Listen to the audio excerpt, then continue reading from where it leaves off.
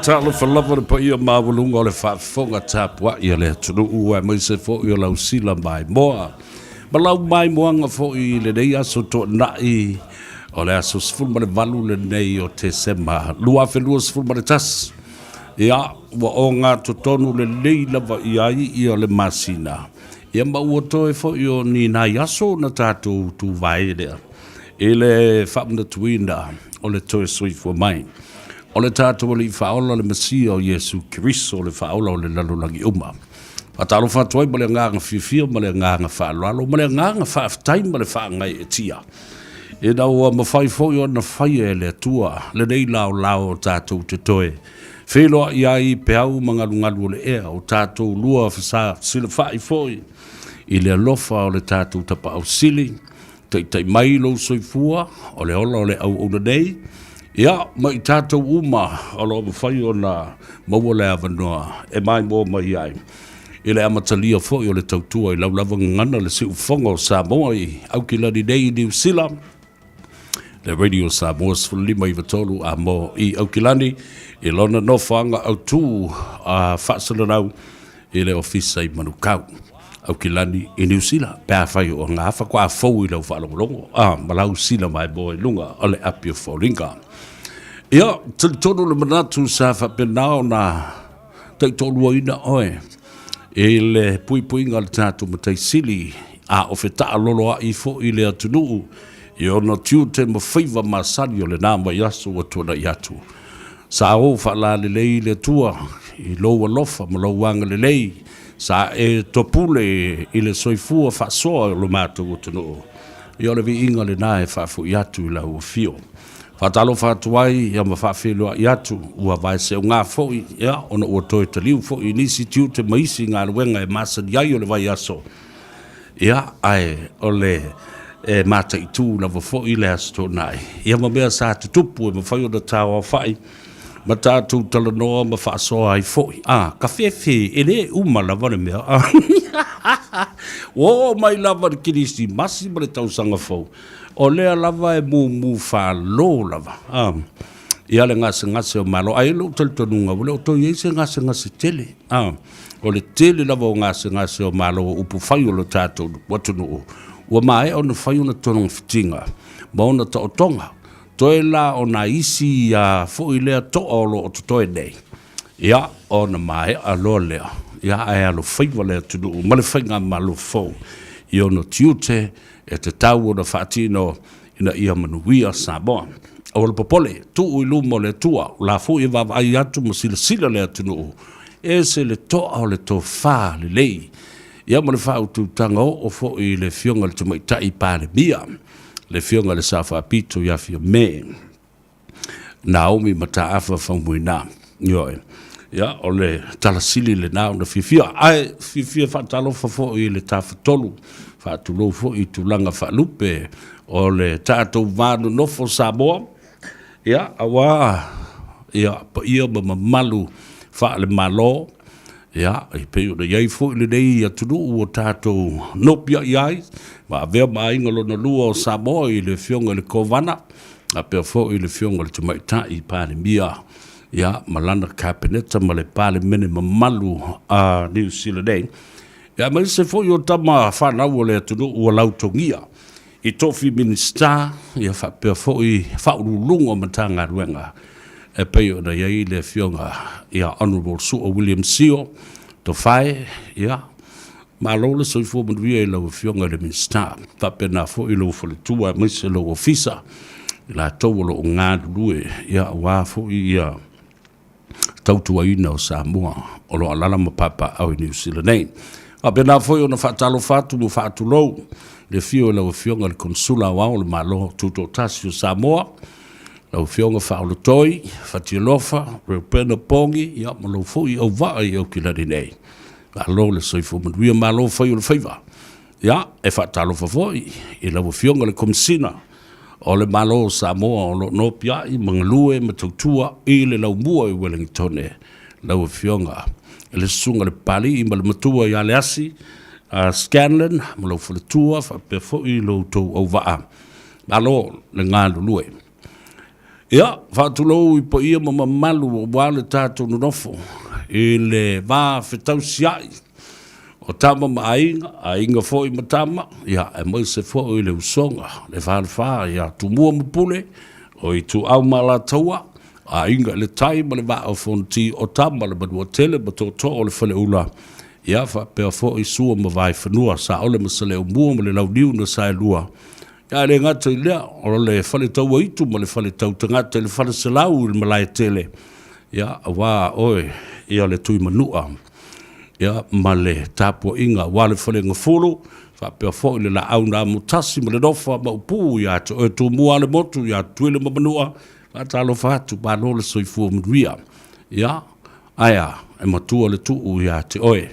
E ainga sa le vi, ia, whapea fo i tamasa o le ngāru wenga pa ia le tua o feoi o le langi. I whata whaita ulanga he fia.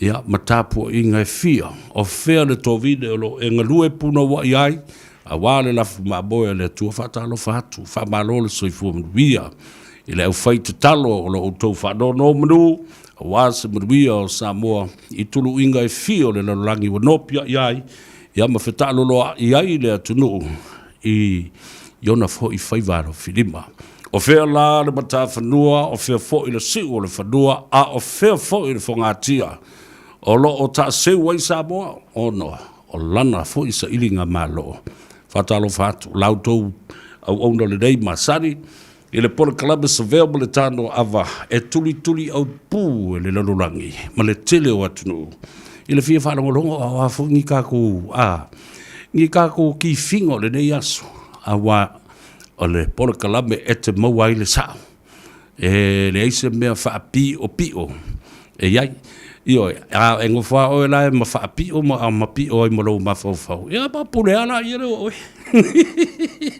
Pi o ko ma upu pi o ko mo lo nguku. Io le pule le na o la to ya o le tato por kala le na. Sa ver pestata ma le langi le lua ili. Sa yuli Al Harrington to mo vau tanga lo matua mulitalo te o matavu I la vea. Ya, tātou mafuta ma o tau se ia pa ia foi.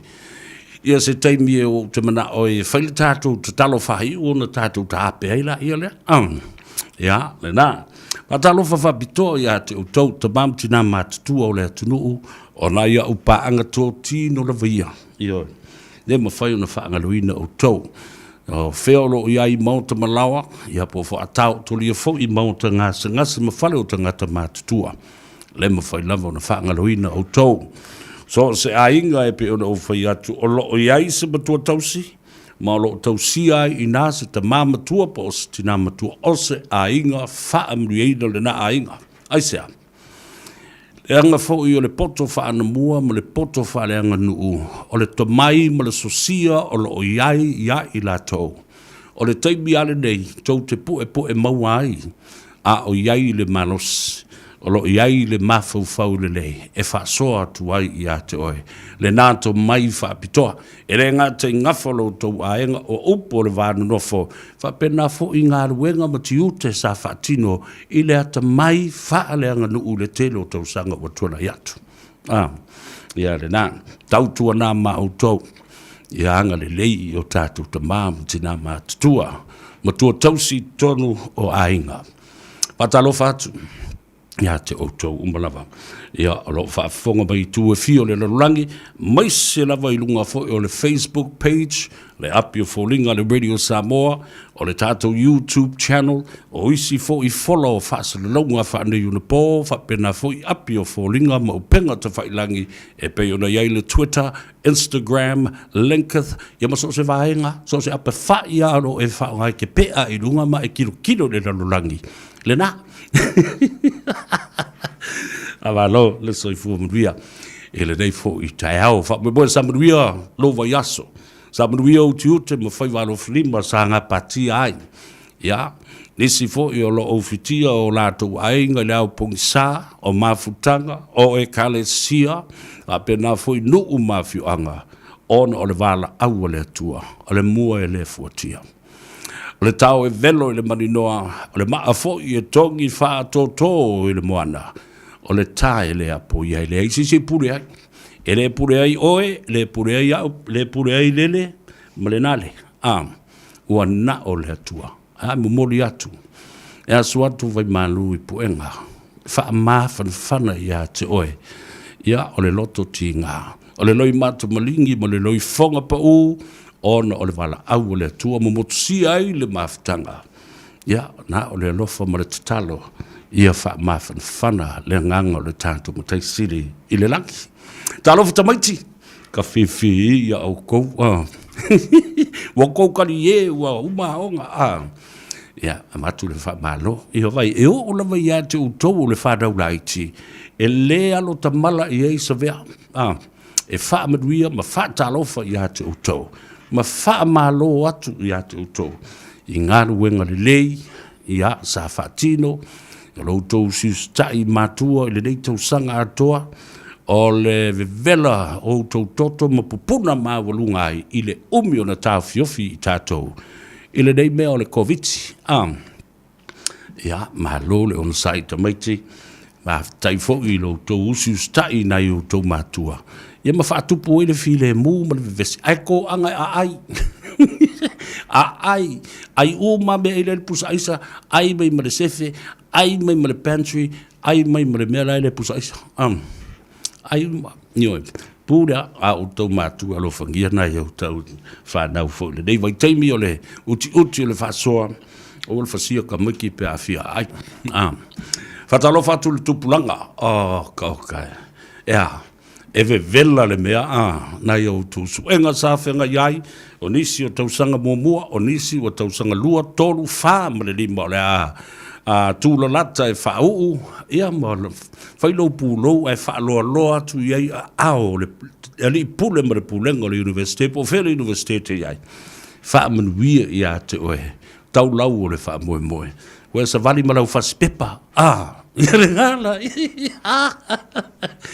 e se le matau tia o se langona, e o iai. Ile na. Whamaro le tawiwi, whamaro fole o na sai e le whaingofia na tātou ui umamai e i ia whainga tāma ia pua ngā i o mātou fo I vai teimi. I o lo tū tai au le nei. Ia, whamaro, whaftai. Congratulations to all our students. Samoan students, Pacific Island students, and everybody, to the general public who has achieved a degree, whatever degree you may have in your special field. Congratulations to you. Malo le saidi malo le on sai ma le fatotoa. Ia lula ia lea. Sa tingaina, malaina, mafia ai, e aisi fu ia wo le university on campus o wafo ikele ila kuma semea. Ia wa ata ma le fia ma tiai ma le lea lo pulo. Ia le na. Wia, ia le si fo I la sanga le la se e o le la sanga ngalue, ma le la sanga tautua, po fea lava la le bata whanua o le a e tautua ai, ma le fo I vaengo le soifuanga nei, ma lo le whatotoa, ia, ma whao ngā le nei le nata leni, ma le nato mai ua mai e le tua, ma whao ui nai oe, ia, o se wha mrianga, ele ngata mo oe, ba e tupunga mai o sulu ngā titi e whapena fo I au tafo oi o mātua o uso ba tua whawhine o tau songa o a inga.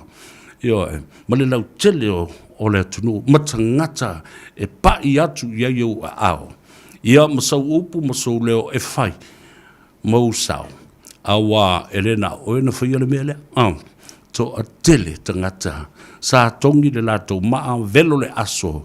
E tapu e lo soifua tautua, o lo soifua finau, o lo soifua o awina. There were so many other people that contributed to your success and your,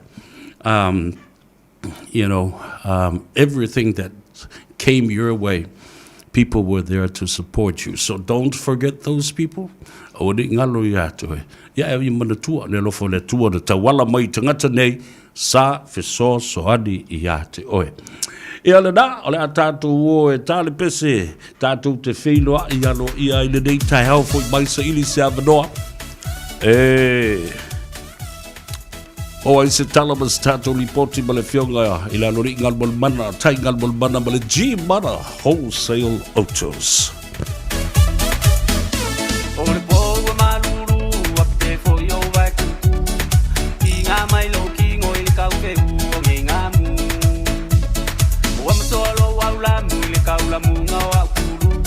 Wakanya le te furu e le koe vili mai la waitu le ala ue vili mai o ke alu aku sai stu nei ngalo ngā vapu ua fia o maku ai fia va ai mai fo ia kau ngulo le malanga makalo male kalangoanga ua umonga ai le pua o ia we e no o le ansa o ia we koe inga pe ia o se ua fika e le silo lau ka mai fai sile le o ulima le ia Sofia akai lau kalangofia kamaleanga koe inga ele mani ele anga wanga ua kola ua le malolo lau please call me I follow my I wala waisi e avaku se pakala se ivilia yolo mami awa yenga yai e ro ai au me au fai o a we sau fai kara se le kanga kai kala ngwai ya me voi ngai vil se o su o ki ai o le pase se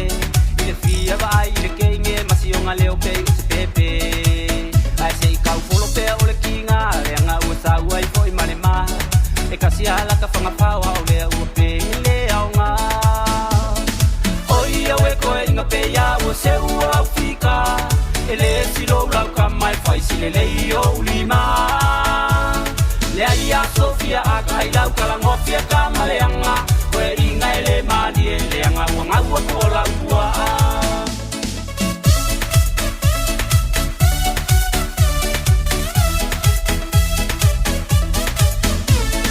le la la o sa o ki ngo fu ma fa karikali pe a o walu a fu fa lua pe ko sui mai ai sanga kali ai a fai ala le ai o le ale kalia lo o i vai se sorry a ko inga o le Te ale na, wa pe se ale ngai ali i le pe o langa pua a misi a ko, ai misi a ko i le finger ko inga.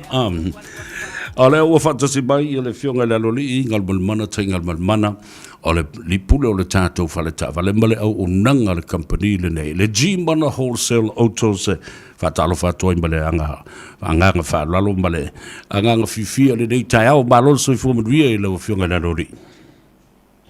Pafila foi mo fatalo fatu ile ava ma falalo la option tabea la option foi pesta ma lo lava foi le tawa tai ma lo nga lui ya ma lo foi le tau tu atnuvi ile liwa tato au dia mai foi le nei tu la le aso ilona le na lava lo mo lunga foi le sine lo soi fua ia pa ma lo ai foi ma tu fa tele lo foi le tu ai ma se foi e o tu mo ta filo inga no nu ia lo tu nu pe la on ma sa niai ia so to na i tasi ma lo lava fa tai mo la no le nei sta Ma lo whaftai lau whionga le aloli e le tau mate le tele o tiute ma whai walo filima sa whenga ia i ma lau whionga ma le au waa i le vahaso o tōnai.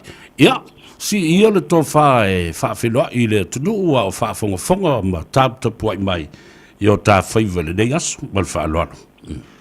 Whaftai, tā moa le tunu pele, tubua me whaaloalo o te whaatalo whatu i le ava ma le whaaloalo i le paia maulunga si ua tunu pele i aile ngatailea.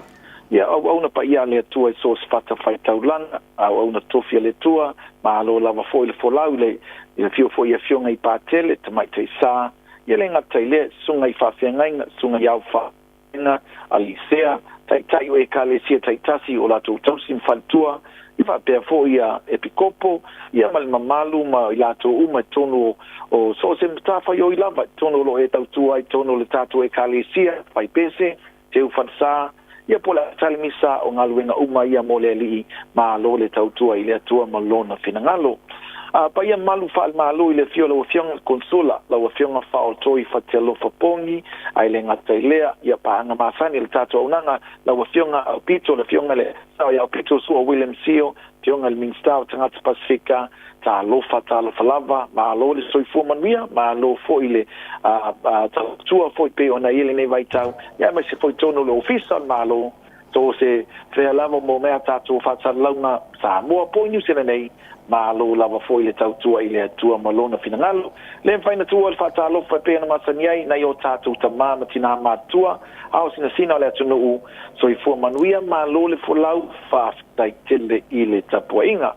Ya lo que se ve ele tá uma foi le tua foi ele na taile ni foi o fanga sa tu inga ya se foi o le community yo lo va pena foi na ya lo tau au ya mais se foi le so swani ya fa tai malo lava le loto ma lo foi le loto so swani pe na ele vai tau do fion saber Ma lo fa tai lo fiona la lo li tel tonu le fa boy le vai aso ya mesel tu la lata foi e le famna tuina o Christmas ma le pepe o Christmas lo tato li fa o Yesu Christ ele ma fai lo ngalo ia te au le lo se fulu tau sanga o tona ia tu a o tau a mata la o ngaluenga ma le tau tua e le meo le fale tavale o taimi a nei o e matua vevela ai ma mafa o wha amrianga ya ma se fo yo fainga me lo fo ile malu le tunu ele ngata ya tatou Samoa ai ma se fo I tonga ma so tangata lava tangata lau tele o le tunu a malo o le ale se senga o yai talu ona tula mai le au ranga ma le tautua ai ma se le o so fa I o tatou ile koviti o yai se vaenga o suya o ia mea umai lau fionga le loli Partai sa vea ese le matango fia le tūlanga o iai. Ana pōsa o toi sairi ma toi sue anga I a tātou whamaunga o a tātou Facebook ma tātou ngā wenga mai tausanga o mawai. Na ngona lava le whaananoa ina ua tuli vaia I a tūlanga peona iai. Mai le tātou lotu atu ai vaia le whaatu mulia o le paia ma le mamalu le atunu. Masi lava fo inei baital. Ya tātou whainga mea lofa o a tātou Christmas in a park, Christmas in a tila. Mea uma sa awai I le fia se lau o tangata sa lolofi mai. I le ngata I whainga mea lofa na iai. Ia ai o leisi mea matautia sa autoi ba ai. O le paia ma le mamalu o I lātou o lo iei le tāli ni pese. Sa lātou pape nā fo ina lātou langolango ina le nei au nanga o le taimi tonu fo le nei sa o mai whaatasi ei ma o pongi ma tātou pe pese whaatasi ma tātou whaafia. Tabea wa ima wa tonu lava le whaanonoanga sa ian po. O na talu lava o na i mai ia tūlanga fo I pe o na iei le mawhiti o le tātou lalangi le na tātou New Zealand nei. Ia ai ona o le tūlanga le whaamai ma tūlanga na iai. Wa leo toi mawhai iai ona toi whaatino. Na ngata I le neo tau sangalente atu nei e le mawhai fo ina whaatino le vaenga. O a tātou Christmas in the car park pe ona masani iai. Ia o mea alofa ialo mawhanau. Ia o tātou mea alofa mua tātou mātua. Ia o vaenga na sata pena ina na utoi matamata I malwha noa na po ia ai. Iai lava na manatu maulunga bi ia leli o lo maua pelo tau soifua. Ia maisa si o wola bai lo whaua wai petau tua o le mea sili na. Ai o le tūlanga la o mai la o pa sil na vaenga ina o toi titilo atu I le whaingata o lo o tau iai o lo o tau mawhai lava le tato o nanga e sa vai mai nei lockdowns uma lava. Io e sa vea whai lava si whaingata o li nei vai tau. I le ilonga lava foi ona tūlai mai le tato o nanga I se mea tau na toi recover mai le tele o tūlanga pe ona yele whaile tonu. Ai leo tu ua whaititia I lava le tau mawhai e fitosoai mo le tato atunu. Mai se lava I la tūloanga I mai mawhao ngā ina le au nanga a lau tama whanau, ia lau nanga le chimana pe na lau si le fiai. O lo whau pea tātou o sao ia tātou whainga mea lofa ma tātou a wale Christmasi. O lo iai lava I lātou lo mauti noa ma manino ma lātou si le fiaina, o lava ia tātou mahindras. Le o iai ni a tātou whainga mea lofa o lo iai. A o le la o iai a tātou soswani sa ave mona I a inga mo lātou se leni, ia manisi vaenga o ilunga taluaile nei vai tau, ia malitamu whainga lava le tātou nanga po le alfi tau lo iai, ai tāu whai lava tali atu le mana onga le atunu. Tātou Mahindra pe ona ele lima tausanga tūlanga masani lava o le warranty fa penale on road rescue ele o yengi tātou whainga malafo iai ia o le nāu whamamuiaina nisi o tōtelo ainga sa whatauina sa ile masina nei ia tātou Mahindra ingata ilea o lo iei fo ia tātou whapitoa pena iai ni a tātou malafo Christmasi o lo whaopopo ina iai. O a tātou tāwale tuai lua fi maltasi mo sirfia o tāwale fōna Mahindra ai o se tamama manga o nei vaenga e te tauna e sirfia le lei lava ia o lou lava mana onga male meo lo mana o mia o le mea tāua le nā male mea mawhai o nei tongina ai a whaapeti whaapsiringia mai ia o te whautuaina lava oe ia ua talawhia ngai loa sao le tāwale fō brand new car a wai mauti noa e te lele value o lau tāpali ni taimi o luma fua le trade in po le abi Samoa o ngā ma lau se leni ni whatau i nai a wa le tau o tāpale fau wa tai tala whea ngai ma tala tutusa lama ma tau o tāpale used cars i nei vai tau a o tātou used cars i lo tua lava le tātou au nanga pena amatai le tātou tautua ia o lo a mai pea tātou tāpale mai apani o tāpale nei ia o tāua le used cars o lo yel tātou tōru wafi tāla o whainga mea lofa, patatia I lama mea lofa, ka kisimasi pena whaafonga iai. o lo tele na ia tatu piki apu pe na ia tatu Ford Rangers le Fawili ia me se fo ia tatu Hilux ia mali tele o nisi o taavali pe o le SUVs o lo tele mo tatu matua sport cars fulu no fo tatu Toyota Hiace ai le ngata ile o la ile fitu valu no fo o taavali fo lo mai mo a inga tu ta wa a inga ta lo wa mata ona to tele il fanau matulanga fa pena to lo fa fonga o lo ia foi taavali lo tala fenga ia mo o to o nisi mainga mo lo silfia peo nothing saying yes it tells sanga fatwa lu ma sina tanu mai le i tatu la fonwa nei au te roa si vo tali ia o lo tau au ina le sene Samoa ia la mana faina tadia lan tau sanga masai saying ia nothing ona winga fayo e u mil le sene Samoa e mafai lava ona faia la tau sanga ia e fu le taimi na e tau nu mai ai ona winga tau na tonu o le lua tau sanga e tadia i o le tatu finance o lunga foi le tatu financially o fa tonu lu swafa po fa le tonu foi tu langa pe na ile vai tau tu dai ia lo yese te tatu finance italia tu mo oe pe a fai o mana o mia se sa mo le nei taimi mo le ainga tatu trade-ins awani ngale ati oi po la tu langa o lo ila ta vale le anga po fa le tonu ia po tau na treasury compliance wo uma pe po le ta vale talia oe la le value ta vale to tu ati oe ai ta tau ona fa tau ina so sa mai tau ina e fa girling pe tu foi lungal fafta winga tele ni si vaengal tatu tau tu on man manungal taimi so vea tele la po kalame lo fie nga solo ai momolia tu fa malo mal fafta tele lava sa mole tu pele fa nga ina pela o nga la tama fa na ya mai chalo fionga ma tau tua al tatu atano ava a pe foi le tatu radio sa mole vai so atua ya fa manuia le tu le nei weekend fafta tele bolo mato manoa ya e balau mai ya wile lua fitu ono i vaiva lua fitu ono i vaiva pa na mesa ya pole lua fitu o fa o lua fitu o fa o lua fitu le tatu o finga venga lua Palu Atkinson Avenue le otou o le tatu tua tusile na suma maliu mai tatu fa sola bai launga ngana o se so swan moe ya manu ya tele foile alo atu le sapati atawe lau sunga ya ai se foile lolo Samoa ya manu ya tele lava foi e porfola le tua i lau tenga venga paia ya ai manuel ne ya so pasoi foi lau fionga faftai e ala na le tua bo oil se ufogo Samoa le radio Samoa lima i vitolu a boe o kilani le fatal doanga bale fionga le loli ngal bal mana taingal bal mana fa pe foi le ufinga venga ale G mana wholesale autos e te maua le tuatu se luas fuma le valu Atkinson Avenue i o Tahuhu ia po loval au fo ia i le numera o le telefoni lua fituono ono iva lua fituono ono iva po le numera e te maua ia le fionga le ripule ia ngalmalmana te ngalmalmana o lua tasi 5 ono fa 5 ia le da o le o toes fulu minuto na tale o le tu lai tasi lo ye fa mo le so o le tau le tu lai tasi po le te le titi o le tu lai tasi le asa ili se avano e tali watu o tato fa salonga ye pia ele so yo le radio Samoa ye pia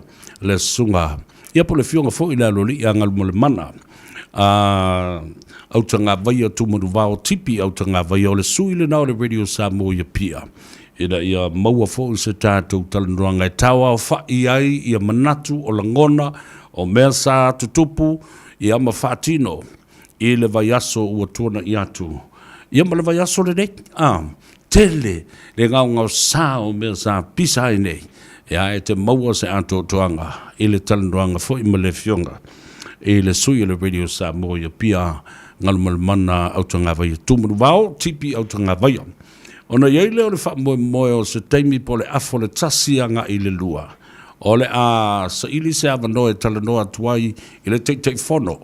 O ia foi o le fionga le i minsta o le matanga aluenga o whaato anga mawhainga whaiva maisi atina e te tele le atunuu.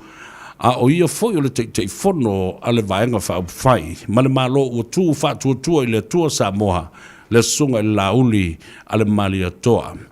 le ua tea polota I vau Fosi Schmidt. Oloa vanoa le leile nei e amatai sau au savali le walking Samoan I le taupi tanu. Mala au mai le lua no lua tasilima I watolu mo nisi whamtalanga. Olo maua fo I tātou mitia fo le walking Samoan I le tātou ofisa.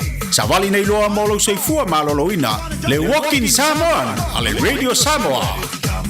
Olo o toa tele pia nisi o a tātou tangata e leo mautonu pe o loo fisilingia I le tāua o le tui pui pui. Ua awanoa nei se au nanga e whesoswani atuai I le mamalu ale atunu o lo iai ni a lato fesili e whaatatau I le tui pui pui. O le nei au nanga o lo o whaatino ina e tangata whaapitoa ua o ina I mata upu tau I lau soifua malolo ina ma mata upu e paatino I le koviti. E le ai se totongi ma o mata upu uma e talanoa ina e whaalilo lilo. E awanoa le nei au nanga mai le valu I le tai au e o atu I le valu I le po, fitu aso o le vai aso. Whaafesota I le Healthline, I le o valu se lau, lua valu, lua iwa, lua onu. Homeowners, are your finances overwhelming you? Do you need all your debts combined into one affordable payment? Or do you simply need money for Christmas? Call me Api at Finance Assist. O lua lua, o valu, fa fa, lima, tolu, tolu. Merry Christmas everyone from the team at Finance Assist. Fuafua te pena aruloa. O sauni au kilani mole tau mawhanawhana. Ale o se malanga le matawhanga, po le tue whatasia o ainga. Fuafua me te pena, ai tele alu ina I fiso swani e pui pui a tangata o maa ile nei tau mawhanawhana. A whaiwa e whamai mai malolo. Whailo siaki manofo au kilani se e malo sirelei. Ave se ato whapopo o vaenga mo me tele au fiai whala au mai whanatarvai, nei te iwa umi se te me te malangai. Mana tua lau puni whafonga no whanga whai tele. Whailo scan, masauni lau vaccine pass, po sau negative COVID-19 test, ai tele I malanga. A whai e maua o le COVID-19 fui vai whawhatu au kilani. No whaina, mala afsota I atu sui o le sui fua malolo ina I ate oi. A yeine fisili, palau le Healthline, le o varsa lau tolu lima valu lima wha lima tolu. Betanga I ane I le Health Guidance for Sama, Ministry of Health, New Zealand.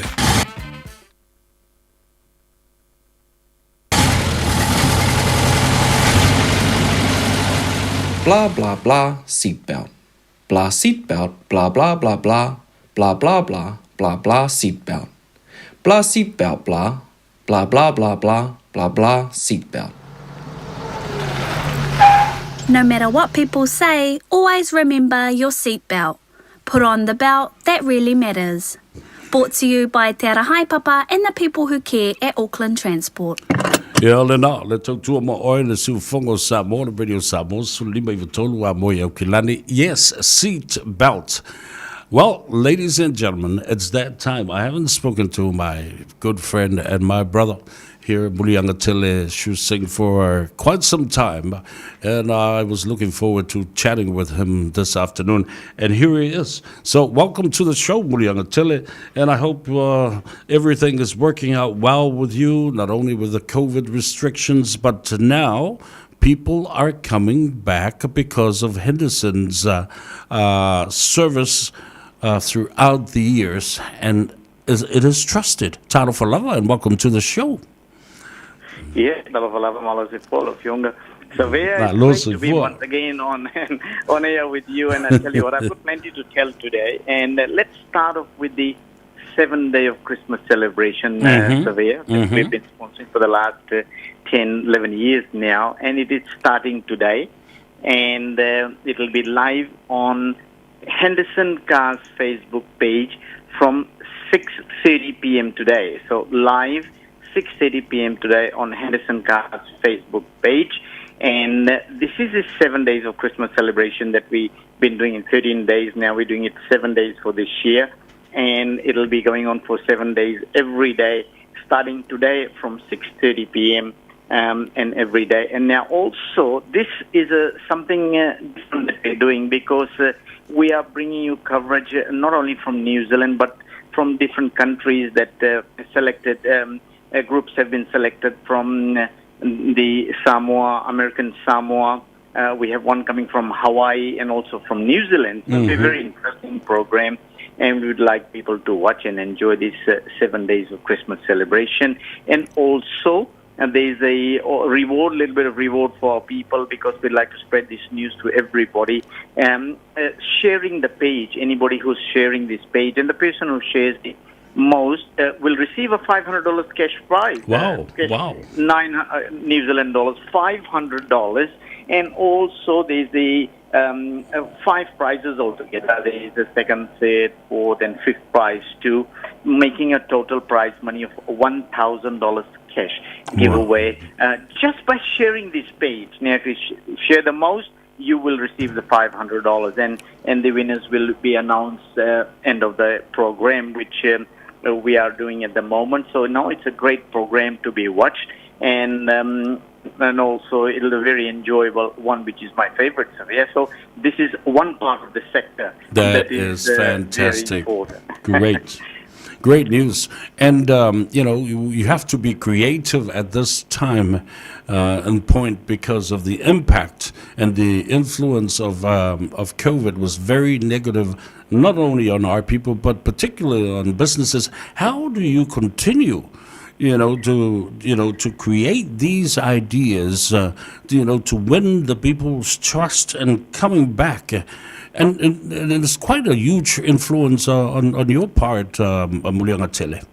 Yeah, absolutely, Savea. We have to go through the protocols and make sure that the important part is make sure that everybody is safe, Savea. That is the important part. Safety of our people, our community is very important in working together with them at the same time, looking into their needs and helping them out. Now, when talking about helping them out, there is a program that we have started me and Tofinga basically are doing a program every Tuesdays and Fridays, and I tell you what, there's a lot of prize money to be won on that too, Savea. Yeah. We're giving away lots of cash for free.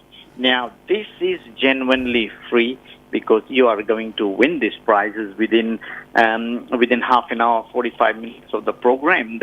And people who haven't seen it, you can go to Henderson Cars Facebook page and see me and Tofinga, what we do, how we try to basically give all the information to our people so that they are aware of the situation, what's happening now. This coming Tuesday, there's a $2,000 cash to be given away. Savea. You've been very generous, Mulianga. This is for free. Now, this is for free. What you basically have to do is just watch the Henderson Cars Facebook page from 8 p.m. on Tuesday. Now, the prize will be given to people between 8 and 8:30. As long as our show is there, we'll be asking questions, and then people answer it. You will win prizes, cash prizes straight away. So, yes, it's happening on Tuesday. From 8 p.m., $2,000 cash will be given with some other gifts too, like T-shirt and things. But in terms of cash, it's $2,000 will be given out on coming Tuesday at 8 p.m. That is our show that we do it every Tuesday and Friday. So that's also coming up. And now let's get into the third category of what we are here. It's about the promotional side of Henderson Cars. Yeah. And we are having a great promotion at the moment. When people buy cars, you get a cash gift. You also, in terms of payments, if you're taking it on finance, you don't have to make any payments until next year, February. Wow. So you take your vehicle, you will get your cash gift.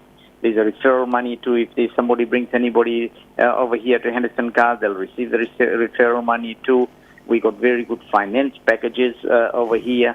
We actually got a customer right here, which went to 2 other car yards, and they couldn't get them any vehicle, and now she's going to drive a brand new Mahindra from us very shortly. Wow. This is how good our finance package is, Savea. And when you buy this car, we will help you, and as I said, you will receive your money, you will drive away, whether it's a brand new car or any other vehicle from Henderson Cars, and there are no payments to be made until next year, sometimes in late February, Savea. So yes, this is a great promotion, and you can go onto the Facebook page, and actually today we showed some of the cars that we have in the yard at the moment. You will see those cars, and we have got very good finance packages too, as I said earlier, and people can take these cars and update their cars, whether it's a brand new car or second-hand car, whether it's for business purposes like a Toyota highest commercial vehicle, so any other vehicles, it's a great deal for everybody because everybody likes to have update their vehicles or have a new vehicle, and nobody wants to make payments during Christmas and New Year. This is what we have done for them, Xavier. So it's a great opportunity for people to come have a look at these cars, apply for finance, and we can do it. You can also apply for finance on our Facebook page too, Xavier. Now, so that is very important. I need to say that in Samoa to remind our people, especially when you get your finances sorted, giving you the opportunity and the chance, the time to do that, and then make your first payment in February. Ile fa fonga bail tatu tunu matal no foi mo fa somba le fiona le dipule ya mulianga teleshoe sing Ale Henderson cars fa taulo tavale nei. Ele se pe mini o ta vale fa se vanga na o ile masina pole vasolon luo February. Ia se vai te leo le teimi ta pena le iai ia ma whaatulanga ia tupe, ia malau paketi, ia malatulanga le lei whapena, ia awane I peise a monga whawhawhawhawhawhine le no pakua, e pi o e luko sifi. And that's right, Abuleanga Tele. That is wonderful when you have that opportunity to sort out your finances and make your first payment in February. Absolutely, and not only that, Xavier, if we are consolidating your loans, we see that few loans, we're also putting it together, and the good part is you can stop making payments on those loans too. So even with the current loans that you have, you can stop making payments, no payment whatsoever for at least 2 or 3 months, and then you start it sometimes in February next year. Xavier, it's a great deal for people. So this is what we're doing at the moment, and lots of customers are taking advantage of this and coming down to Henderson Cars and taking this special deal and promotion that we have at the moment. Now, let's do the magic numbers, Mulianga Tele. Yes, we are at 194 Cavendish Drive in Manukau City, 194 Cavendish Drive in Manukau City, and the free calling number is 0800 711 711, 0800 711 711.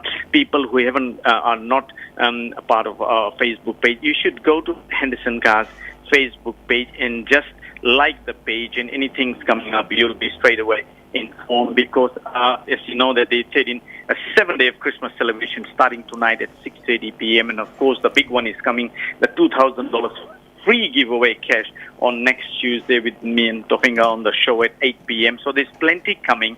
You don't want to miss out on all the special deals and free giveaways, Xavier. So yes, go and join. And always a pleasure talking with you, Xavier, because you expressed it very nicely to our people, and hope they understand and they know where to go and get the best deals from Xavier. Fantastic. I know I'm going to come and sneak into your program and your special program with Tofinga sometime next week. And we'll see. You're most welcome. You're most welcome to come on Tuesday and join it, because we are giving away this $2,000 cash giveaway on coming Tuesday at 8 p.m. Thank you very much. I look forward to chatting with you again. And in fact, with that show coming up next week, you have a great day, Mulianga Tele. Always a pleasure talking with you. Likewise, Xavier. It'd be nice to remind people to watch the 7-day of Christmas celebration starting today at 6:30 p.m. live on Henderson Cars Facebook page.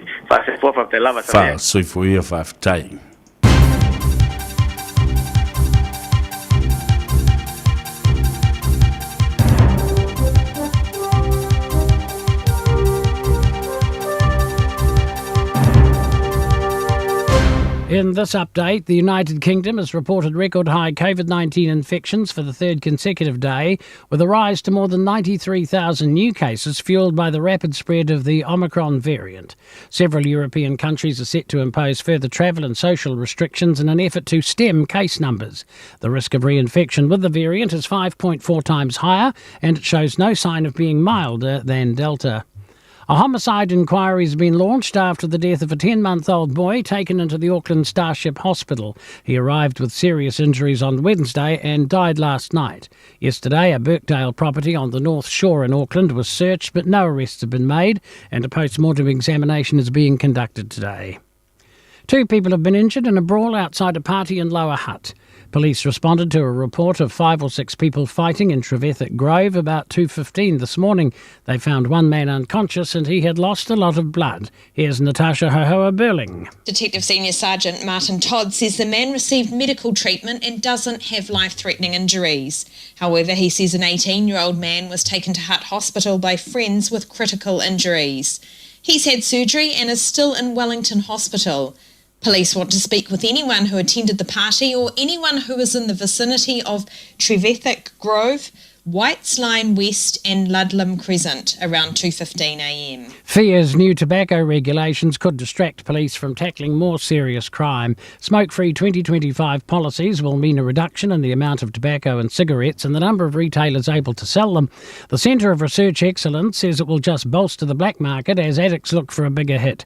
Director Dr Rowera Glover says there needs to be a wider approach taken to help smokers. The socioeconomic determinant of smoking need to be addressed more before they start banning things. That's news. In sport, 2021 has not been an easy year for Kayla Johnson, but her hard work is paying off. The 29-year-old defender is back in the 14-strong Silver Fern squad for next month's Quad Series in London after becoming a mother for the first time. She didn't think she'd play elite netball again after the birth of her daughter last year. Johnson says she's pleased with the progress she's made, but there's still plenty of work to do. There's an endless list of work on, so I'm just really grateful to be included in this mix and just to see where it leads. The Otago Sparks require 76 runs to win in their 2020 Super Smash match against the Central Hinds in Napier. The All Whites are set to play Uzbekistan in the next FIFA window next month. It's understood arrangements have been confirmed with the Central Asian side for the match, which will take place in the UAE. That's sport. I'm Bruce Russell. Radio Samoa. Tasimai Batolu Amo Radio Samoa Tasimai Batolu Amo. There is boy child, Jesus Christ, was born on Christmas Day, and man will live forevermore because of Christmas Day.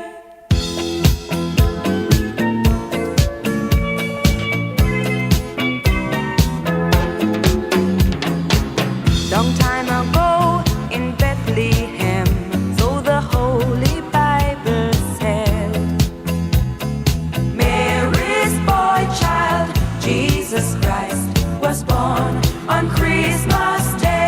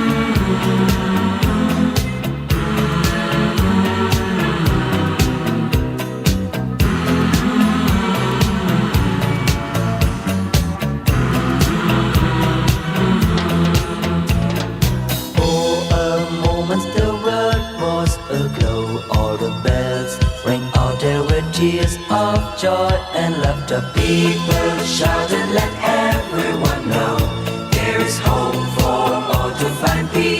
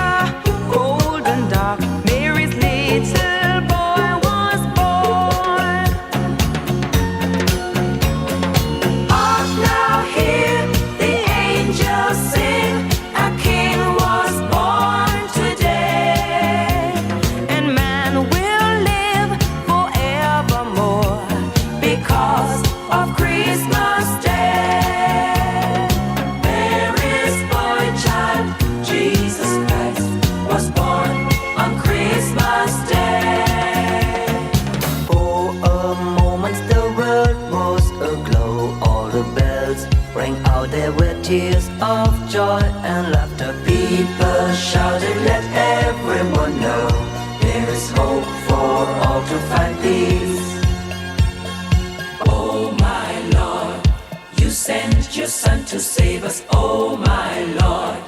Your very self you gave us, oh my Lord, that sin may not enslave us and love may reign once more. Oh my Lord, when in the crypt they found him, oh my Lord, a golden halo crowned him, oh my Lord, they gathered all around him to see him and adore. They will live forever, oh my Lord, they had begun to doubt you, oh my Lord, what did they know about you, oh my Lord, but they were lost without you, they needed you so bad. Oh my Lord, lift up child's adoration, oh my Lord, there came great jubilation, oh my Lord, and full of admiration they realized what they had. Oh my Lord, you sent yourself to save us, oh my Lord, your very self you gave us, oh my Lord.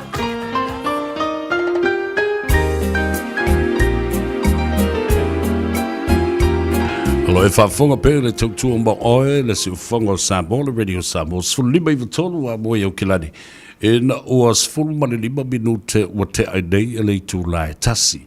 O le mea sili o na tau, o le na ua wha te atua tātou talanoanga wha pisinisi. E na imwhai o na maua se awanoa ma se lau lau. E pe o na o fola atu le teimi ua sola. O se teimi o le so nei, i o le a maua i fo i o le so ta inga. Ma le fionga i le aloli, ngal ma le mana, au tanga vaia, tumanu vao, tipi au tanga vaia.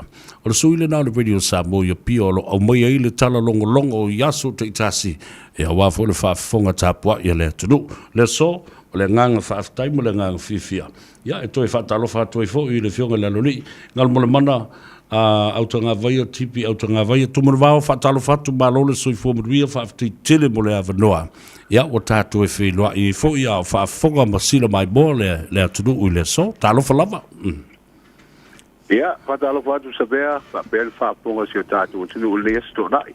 Me si foi whapitai le tātou tamai le langi o lea, wato e maua nei avanoa e so ta ia toi fo i lau fionga, ia me se fo i le whaponga le tunu, wa fo i se whaasoa le nei, wha i ngore vai aso. Malo whaaftai, ngā ruenga le lei o lo whaatino o wafo i a le tapo inga Samoa ia tunu o fia, ma tunu inga e fia o le narulangi. I le ngā ruenga tau longo longo mai Samoa i tala i beolo. Tutupu tā amata o le ase tala mai i ni lapata inga o lo i aile tātou tunu a mese o tūla lata fo i o vai teimi lava nei e masani ai o na leanga le tala o le tau, whapenao no malolosi matangi, whapea fo i a timunga i lau fionga ngalmalmana. Ia whaftai mo le whafsiri i oe. Mana ia ta amata tu i tūlanga ia lapta i mātou i timunga mapa. Le alawa e whaawau ia lapta inga nā o timunga mapa fo i lungo tātou tunu. Ia le fo ina palasi wanga nei tai au whaasolo mai a este mo le auri le o i sina masele. Ia alo o whapena o na whaamaru manu mai fo i au uli ho i nei sa vea e pe a ba ia tudo i au uli ia. Ia na te loala ia me tua te telean timunga fo mai anga i le piapi. A le tūlanga nā lo ia le tau tātou o sinu. Ia langa o le whaingo le teusanga o le tau masani a leo o i Samoa. Malo, aftai. O le nei vai aso a tūla lata fo i ngā ruenga e whaamai ia mawhaia fo i a pāti fo i a whawhai ngā ruenga. O le malo pisinisi tū maoti ma whala pulputonga. Ai wharinga mai ele i umari i ngase ngasani o le tātou mutunu i upu whai o malo ia ma whaatautonga o lo o whaau au pēa sei tā ngā i le vaenga lea e au tala mai lau sila wa o oe o lo loto iai ia ma tā wau whai ei mea sa tutupo le nei vai aso ma le whaaloalo Malo whaftai ioe sa whapevo ua mai atu ia putia ua sola i tūlanga fo ino utua na i tātou pālo ta tele. Ia wha solo mai ai alava lea i whai ngā whamasinonga. Wha solo mai ai whamasinonga o tangi o le pālo ta tele. Wha solo mai pālo ta laiti. O le fu toi atu isi tangi o pato sino o pālo ta laiti na whai nei. Toi o atu i mai isi tangi o mata upu nei le 10% o no fua e lua wha popo ta mai ta i lea na au mai le tuana i o palo talai ia le fu wai lu mo fonga le malo o le fu talia po afea e tango pia i le famsino nga sidia le tunu una mata up o le alava monia au o le ai fa au tu langa le mautonu ne o ye ui o le ua mautu le fainga malo le te minei a o lo ye pea tu langa i famsino nga lo te oto atu i mata upu e pe ona failo atu ia ai me failava sa ve ona tu ua le anga o ala masani o pulenga lei ma pulenga te mukalas e tātou te o mai wha amsinonga pe a tātou sa ili ia lea miotonu whaonga ai tu la fono a wā rufisidi o whē maua i lea miotonu i o tu la fono ia na whau e tātou mātua matua a ma le whai ngā mālo na tātou māli lia iai o le whai ngā mālo e pulea wha te mukalas e lima ta ina i alo le tu la fono i o lea lawa o i mata a pule i lumo le wha amsinonga ai tālo sia ia o le e wha ngā solo atu i le pa i ngol lita usanga ma le te usanga po. Le fa pena ona mawai se lao fo e manino ia vala ua tula i menete. On fa tau tonga lea sa uno ia i le. Ia on fa tau tonga o le sui pelestene. Ia ma ua le to e poma la e le si lufia le tunu i tulanga fo i le nameta upu. Le lavolo ia i le pina ngalo sa abatu e le malo e ala mai le minister fa masinonga e ta oto ia le tulanga le se i. Lau mo isi vaenga ia i le tula fono e mawhai ona ava no na whatino. Ia au wale mawhai le mawhai ona tu ua whai le pinangalo i o le pelestene o le whaamsinonga whanua masuafa mar komisio na whaamsinonga i le whaawau lava o na whatino o le whaamoe le whaatautonga i le aso na nafi. Ia o le whai la ua saunoa le tamaita i pāle mia le mātou whilo e inga i le pia nafi. O le sauninga le no fai mal whaatautonga e le alo ia mai soli tulafono e soli tulafono le whaatautonga le no fai upo le whaatautonga na mātou ia i le tae au o saunoa le pelestene ia whaapefo ia le whaife au o sauninga e o tō whinga uma mai le tua ia e moni tō whinga uma mai le tua au tātou e lima taina le tulafono o le fo ila e lima taina le tulafono ia ma le fu a mai fina ngalo le te o le malo e sori tu la fono le fa tautonga le na fa na fa le ngata la sui president a le president lango ia fa pe mastasio pa masino forward fa masino ngale o le la wata auto i fa pe le meta o puwa le facilitele na a fa sori tu la fono e le alo ia awa le sia tu na a fa le alo ia tu langa fa tu la fono o le tatou te o i muli lu e ave tatou mata upu ai a pai o le ase e inisio a me se sui pelestene mal fa masino filia fouda ia e fisi la e fa fena tango fia mata upune a le o alo ia fa tu la fono malino malo fa tai o le si vainga tele level na o filia tu sa o mbanta mata tu i lau tau fa talanduanga ma le fionga te mai tai pare mia sa e fisi ngia i le pare mia i le mata upule nei o le meu te foi o le to a fi mali o le to fa le fionga le mai ta i pare mia fa mai o tanga vai ia ele alo ia a mai sa o le la we to lo tele mta o pulea a fa o to finga o mai le tua ai le fa tino ina i le tu la fono e lima te ina o lona winga la e te le se si tanga mea ma se si fa e sa wi tu le mele i le numana a le ala malolo nga luanga fa msnonga male malo la sa usila tabu io e monia o le venga mal fa mata o nei le fo mai le tau tanga fo mo na nga luanga ia o le ua a nga ile lo ia si de pe sa no te el malo e se i va idi te tonu le loto i fale o tu la fono nei na fa wa le si va nga maliel na fina ngalo te mai te palmia o le wa ma wa tu nei sa i lingi o te wa mata e se le tu la fono le ana sai ni ai le o le malo tu la fono ai o su ia nei ia le pulenga le fam sinonga ia ma to finga nei e se le tu la fono le ana sai ni ai le o le malo fa ma ni lo le amata fa malwin e se le tu la fono le sa va o ai tono il pale mene ma ave tu e pa noi nu ma fio anga ai mai se ar tu la fono le a o le pasia na ave tu ai nu ma fio anga fa tatel noi le tunu le lana fo i mai loa al watu i le pale mene ya te semal na tau sanga wa ma pasi ai a le la wa sa i le tunu ina watu la i mai ia vala ia wa ari mai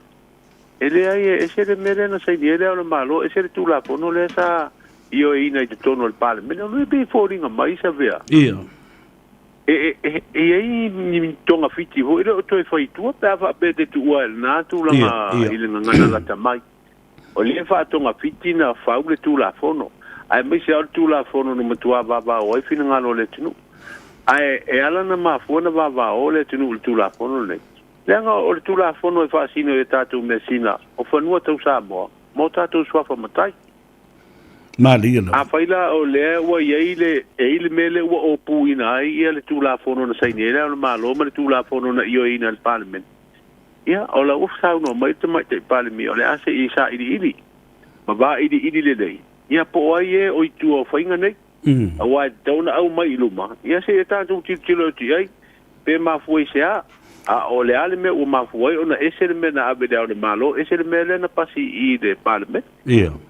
Malo faftai sa o falongo atu e fsiringia le fionga I le tumai tai pale mia ele mata upu le o le transitional provision o le winga o le mata upu le na o le iai o se tula fono e taita I lima ai ia le tulanga o le fesuia inga ma le feta lauloa I o to finga au tu nei o le malo ai tari le fionga le tumai tai pale mia e le I fao ngā ina tulanga ia e alo I ai le lato mulu tai I le whainga whaavaya ia ale malo. La sau sila le fui vanga wale wa au mai le vanga o la sila le iles I le autali le na whai mua tune. Ndena sau no ia. Ia, o le si fui la vala na e peo na sau no te te o malo. O tu la fono malava e sui mai lea tu la fono I lea tu la fono. E iei la le vaengal na e ta o le peo na e tau no le transitional provision. O no winga, e le te I le tu na inga mai I le si swinga. E iei le vaenga whaatu la fono e whaatino I loa lea o le fesuia inga lea. A o le tūlanga lena iei te unga I o le whaavae, ia ma tu la fono ia na tati atu le ua ta oto ai le swinga o pūlenga o le whamsinonga. E le I whaatino ina le vaenga lena. Ia faila o lo ia sa tapenaina mai la tau fo I iei le tomai ia o uina I tu la fono ma le whaavae ma me whapena ta la tu tapena. O le fesiri tere la na pe ua mafua sia ona le ai le vaenga le siri na taua. E ma fai o le whaatino vaenga ia. Ia ta ilo iai. Wa o la u tau ma tau atu iai. Pe sa whaanati le aveino nei tu la fono e pasi le pale mene. Ma le whaamoe moe o le vaenga sa tui le fue. E toe manu malo mai le palo tatene. Ona toe whaawau leo. Toe whaawau leo vaenga ia. Ai au se tūlanga fu lea e tauna whaamali e ina tūlanga I le avatu le pale mene e ioe ina ai mapasia. Fatino, ia ai te isau se teimi muli on o le whaawela. Wale ma. Wale la wo mai, wale ai, wale o ia to ia la tau le pule. O le wai lisi tu whaafai. Ia le la wo atu I, tilo atu. Ele ai ese la le mea le tu mai I tape. Nanga ia na whaanatinati o na ave pasia. O le se vanga tāua ngalmalmana. O le au te waba e tu nei le tope lau o le whai o le tula fono lea. Ma ia pasia manofo ia loa ia to finga mawa lulunga ne leva vawa nei lea tunu. Wha mata I lau sila o le mata upulea nei te I wato e se e mai le whainga le wa alo atu nei I ai le malo si anga le whainga malo fau e ta lepe tula fono ia na autu I ai le whaatino ina o maenga ia. Ia wa o le si mena e mata ina po I le pina ngalo le tamai te parmi. O le wa sau no mai wa si le fo e todua ia tu la fon tau fa ofilen tu fatasi e mal teu ngal fa mai lena ave fatasi e fatino ai le swing o le pule ngal fam sinong. Ia male vai ina fo yo topinga ia ese. I lumo o baenga ia te tasi o le tulanga la le sau no ia el parmi. E ma fai la tu nu mela le no po ia nei. Man fai ana la tu suia ia isi tu la fono e lua. O le isi tu la fono te lua o le tu la fono le teu ngol fa vai. E le fai ana la tu fatino o ne na mia le lua vai todo. Ia fuala ia. O no vinga la le ma fai ona la tu suia ia peta o fia lo le si lua le. Ai ta oto ina le tasi le teu ngol fa vai. ia po le ase la tu ngai o inga fai a tatu anga ia tu na tau sanga fo e to e fa solo muri ai ia tu tu ngale ai to e fa fo i le tu la fono le sa ia mo mo le a fis la voltas ia maliela ai te si la fia ho isa bea te a te fuati ai tu la fono le fi va se la voltas le na fa tu ina lo fa tu la fono ia fa si no meta auto mai le tu sanga o vai le na to su ia pitu tau sanga o whaatal noa ia teu teunga na e fitu tau sanga ai a fua tātou tu la fono le na pasine ele ia toa se fitu tau sanga salo pena o le lua pe tau sanga fo ia le ua pasine ia o le tu langa la na si tātou tu limita ia tā penanga ia ua whenga i mana malo e mese le official lo ia siri ua o la tau o le whaalango banga leo so se whainga malo e tūlai mai tūlanga i whautuanga whaantūla pono. Ia po wheo lea nga, ia ai maise, o le la a whaile le su e atiri ni mta upu lea. Pe ai sea, e se le tūla pono na saini lea le malo, e se tūla pono le na io i tono il palmele. Malo. Da whesiri e tūla wa ngerau whionga ngal malmana. Ono le mta upu la lea o le whaatauto ina o sui e to o lua ta mai tai. E mafua mai lava ile ne nefu ma le nganga o sa o le whaaliliwina ma le whaawinga ina o le 10% lea. O le asa o mai tau iai i le malosi anga lea na whaatino i nei le whongoftalai ia lana pule e tā ofi ia ta mai tai e to o lua. Ia, o le ama nino le wholosanga fo ia le whonga whetalai o le pāle menea o le iusu ia le whono au fo i lava yaso. O whaia lana whaai unga. E le whape o whaisa na whaai unga e le alo ia. O lana whaai unga le na whai. E whaatatia. Whaatatia ia le whaatautoino no whapopo i lua ta mai tai. Se i mai a mai mata upula i lumo le whamasinonga. Ia ona patoa manino leo no foi e lua le tūlanga i le aloa. Ia ma whaatautoa i ta mai tai fo i peona piwhiria mai la loa ia ingol 10%. A e te matau mai e lua mata upu ia o le mata upu o tangi e ia stasio sui te wata mai tai i le palota tele le pionga to mata nora leota. E whaasanga i le komisino fai ngā palota. Ono fua whaapopo i e lua le ua i nei. O le autua o le mata upu na. O lo ofisiringia malu i nai. O le ale awala. Na whaatino ai le calculation o le 10% le maua ino fua i e to lua. Le maua umai le vāenga whai e puipuia i a tau tangata. Lona winga le fisiri le formula. Le alto i ngā formula. Wa e fua la le formula le na whaonga i le palota o le luafe sfuruono. Na whiri mai e ina le no fua tamaita i e to tasi atoa i le 5. A o 5 no fua le tembil na. Le fua lau siningia le formula le o whaonga. E whiri ai no fua i e lua atoa i le ono wa le uono tamaita.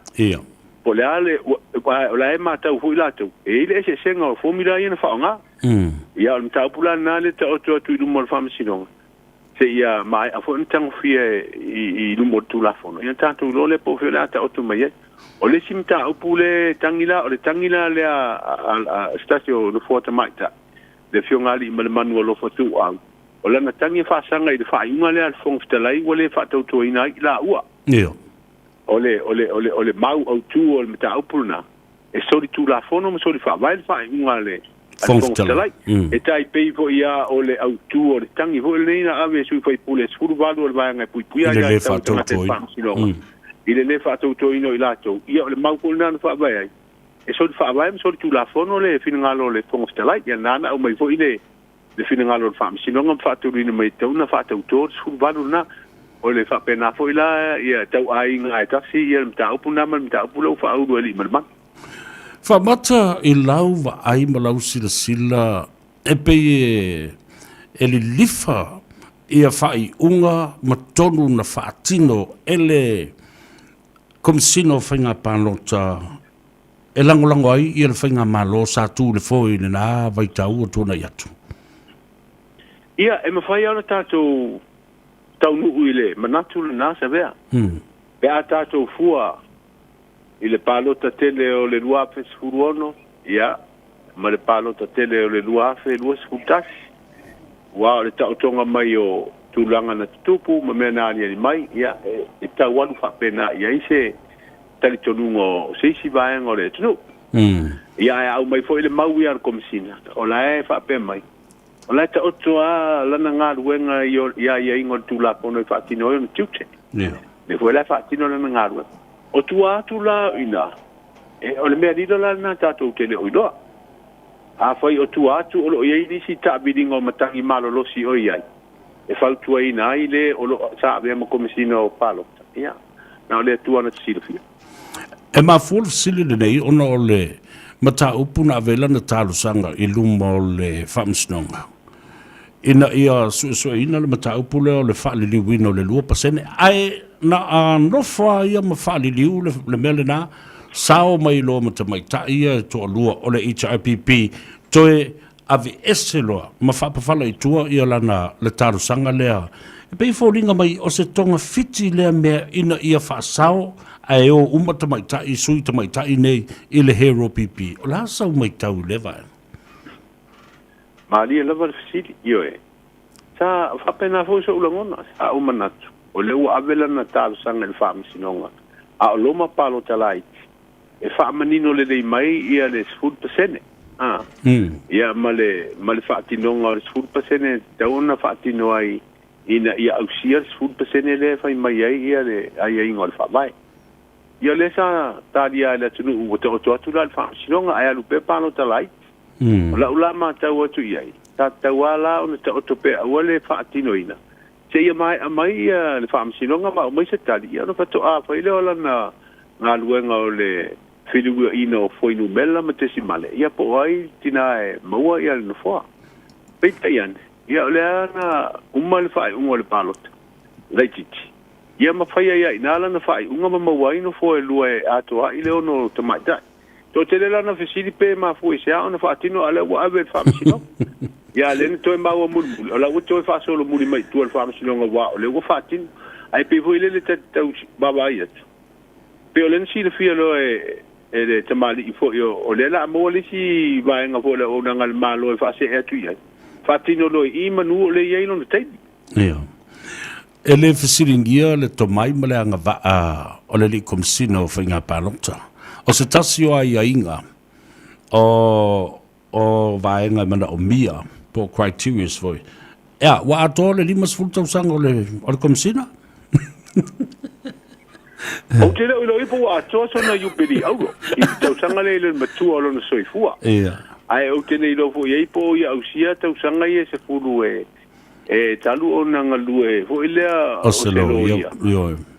Ia ona nga ba ai lea wa le si valana le o te tau maua. Ia. I tūlanga i tau sanga ina i family ina ia inga o le filfilinga o le tofinga lea. Ia, ai awhai o lai e o nga ba ai silsilatu plestene man komisi fo o ngā ruenga le whaamisinonga fo mumasua po lai e o nga ba. Ia. Ia, o le tūlanga na e whapena o na whai ia filfilinga i tūlanga i nga ba amatomai. O na soli lea o isi ai ai. Iyo e. Ia, ai pe o vala na o le te tau maua, le pu te maua mai o le pu te o te sa ua la whalong. E isi vaenga na o ai ingo le tupinga le e le o whamari eina. Ia, ai o le atatou talia. Ia le sa iri ringa foi, ia ma le tūlanga foi o lo whanga solo ai foi le fina ngalo le malo e sehi. Whatino le leia ia ingo le tūla fono wa alensa unol panemia. E manino a le fina ngalo le minsta ma le malo. Ia. E le o te ena le fininga le komisi. Ena whaia le tofinga. Ai, o le tālo sanga, ia ta oto.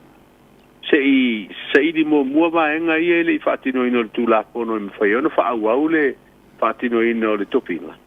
Ia ona taunu ule tūlanga i taunu iai. Ia ai peita.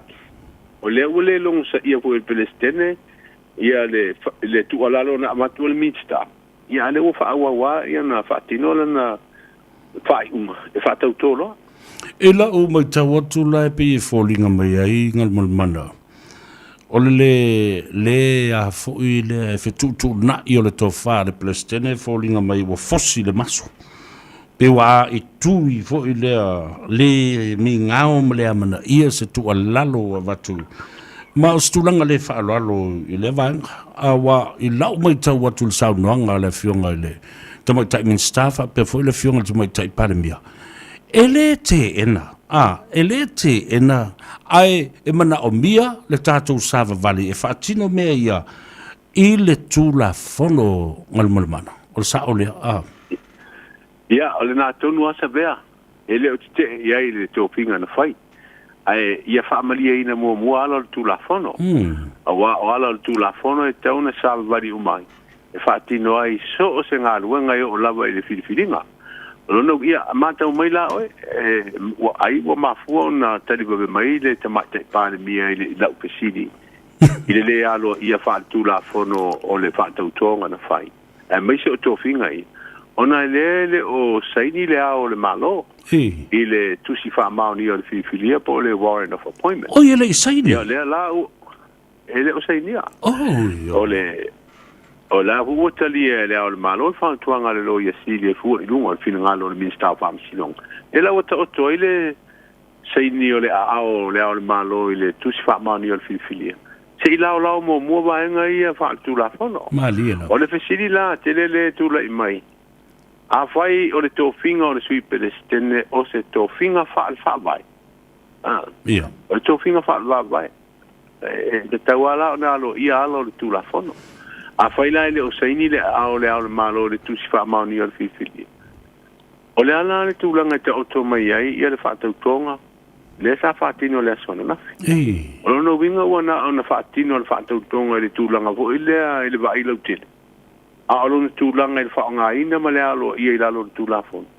E le o mawhai o na whaatino le tūlanga na. Na fisiringi o le komisino whainga panota leo o se ea tunei la i le. E lo na winga le mwhaino ua vātua ma whaalangi i lona taulangi le da o le presidente o le sui presidente awalanga o le i alo ia. A le fisiringi ne la utustala i le aso la vanafi. A whawhea la le tūlanga o le silafia le kabineta ma le tala o le tupe ua whaanganga e whai eiso na tutongi. A wale ua iloa tunei e le eise me whape walongo ai i le kabineta ma le minsta o tupe ma le minsta fo i o whaamsinonga e whaanganga se tupe mo le tutongi. E le winga la e le eise pei. E le winga e whinga le winga fua. Ia awa o le nā koe manino le whina ngalo le tamai tai whaale mea le tūruna sabea. Awa a whai ele o alo i a whaale tūlafona. Ia ele mwhai fo ila na whaamatu uwa ngā tupe masani e tutongi o tangata whai ngā ruanga.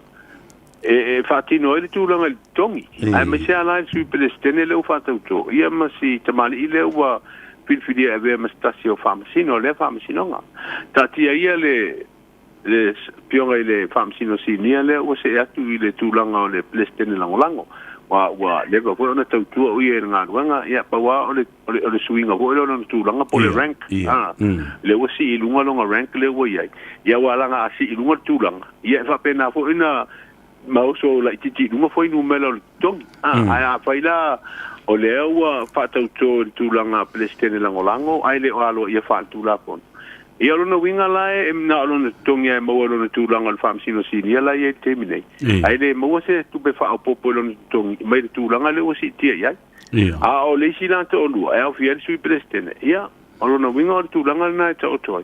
E le maua se te tongi. Ai a whai fo eo iai ni vai ngā tupe le mta ngā luenga o whaamasino e mawhai eo na whaatino to tongi le te mire nei. Ia u te leilo po le ale tūlanga alo ia wha tūlafono e wha o ngā ai tupe. E wha atino ai le tutongi, pe a whai. E le o alo ia wha tūlafono, le wha tautonga. Malo, le matanga luenga ma le vaenga le nei o le malo ua tele whai tionga e ave iai. I so se teimi e whai ngā pano tolo no winga i lau tala tonunga te tauana toe a sia le vaenga o le komisio whainga pānota o tula fono ma le whātinoina. Langa o leo o whalongolongo tunei a ngal malmana. O sao noa tula epa. O mana na o te tala le meo le whātosina. Ai whātapula ai se tupe lima hafe aluai ia le whaipule whaila na whātosina. La whawhewhea o na pui ma control, ma monitor ia, ma mata i tuina, ia tu ai ngā whainga. Whamata se me ta lia el whainga malo whauolo i nei. Whaftai. A whaisa le mwhaina whaia lana whainga malo. Warpisidina. A whaisa la tau le mwhaina whaina whaatanga se lima whea se sui tau wae whaatino lana whaatosina. Ai se ala ufina ue nei te mina ua sui atu leisi tu whaia pule le malo. Ina ia whaatanga lo whaatosina. Ai ia tapula atu pepe o le lima whea le sui tau wae whaatino lana whaatosina. Warpisidina. Ai se ana le whaia ilona taimi. A leu wha mai e whai le teime o isi. ia wa le tanto te lo am si le fia e a fia lo tu e a fia tu pe tato fatto sino mene o palota ai oina e a fia tu pe ai foi mo meu finga foi o rally foi ba ti noi finga pepa foi ai alu itala ingo anga ba o le sui o ona to maila ia ele fata wai ni me ai mani me stationary mo me fa ti noi foi me na o fa se la ngoi no le tio ma tv ma newspaper fa advertising ole fato sina e alu tu pena ia mai le lima fer suita va ia la ta te lo ele te longa nga se lua fe alu I fato sina na I au alo fa salong ale si to lua fe e tu foi tangata yo ole popo le nga foi na pe a fa tanga sa o vai nga fa fai ia tunu I fa fa te mokalasi ia le te pula o tu pe foi ni te no ia le ta penanga o fato sina se palota ia le ta tu te lo tatele vai atu America o tu fanta I luas futa la tanga te palo na fa sa la nga fato sina ho ngai le media e tu le ia fa fa vai le party fa fai ma le party fa ia tatu a vai eu stu lang fa pena ia le tatu I lo na tu lo tatu ngat ale ma mulu atu ia se tupe ia ele tai ia o mai le lango golo fu tatu e a fa tu le fa ia tatu fa sa la nga le tio e tu le ia tatu su te wa ia ka kala ia la avela o le kio fa ferma ko le manga un coupe ia la ngol naturale o tatu e mena tu va tu fa ta wel fangu fa ta wel me ai o le piafi le fa tonga le na foi nei malotea I lo vaenga o le tala fa o popo fa ta o le tupe o le o manino lava manto le vai to fo ia tu lo o le o ave le mata o pu tu ai lo il committee fa pito fa parlemende o mai lo fa tu lo male la fo o le a solo io le tu la fo no le tongino o la fonga foi fe au a le fo la usa no tu le pa a faila ave to fa fo yuma a wa se me po le fa se la valus fu wa fe tu pe na fa ma popo mal na o ye tu la fo no le ile vai tau tu le pa ma sawe mal la fonga fa pe ia ma fa tu lo episinisi ma isi company tu o nei to tongia se la fonga tala fe ngai na mo le fainga malo ia male to e fa fo ila io tupe fa fe au ia na to tongi le vai te mile na fa tino il tu la fono ngal mana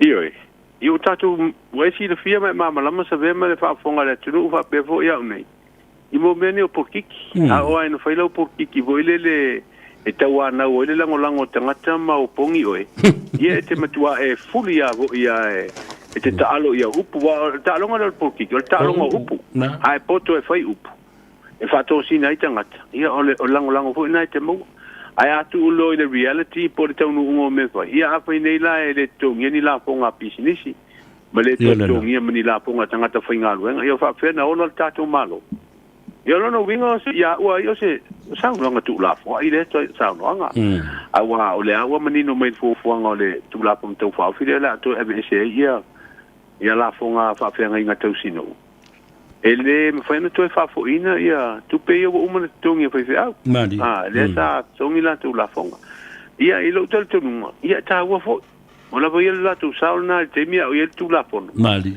E so soani il tatu watina, el tama ainga, na fase la balsu wa fede yo se miliona. Lena.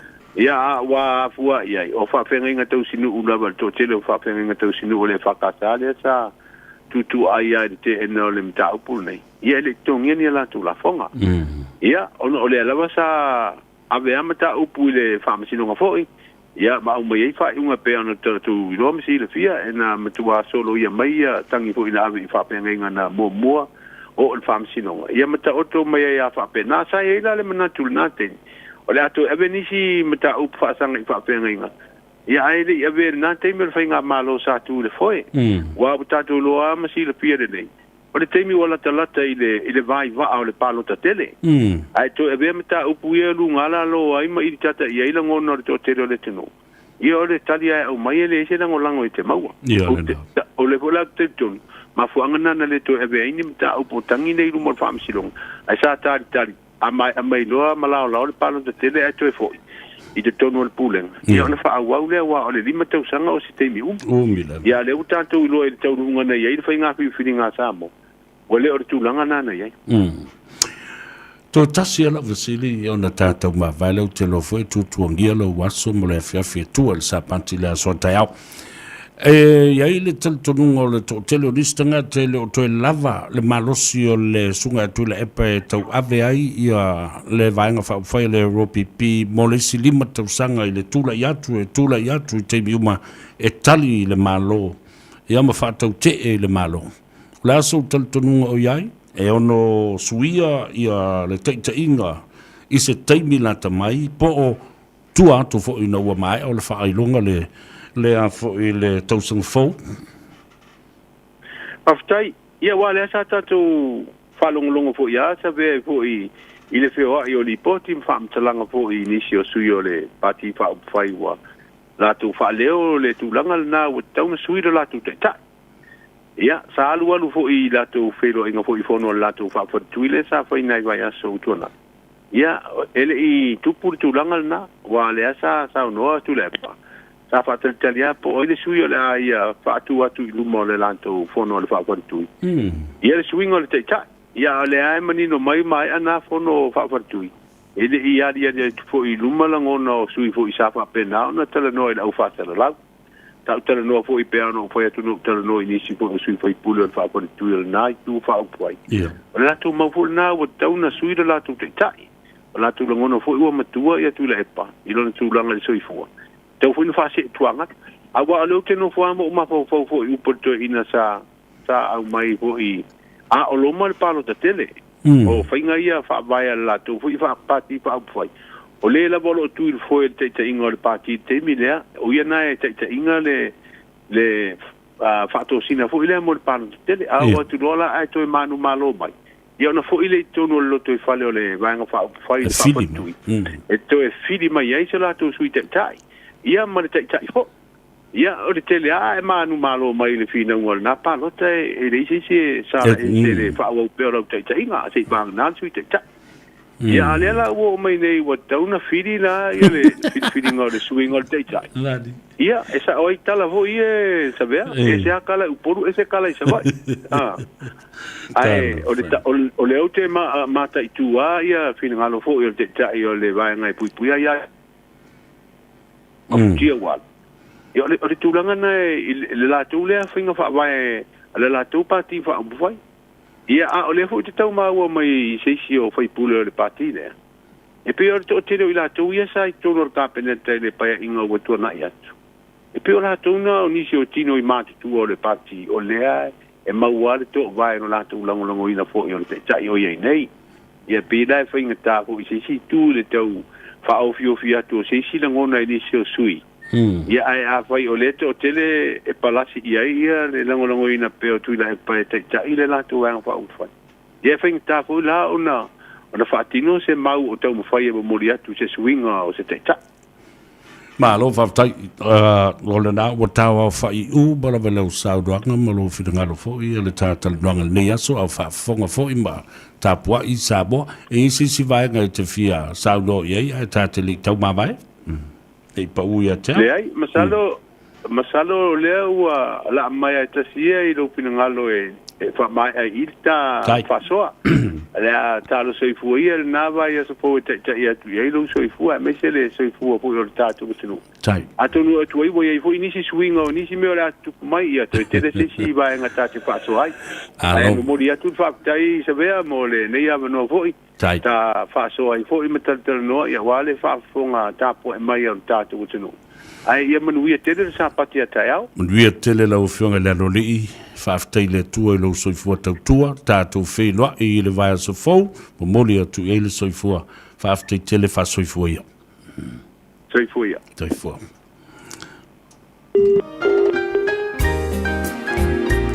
Nana, whaafonga le tunu u le whaatalidonga fo i mo le sui o le tātou Radio Samoa ia pia le fionga e ngal mo le mana tumanu wao au tangava ia tipi au tangava ia.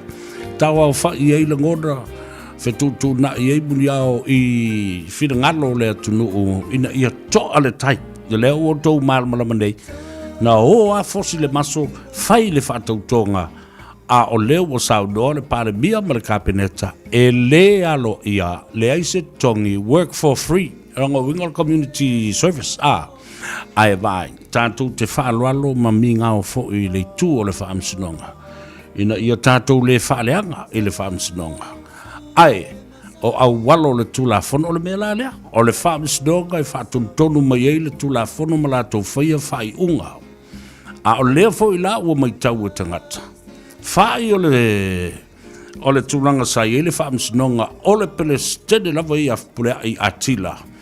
I le wha mao ni o lana soli tula fono o le wha o 5 matu ia na manu ai ia se tangata whainga luenga.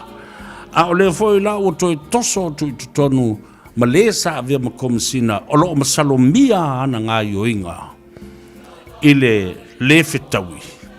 E pe e fōringa mai ei o soli ni whainga wha vai I le murmurita I le tula fono. O le a wha fefela o le vasilina tule mai.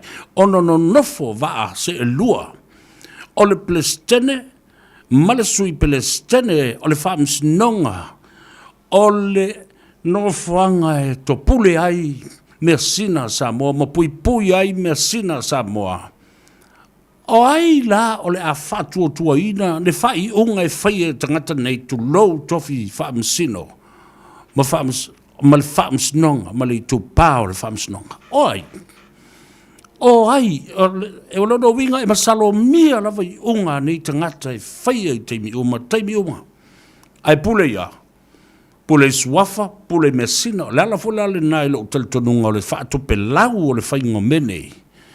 Ina nei to e papai atu 5 ma le marusi anga o le malo fau le watu mai nei, ina ia talepe tu la fono na e lua, watu ina atu wai, ina ia le pule I le whaamsinonga o whanua masuafa e tūtō tasi ai ma whai a le me mana oi le Palestine la tōwia. Ioe, ta whili sawa I le me mana oi eo no le lau tō whaafonga wa umana watu le tua lalo le minsta le fionga le tamaitai pāremia aua nei toi whaia se tāpe nanga e mapuna I whai ia se tala o le whaatautonga. Ai le ai. A fio mai ia le tamaitai pule o le matanga luenga po le ofisili I New Zealand nei ana malolonga. A tia I le ngā luenga I le pule lango. Whaatasi ai manisi o le stalasi ni o le whaamisnonga whaatino le melea. Lea la o whaamaunia mai nei foi. Le ai se saini le ao le malo. Ne ai. Whai le whainga paloto le asuiva o a perila. Ave I le vai aso no so ai I le pō ia le melea o le sui wha popo o tina matu mai tai mo le hero pipi ina I tutusa. Ave whasaini mai le ao le malo. To eo o le whainga palota le titi le ana te atu nei. I le aso luas fumule ono. To e whai foi. To e ave foi. Whaasai tau ma whai whaasai ni leo le malo I te mai tai e to lua o le chapipi a e wha ma vai o le alu lisi to finga. Waila I transitional provision I o le tula fono, transitional provision o le tula fono. E whaatanga ai, tusa o whainga wha vai na a. Whainga wha vai e whaatanga ai e le tula fono. Leisi tula fono e wheta lolo ai I a to finga au tū malona wha maluina. E iai si tepu mala sanga te tau no uia. E whaatonu wholau ai le whaatinoina o to finga au tū ia o le malo. Lea lai whoringa mai ai pe o no visilingia ia le fionga I anga le mana. Autanga vai a tipi autanga vai. E whoringa mai ua whai le maso le Palestine. Manisio I la tau olo o I lalo le vainga le Palestine. Lea la ua whai ia meo keiri fo le upu malos. Whaatonunga malos, pule o ia le melea, a whai atu loi whai. Auone I toi apa mai le malo. O manatu na o iai ia mea ta o administration protocols e le toi mwhai I ona toi apa ma o wheri mea ua whamai. Na pauale mea whai e tātou, o na matula I le minsta, I oi mea le minsta I le kabineta, whaavanoa le tupe whai le tongi o le tamalea. Ya le foi wa mai istanga tailung ele tai a to se lima se fulu tau sanga oleus ele a to fulu se fulu tau sanga o vema se loia e lo ai o lo ai ile criteria ma tūlanga mana o mia. O le sailinga o le anga wa ama le tomai o se tasi a veme i elo u lava tali tununga. Ia. I la uwawa ai le fionga le tomai tai pare mia ma le fisiringia i le aswana nafi. Ele o popole. Ele o popole pei e fōlinga mai, pei o lana saunuanga nā tangi ai. Ele o popole i le tangata e avele tofi. A ole awala na whaatino ai. Ole awala o le tulafono. E ale na te whewhe, fosi ale maso whai wha malosi e lava wha pene. Le seini le ao le malo. Ale lope wha whena tong. Le ti oala. Auto whawhonga mai e eile mea o le mata upu na la ngā. Ina wa uma e le whainga pānau te tele. Na la ngā ai le whina ngalo le whamsinonga. Lātou te ina ia whamatu atu ia i lātou. Le lātou lava vaenga o le pāketi mō whamsinonga. Whanua maswafa masoni ngā tula whono. E le to e ia ina tupe maua. E whai lava e lātou le lātou administration mō lātou tutongi ina ia awane ia awhia. I whainga ia le whaporokiki ma le malo o lo iei nei. Awa le fasila, o ai e iai le public purse. Whose responsibility is that? It's the Minister of Finance and the Minister of Revenue. Ole atu tupe atangata lautele. It's the public purse. O ina e sa wai i tupe wha so le tamau ai. Ngā mana wii o tangata lautele. Whaftai le tamali, le fionga i angan mana. Au tanga vai, tipi au tanga vai. Tu manu wau, ia molono sao. Ia, o mawhai ei o na tofi mali. Wa au na manino ma malama lama le mato le vai i se matau. Po walanga to tele tangata o siringia ma vavau. I nei to finga o whai wha malosi, whai wha fo sei, tope lau wha penei, le whaslauina. Ia. Ele i ar sesi wa o mei, lumana mata upuna, ia wha manino ma wha malama. Pe wa na o tangata lava, e invite ele vaenga le komisi e vaia ngā luenga al whamsinonga. Wa na all internal po o i lātou o lo fito i tonu i, pe pule mai lātou i tangata e mawhai o na wala aulia e o mai apalai le mea lea. Awa e tele alu matama whanau a Samoa, te mai tai matama iei o lātou whailonga, maululunga le tulafono, o loo i fafo i atunu i fafo. Tā tau whoina ave iei i se vaenga. Equal opportunities. Employment opportunities. E ta tala ai le vai fale.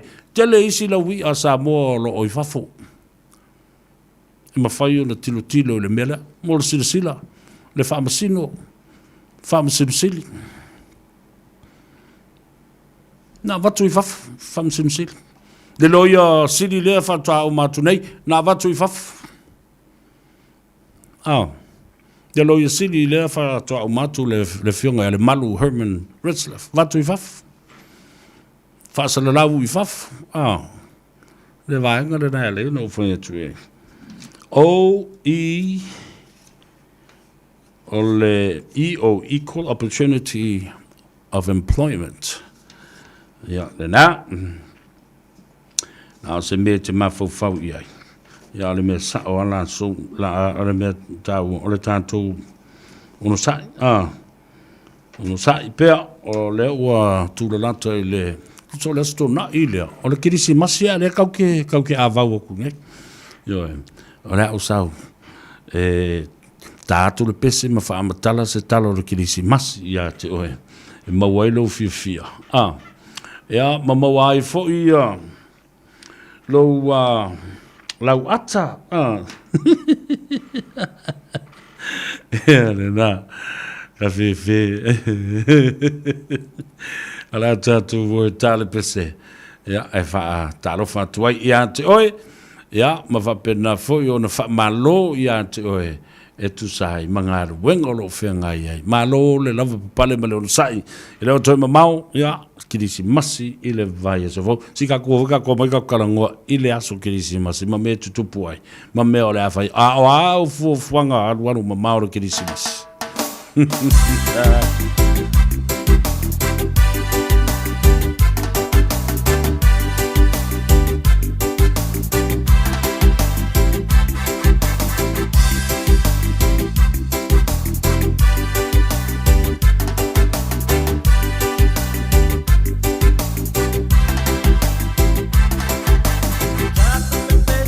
Mafia, mafia, mafia,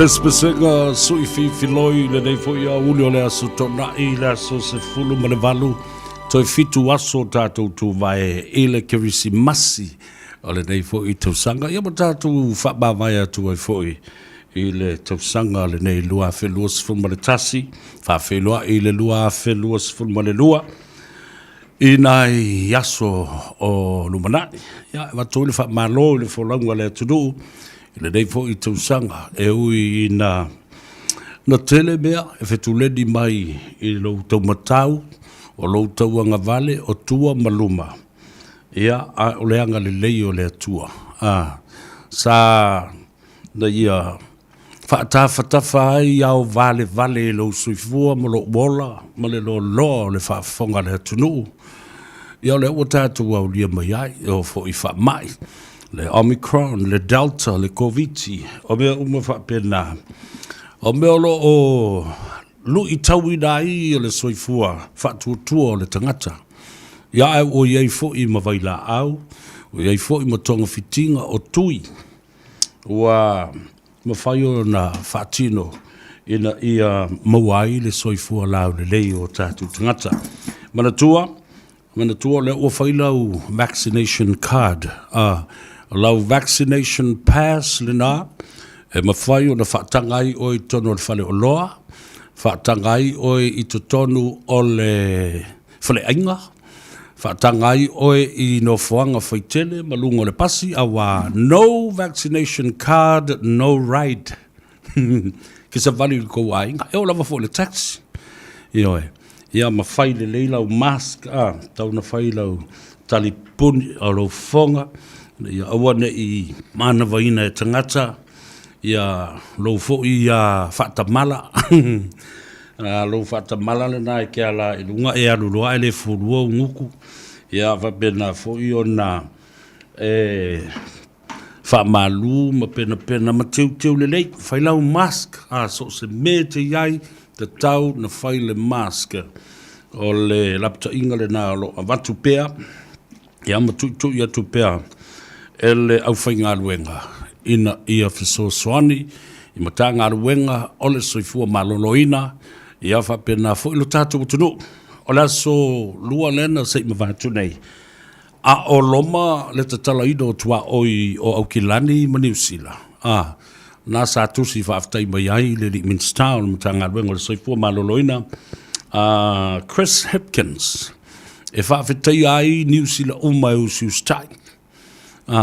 New Zealand uma e usius tai le tulafono, ia mai ia inga fo i o whaaravilave tupu whaafose i whaamai o ngaonga whaapenei.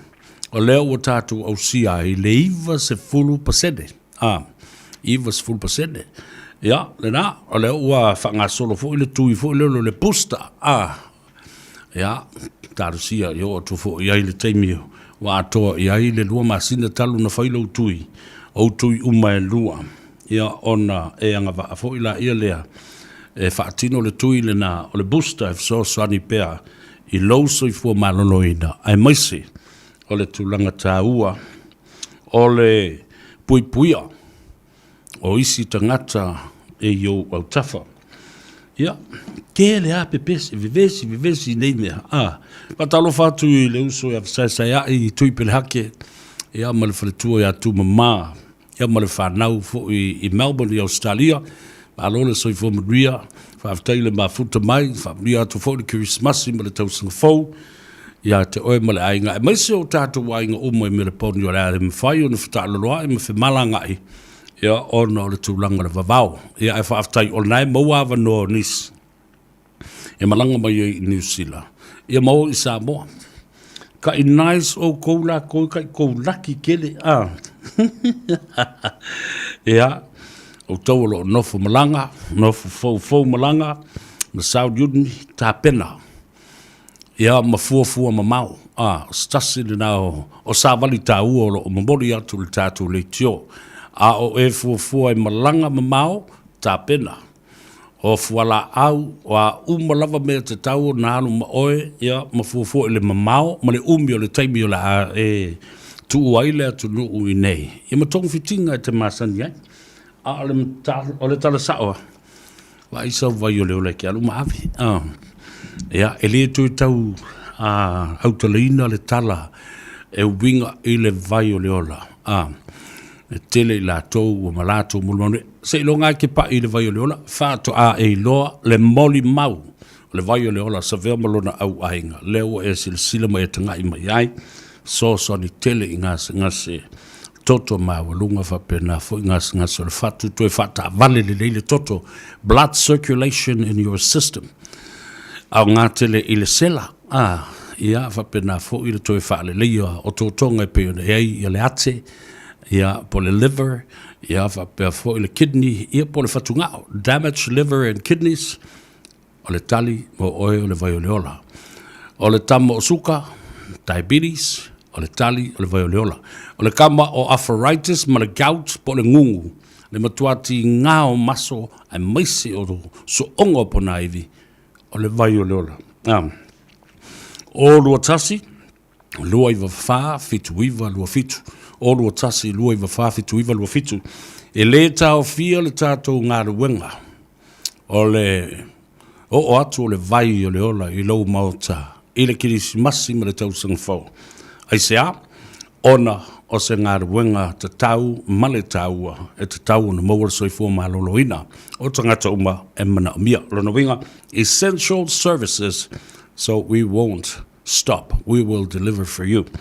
Ia, hape nā fui lau na whaeilo atu no whangaro. Iai, tātou whalo loa te tele, peo na iai o tara le fionga sa oli i a tuala tau wātino tau pau, ia whapea whalitua i a peka, Sfulmaratolu Lappington Road i o tara.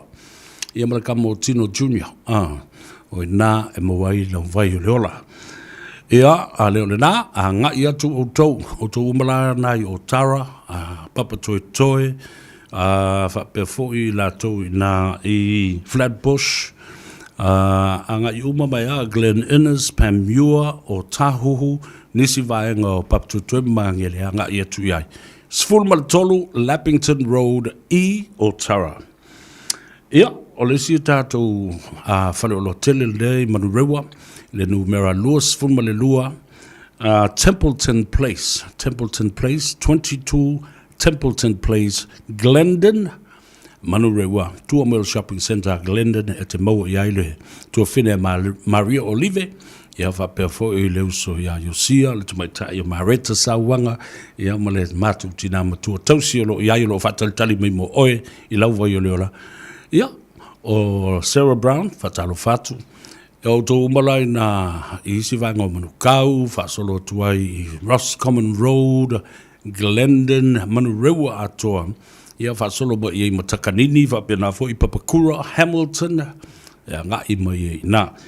Nisi vaenga le atunuu i New Zealand, o i eile tātou whale o loa tele i Christchurch, numero 4 McCarthy Street, Hunhei, ia le whale whalawa ke lea le nā, ma le whale inga tele o le tautua Samoa take away, o i eile sunga ia sua, whaioso ma le whale tua ia fina, ia ma le au whainga ruenga atoa. A le tātou leiti o lo whasalawina le vai o le ola i nā.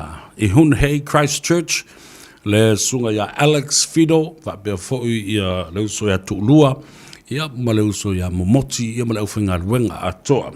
Nā, whatalo whatu i le whionga Patele Paulo, tau pau, ia whapea nā fōi ia le e karesio o ngā nurue ai.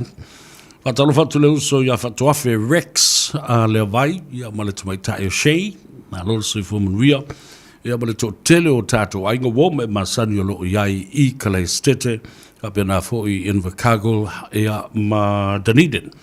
Talo whatu lau whionga swafa, le malu, le mamea, whaiva ma le whalitua ia me sepa, ma le nofo alo, i Kalei Stete, ma lolo sui fumanuia, whamanuia tu Christmasi, ma le tausang fau ia te urua, ma le ainga. Ia, wa pena fō i whamanuia tu Christmasi, le ayo keriso, la tau o tātou ainga Wellington le whionga ia leulua i Samuelu Asi, ale kana, ia, ma le whanau, tumaitai o whanga, ia ma o tātou ainga e tōtele lo lalampapa au i le lau mua i Wellington, la manuia te fōre Christmas i ma le tausang fōu ia te utau. O le afiafia nā nei, ia, le afiafia nā nei nai Ashburton i Christchurch, o le a whawhiwhia ai ia le uso ia pene weta, ia whapea fwoi le uso ia tautunu, mai lato umalawa ia, o te poia le wha idia le tausala, po le whiwhia le nao lo malanga atu. Tu sala lapula a o tama sa sa o nai o Ashburton i le tātou nuu i nā anga i ane e asiasi i le wha ili le nā lo wha tino le lātou wha whiwhianga i Ashburton ia mo o tau i le Kirisi Masi male wha mnatu na fo i o le tausam fo ona se e toilea i le isi tātou vai lea mai sa bole o tau mai fo i le vai avoka o le vai le matua fe soani i vaenga ese lo tino ai mai se to tonga onga ma le tāu o le tino i tono le tangata vai avoka ia e tutu sa tau ma le vai o le ola au ngā tele i vaenga ese o tau wha le tonu fo i lea o to tonu o to tonga tāua o le tino tasi alingu manga le kamalea le mea lawala i no whanga i e talu i e mo ele vai o leola. O i nā fo i e mo ai malau vai a voka. Tatalo fatu ia e a Mike Tunga Sala mai nā a me o le CEO i nā i Otara. Ma alo se fo Mike talo fatu ia tu malawa o lo i lunga o le tātou Port Kalame. I lunga o le tātou Apia Fōlinga Facebook page. Rhonda Wright, talo fatu Fata Gray, o Mike Tunga Sala, e whapea fo i fatalo fatu i le fionga ia muli anga tele tuli au pupu tasi ma le whaletua ia moli ia malo tau fo i a inga, a mali atu Christmasi ma le tau sanga fau, e le whaato anga i hunua, ia mo tātou ainga o lalampapa aoi. Nā, alo le suifumrua whaftaile mafuta mai, i le tau tua, ale Porokalame, sa vea mo le tano awa e te maua le sao. Ia le nā, o le telefoni, o le vai o le ola, o nisi vaianga o tuele vai o le ola. I Australia, whapena fo i Seattle, Salt Lake City, Utah, Alaska, Canada, San Diego, California, Los Angeles, ma Hawaii. Ia, nā wha o tulu tātou vai i Sydney, Australia, whapea fo i Melbourne, Ioi, o le kako vai e luakua i ngai, e le aia nistangata e luatua i nei le tātou vai ma uai. Le leifo i a tātou fsota inga ma tātou air freight cargo agents, e whai ona tau noo atu ma le saonga le mū lau vai. Paualea, o lau tango e wha maule telefoni, ona e vili mai lea. Tusa o le vai aso lea, o le cut-off date o le nuinga o aso la nai malolo ai. O le teimi muli lava e tau eilo na alu ese atu ia in Utah mai i nei New Zealand o le aso lulu o le vai as fau ena ia mwhai ona taunu uatu se teimi wala mantua e le ngā lue Amerika ma Australia ma isi e tunu i le aso Kirisimas no inga la tatau ona e lava papale ia mai whaatua toa ia le teimi e taunu o tuai wai mumuri sa o tua ia lau pusa vai i lau mauta manatua le numera lana o lua tasi, lua iwa wha, fitu iwa, lua fitu. E se le whasisilanga lea o ta otu mai. O le whasisilanga le nei o le toa nai. Ma le mawhtanga ale a inga mai a sau o suli uma nei. O le tina o tātou uma e tupunga mai i le tamaitai, le tina matua. Ia whaata ape o malo a whao suriasi masoe tofunga. O tātou wainga umalana o suli umana. Ia, e tupunga mai surunga titi o whaata ape o malo mai ia sau. Ia, o le tātou whaamwe moel nai le aso to ana. Le aso atai au. I o le tuatusi 34 Scowns Way i Glendine. 32 Scowns Way, Glendine, o numera te walau iei, wha mautu iai, o le o lua fitu, wha lua tolu, wha lua valu o. Te whafonga numera na, sili mo le tumaita ia pali. O lua fitu, fa lua tolu, fa lua valu o. Ia wale tua, o suri o whata ape. E te punga mai a whata ape. O suri ia o le tamaita i matua lava o le whanau. A leu tele. Whao suri asi. Mai asau. Ia, mana tua to fitu tamaita i te punga mai ai. Ia tangata umanei. A suri lau leu matua ia whata ape o malo. Lea lao lau tūtou na i le whai lea sotana tai au. I le no whanga le nā. Tolu sfulma le wha, Scowns Way, i Glendine, i au ki lani i sifo. Ia, lele.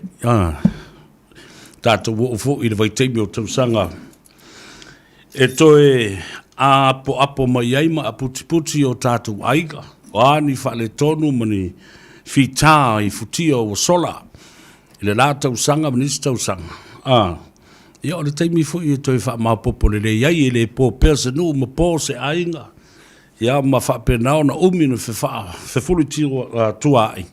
O le taimi o te tawai o le tātou lururima ma wha talofa ma whewhawha i le lofa ma le veloto wha mangalo. Ia na tia i meo le lua fe lua se fulma le tasi wha ta whea i nu le ai ngai leng tangata e ola ai. Ma pisa o ai meo fe taua i ai.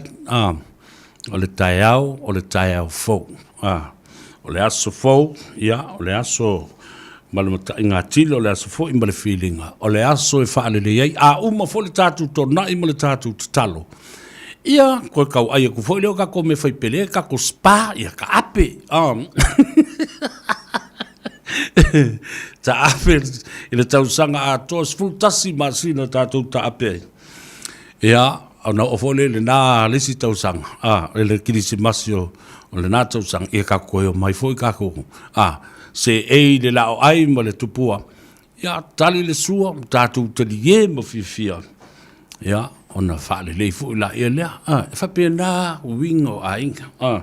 Ai a whai e te loto malo, ma a ma e whape nā i lava. O lono winga la. Te le fia sau i a tātou, ma i whai ma tātou to na e whaale lei ma whai a tātou tala. E loa ina, e le lo loto.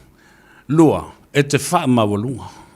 Tolu, e te le mana o e wha tupuru fi le mū, i lo tātou wā nofo. Nofo lama e mawhau i ai. I le mea nā o te whātua e wā, e le ai se tasi e tū wha maunga. Le ai ma seisi e tū wha maunga. Le ai fo i seisi e ato o toa i lo tātou wā nofo, oso ma tō whawhine o tau songa, ma ainga lau tele. Nuclear family and extended family.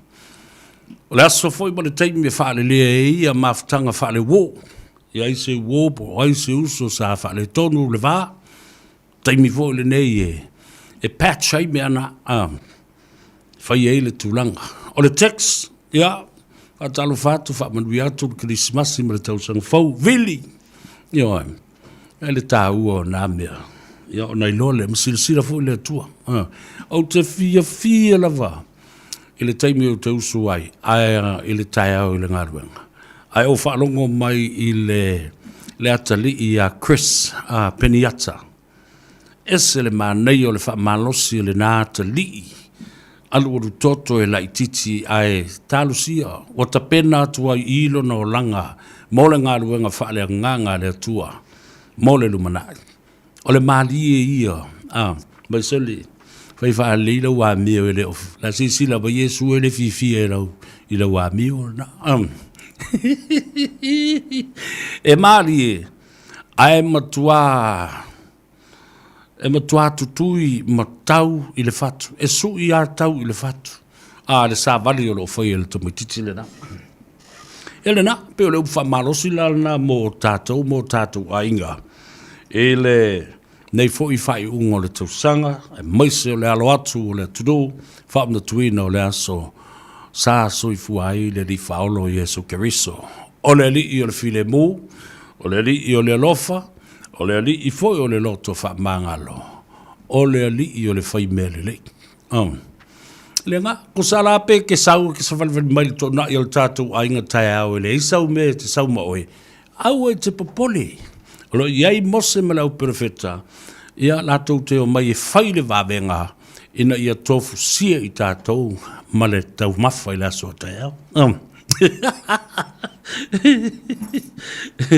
A o tu la fono la nei tātou te whiloa i ei lea so tai au. E te sau mlau vaccine pass. Te sau mlau vaccine pass. Digital vaccine pass. Lua, e te sau malau mask. Ele o le mask e pupungi i alo fufonga. Ele o le mask e pupungi i o maka. Ia, le nā. Ia, ina ia mautinoa le saunga le mu o tātou ainga. Mese o meo whanau mo tangata mātua. E vave tele na po ia i mene o meo siama pipisi. So, wear your mask when you come to the Tornai, all descendants of Fata'ape o Malo from our south. Tomorrow at 34 Scowns Way in Glen Keane, Montol Sunga Pali Tele Teo, Maryland, Latafale Lavea. Yeah. I saw right, they saw mask, they saw, well, they must have for it. Malau vaccine pass. E umalongo fuenga oi, yanga kuri loro e kingo fu ka vale. Ma e fai e lau ko nga e lau ka vale. Ia le na, fa linga na suanga le vatele mo le tatu ainga. Ia toyo siosi mo pongi o tatu ainga. Ia le taua le na o ainga fe alfanti. Iri ai se ainga. Iri o iai ni whare lave mo ni whawhita uli whapena. O le ese senga o tātou mawhauwhaunga. Ese senga o tātou porkiki. Ioi. Le ala o whatu nei. O tonu o so se ainga. Ia whaatau taia ma ia lima tai le lofa ma le whamaoni. Mese o tātou wanga, mese o tātou ainga whai mea. Ainga whai whare lave, ainga te tele. Waleva no to tāru ma whale ma tua whale o tātou ainga ile whaatino so o menei o whale walawe. Aisea, masani ai. Masani le tāo le pese ai siva mai i le siva e te masani ai. O le mea te sau moe o le mea le nā. I li mea le nā e la iona mānei o ainga nei. A wafo i e le la lafi. Tu sao atu upu o mai tātou nuti mea whatasi. Awa o le upu leu tau tala tuai. O le upu fo le nā e a vea mata iala isi a ingo o levana tutupu oi mea whapea. Ia e le ese fo le nei a inga. E le mala ese le ina. E i whawhita auli, e i teime whewhuli ta iai, whewhuli tua iai. Ioi. A oi, tino a ano toto o iwi ma pau. A ua e u tau le pau. Le ala le na taua i tele. Ia, le toe. A mata o se tai au fau, male aso fau, male tausanga fau. E te alu, o le ai se mea e whewhete e lo ulu. E te alu e le ai se mea ma mafa e lo mafau fau. O lo fatu, wa ma uma mea. Aisea, wa uma ana e tausi le vā. Wa uma ana e tutole niu le tua oi. Wa uma ana faa le lei le vā. Silsila, ele lo mata tusi basani na ulaunga ma o apo ai tuai ele o ia la poa tama fainga sa mo mo no tofi ma malu na a le wing o le tala na o le lua mata tusi o le upu ai le mafai e sa mo na tusi a o le na mata tusi e lua o le tamai upu vi a o le va o malepe ai le fale ali i o sa mo so se me te iai le tawhatolu le tātou vānu nofo ma le tua lana au whainga ruenga. Le tātou vānu nofo i le whetausia i le anga nuu mapa malu mapa ia whale atunu. Ai maise foi o ma malu mapa ia whale malo. O laulua vā ma mātua, vā whale uso, vā i le tua whine o le whiangainga o le ainga. Vā i le ngā ruenga, vā tō, vā tapuia, so se mea, o lo ta oto ai i nā, ma ta itusi nā e lua, o le nā ta mai upu, e fe sota i ai a inga, wō me masani, e kalesia, le atu nuu, o i tū malo, o atu nuu te tele, o malo i malo, o le vāle nā. Yo, ai le mawhai ona tātou tausia. Na ala me le mawhai ona tātou toi whaafua le vāle nā. Le ala lau papa o whasota inga ile kirisi masi le ala sau mara tōna i le tātou ainga. Ia, whai pē ina, lou malo, e ala kaimi e ke vai vai ai. E sa kala ko inga, se ke fia poko. E a me ke poko ai, e foi me ke whaavale o ke poko ai.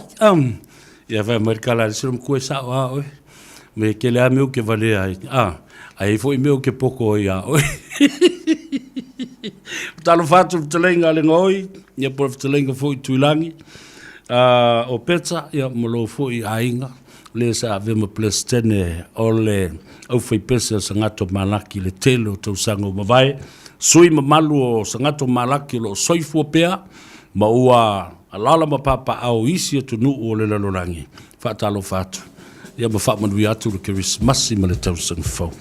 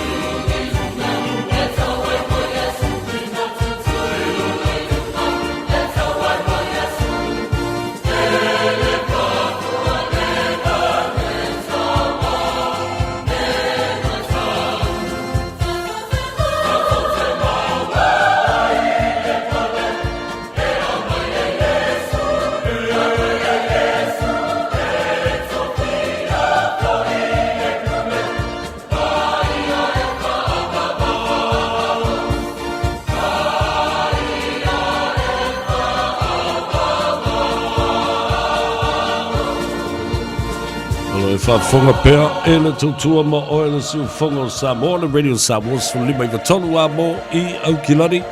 E na ua 20 minuti o na tale o le tu lai. Tolu mo se vea pesta. E le nei fo I aso to na I o le aso sfulu marivalu ia a o Roma. Le aso sfulu a lua sfulu marivalu le vai aso fo. E vape nei, le aso to na I lea, e wea na vape malolo le aso. Au ke saua e kakul kako pese ma fesi kako whangongo. Tātou te talie mamana tua ai ia le tā ua fo I o le kilisi masi. O le ua whaatasi mai le whatalenga e fuata ia po o le tau whafo ia tungsia Pio Wilson le li pule le nao le tātou wharatawale. Le ka a le Omega Car se whatalo whatu malolo se fumaruia whatalo wha le tunu. Ia, le langi masa fumaruia fo I lau sunga po la mafionga fo ia sabea lo tulai mai le foe. Ia patalo fatu cho tu peleina la mo Samoa po fe lawa mawo men nei pasalong fa malo fo mo ni Samoa fa malo fo ile tawata ia pa tai lava po mo matwa no sabea malo fa tai ta ua fo ile ta fa so le yaso matango fie le la ia male tala fo yo le tau a o tu la lata ile kelisi masi le vai so fo o no winga o a fea e ta o fia ma tapu dialo ai mo malo longo aso fia ia fa tai fa mo fa sili ia te lo mato fa te tala la solution mo fa le for ile le vai po ia te lo ta lo le lima o solo lo wil mato fa li fa teria la vol ia na vai ia te mo te malo longa foi a me se foi le da foi sauninga foi ale vai guanga Christmas ia malo fa tai ia a waile umila lo winga na awaso malo loa le na orkirisi masi ba le tausanga fou au si le te falongo tu fa mai ni o le tausanga fou o le aso le nai filo I stanga tele ile a fo ile lo toa ma ia na mana yo nai fa ya sina malo longa le lei e umi fo le tausanga o le sa o le ia sa le sabe ke lo nga o ia nga o smalo lo fo ia le fa malu le la solution ma le solution ma fix ma la solution ma la bad la solution ma la solution le ma e que Christmas ya o parti stay la solution ma la bad ya que le va pena fo le Christmas o le tau so po ya na po na se malo lo ai tung sia ali sia so ma ba ya se ma wala ma tung sia so ina sa to tinu tu le pa le tau nga sa be malo fa tai le so la sa u tanga ia tu fafo wal na u te tala lo toa te tala fo ia tu lango tua o I le nei vai aso io se tala fia na o feilo I mo tatu tangata o lo fai I le tautua ia so le lava sa no anga sabea e fa ta ia lo tanto tapa o le langi le ne pom te mo le nei la mo le fo ia me se le matango fi e fai lo mai ai le na pule lo fo mara pule fa so le la io me se le tau matango fi o ma fa na fo le vai tau ia chena le foi mai tau na foi ia to tele tato tinu I fa na ile na Samoa foi fa pe foi sia tinu o fa ngai na teta tula me ka sia me se ne tao le yaso yo na ma tu mu mal fa ta vale la sondela le na ile mu por tia la tila vol full mal lua ia le ne foi la tu be si foi o vai foi ni si foi ma malo la tinu ia si fa ngai na tau la me ka sa sabea ia le na malo fa tai foi ia o lo matala pea vanolo to so ta ai mau to pa anga fole to tino pe o finance companies ya ma fatino e lava le o nanga ela I taru sanga o fole o fatino ya so ia sa le lava sabe le lava tala I finance tu langa va pena e penga nga finance ya sa tu langa maso va pena ai se ia tato tu Samoa pa ia mo so sa I mo le sa na ke lo na le so tai au ia ma fina longo mai au e se tasio la mato wa fo io il mato stapola e and to tele ni so ki pokle sa na kole la sa pa no ai e a fa pe e se se pa ta sta vale la sa ia e mo mai le mai le I am pai la ba pe a fa pe na wala me fa nga ta so nga ia e ma fai la no sa so so ni no to le fa le vai le pe no fenga venga la sa so bia malo fa tai ia lele ora le te me te puli e ta wele so io te lo pole io maton mana pana po te ale ipa ai umale sia le matu la bolie pa ia I po ia finance tu langa nana toina mai penga vengan po por suma tasio le fa no ngala ma ole tau tua e se pe ala matu tau tua e tau toina tatu atinu malo ia sabea ia ile tu tele famtala na fasole ni yaso ona manu po le temi ona fasolonga po le po kalando tano ava e mawali me moni me sao ia samo ia fatai lava mo fanga ingo to tuar ale o meka kans mai le aso io le aso ia tina me po le so io mai tawina lama to tele pisia ta to falta vale ia mi se foi ele o tu mamaina foi lo meka kans le foi le to fatu wino ta ta vale to no tua on tele tato stock tele tu na tavali se failo ki tinga mana tuan mato ave tau mau ave le mau tau ave ala mega cars ala one stop ila na pone falta vale ana kalia ala talo sanga saini ma pepa awatu ma researchi awatu ma ki ka vale e ave anta vale la sole tasi termine tali tau sanga ma tele fatalia se mana ngai a to meni pepa me foi le pa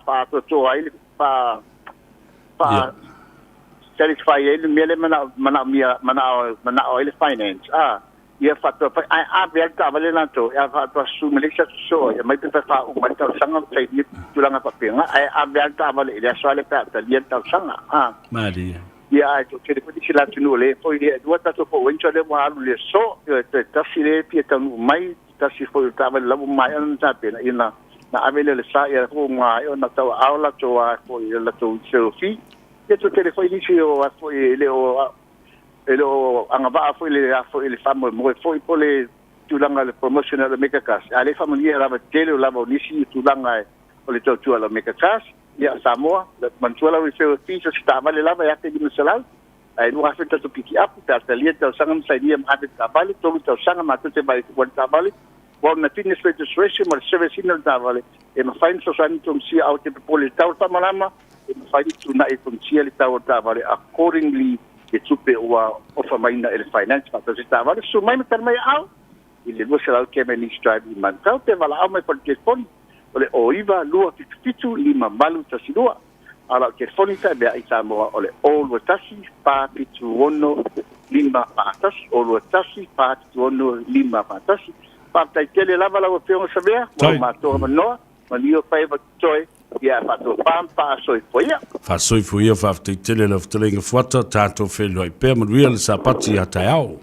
ia manuia soi fo dena telinga tungsia Pio Wilson le tabawa le telefoni o lua tasi fa vituondo lima fatasi na le lua salau Cavendish Drive i manukau suango fie niwe mfai ona anga iai ai se tavale lei mo le ainga talo fatu se to fine Wesley Key McDonald alo se fo mria fa pena fo ia le telenga ya so alo lo fipo aingali iki ia ma sila tu fo ia inga le mai tai Chelsea ia ma fongamua Stalin tal fatul tanto proclame na yo tatu ainga laitu atu fo ole ala lo papa North Shore tal fatul tanto proclame osunga 685 malo so fo mria Amelia fa moana o yes timu tal fatu mria li Krismasi fa pe fo ona fa tal fatu ya Afonso Matale talo fatu tato proclame ilo tato nuoli nai Avondale ya pe ona yai ia leftelenga late moenga Felice ya maletosi atoe ya fa pe fo io tato ainga wo osuma ma to fa fine fo io lo masani na eva atu ilo tato nuoli fatalo fatu ile sunga ya le tulangi malo le soi fo manuia o le soi ale lali o talofat ia mo le tato nuu a tolava o le fionga ia tupuola ia po ti a fo ilua mo vai vausea talofatu tato proclame ia fa pe fo i le loa o la to le lali tawalangi talofatu tato proclame fatalo fatu fo i le tatou nuu i nai i le tulimanu i New Zealand ya talinga ya fautangia pala e sina kitiona alole soifua le uso ya kiata ya ma le tausi ya fili ya fa fo i na fatalo fatu i le uso matua o Eddie Gabriel talofa Eddie. It was nice to see you last night. Haven't seen you for quite some time. And you look well. Ai au le lei al toina. Malo le se fu mria fa tele ma fa mai. Talo fatu le uso ya vice ya fa fo yulungia. O le tatou nu a to lava le uso ia Niko. O le uso ya fata Niko. O le te tai o le fa ili o le ma tamo malai o tu mua. Ma talo fatu le tatou por kalame. Ia va pena fo ile uso ya Meki. Ia mautou umala, outou si da fia, ia sui uma uso fono le tātou no ui nai neu leno le tuli manu, alo le soifua matuia. Ia, ia taimi fo ur kirisimasi, taimi ur kirisimasi, ele eini tātou tala e toe whaia pa outou wafio maile pa ia le tātou ainga, e lua sa stu o tātitia i lunga o le laulau.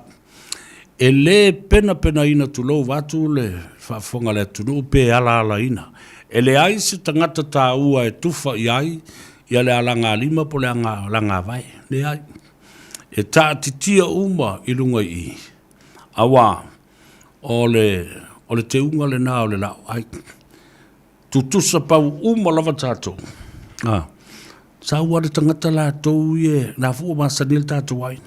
Sa wal tangata la to va vai tu a siana ia pa umu a wal wak wa se yo le alanga ko la wal wak ya ra ko la le ben dan me le angalinga me yo le ai le mafofa ka ko o do fa penga a ra ko le si fa ya ko mo ile kilo le mangu sa we malisi alanga ia fai yo fai le ngale fai lo fa lo ko ai de ai ia le wingal na le tala o le aso tātou te talie ai ma fia ma a veo tātou fa le tonu ma ni tulanga sa fa le tonu le tātou va oni tala e fa ma ite ai le ata ma le karie ma ia o e foi lo fia susumu mo yo unku ka ke kau ia e runga i fe fo i le shopping center ke le ia fi ke ma ia kia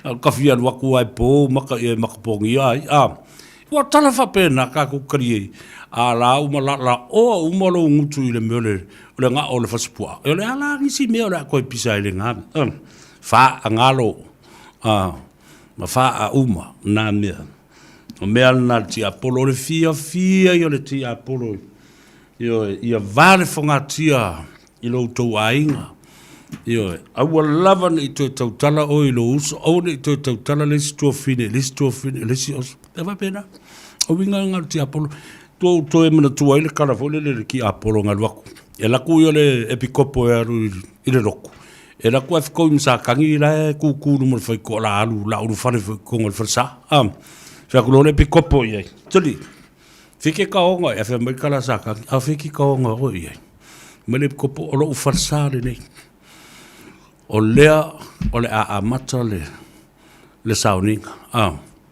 fa mai le kala sa kangi le pikopo e malie lo sunga le pikopo o lo u fale sa fo le nei o lea fo yo ke sau e foi le mako sauninga ia fa pena la ele na tu na iali ina mata u po le pikopo sa kangi fa mai lo markala le pikopo o ke le fa kanga o e sa kangi ko ngore mako saugi a fe mai er kala sa kangi le kop vai oi o ke le fa kanga fo yo ko ngor ma ko saugi fai lo le malien o le a o fa tasi tono le ia o lo ton o le tala le kop na mus sa ta ni vai oi ele talia ina o tono nei langa le sau e kale si le ai fo ni tanga to lo o lot a fe mai kala sa kangi bishop o la a si de sila le ia ile to tele atu lo au lot mala ua rota nai lo oi ele na ole merna na tup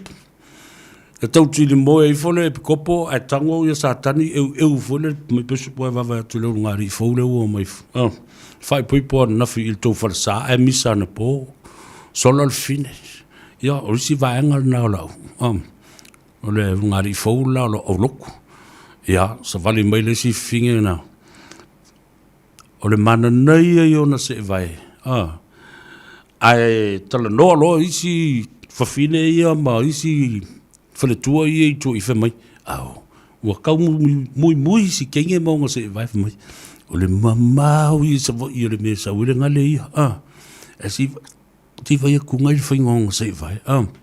Muri I omi. Ai whako a sawa New Zealand last week. Ia, whai mai ale leo te tele I whai mai tala le satani le kopo. Bishop, Marisi lai tō tolu. Ia, o mai le sia wali ina o lau plistua, tala noa, pispisa o I lato whai ngā peki. Sai o le TAP, o mal TAP o ane lo le papu. I le, whai le papu le I Rising Sun. Roi, ingo le Rising Sun. Ale ngō mai ngi a ka penga I le whamungkunga ngir kai au. Ia, mai le tala a bishop, a whai mai tala a satani le kopo bishop, wai vai atu e tasi nei. E o tu loto whanga le whamantunga I lumo, isi to ina ma, ai lo le si to ina le, ai alu, whai mai tala le a satani le kopo, tasi le nale, ma le si nale we, to a whare le iale au winu le whamantunga ma a ai le tino keriso, wha le te tau. Fa ia tu le ko fa fere lo fa mai senga mako poko malauri langa po o to va vai wa fa su tu lia le kopo wa ia tu le kopo e saulo de fale tu ton ai fa mai markala sa kan kasi mangan ele lo sa kan yo fa ku le kopo o talinga la le kopo Wa matua I whaalala ta lingo le pikopo se iwa ai po le ale vea ron tō lua na whai. Na whai o a vea ai o ia ma se tasi o sui ma malu o le kalesia ma le au lotu o le pikopo o le a satani. Ia ai whai mailo ma le tala le a satani. Vai. O le pongai ma le afi o mea umaro. O me uma te lo tala noa iei, mole iei mea whaale ngari ia. Ia e ala tuale fine lea toi tala noa I oi. Toi tala noa I oi le awalofa, ma tala noa I oi. Isi mea la o whaala papatonga tupulang tamai tai ma I la tau nofo te to tas. Ia na whela ula ue ala ia leo tala ma whapena. Lea na leina maa fua le misa le si ngari I le na whaile vason tenei. Lea no whai atu, o le si fo I vaianga na o au lutu. Ie le anga tele la le tala le o le mo le tala mo le upu a tele o fai atu la fapea ai e fapea na o mo fale tu o fai fe au ma sunga e fafe ngai le ai o le tala ia o le fai tau le na a satani wa tu sape tatou te tau ami o tonuina I tatou ele ai ele ima seisi o tatou e mamai le silfanga le tu ia le na Wai atua la ia le kopo. Ai ana pau tangata ia na o mai tonu. O nai ta maiti la iti e tos full o le primary. A ka o primary o le au ngā sā ka maiti. Pau a ngā o kankanga sau I le au loko ko inga. Asi e kopo. O ka maiti o le primary. Ia. Ai a fu iyo. O tangata umare kalesia. O se tala whātai tai whātustusa le nā. E alu ia suanga o le vātele. O le tāua, o le mau o le ata ma le fifia, I mea sāwhese tai ai o tātou a inga. I le nāwa I tāu o tōna I atu. Ia ma tātou tilo. Awa a whapenei a tātou me whai. Tātou tangata mātua o uso matua whawhine mātua. O le a whapena fwoi o na whapio tua ia. Ia ala o a tātou whanau. E le whaalfani ia wā whaalongo mai. O tātou talanoa, ia ma talanoa. I seisi uso po seisi tua whine. Ia o na whapena leo na tupua ele ngona. O lau whanau. E ilale me le fifi. Leo ka maa ilong kua whinge po longa uso. O na whapena fo leo na vāle whangatia, I le vālau whanau, ma le whanau o lo uso ma lo tō whine. A le mele nā, whaitalia o tō tangata mātutua. Tausi, ma whaale lei pēr le vāo ta maiti. Whapena ala se la ngono ma se winga. Ai le whapea fo lea. E a o kou mātua e pisa. Ai whaoso I ma le whaolo a tau o le vā o a tātou whanau. Mau tau whanau.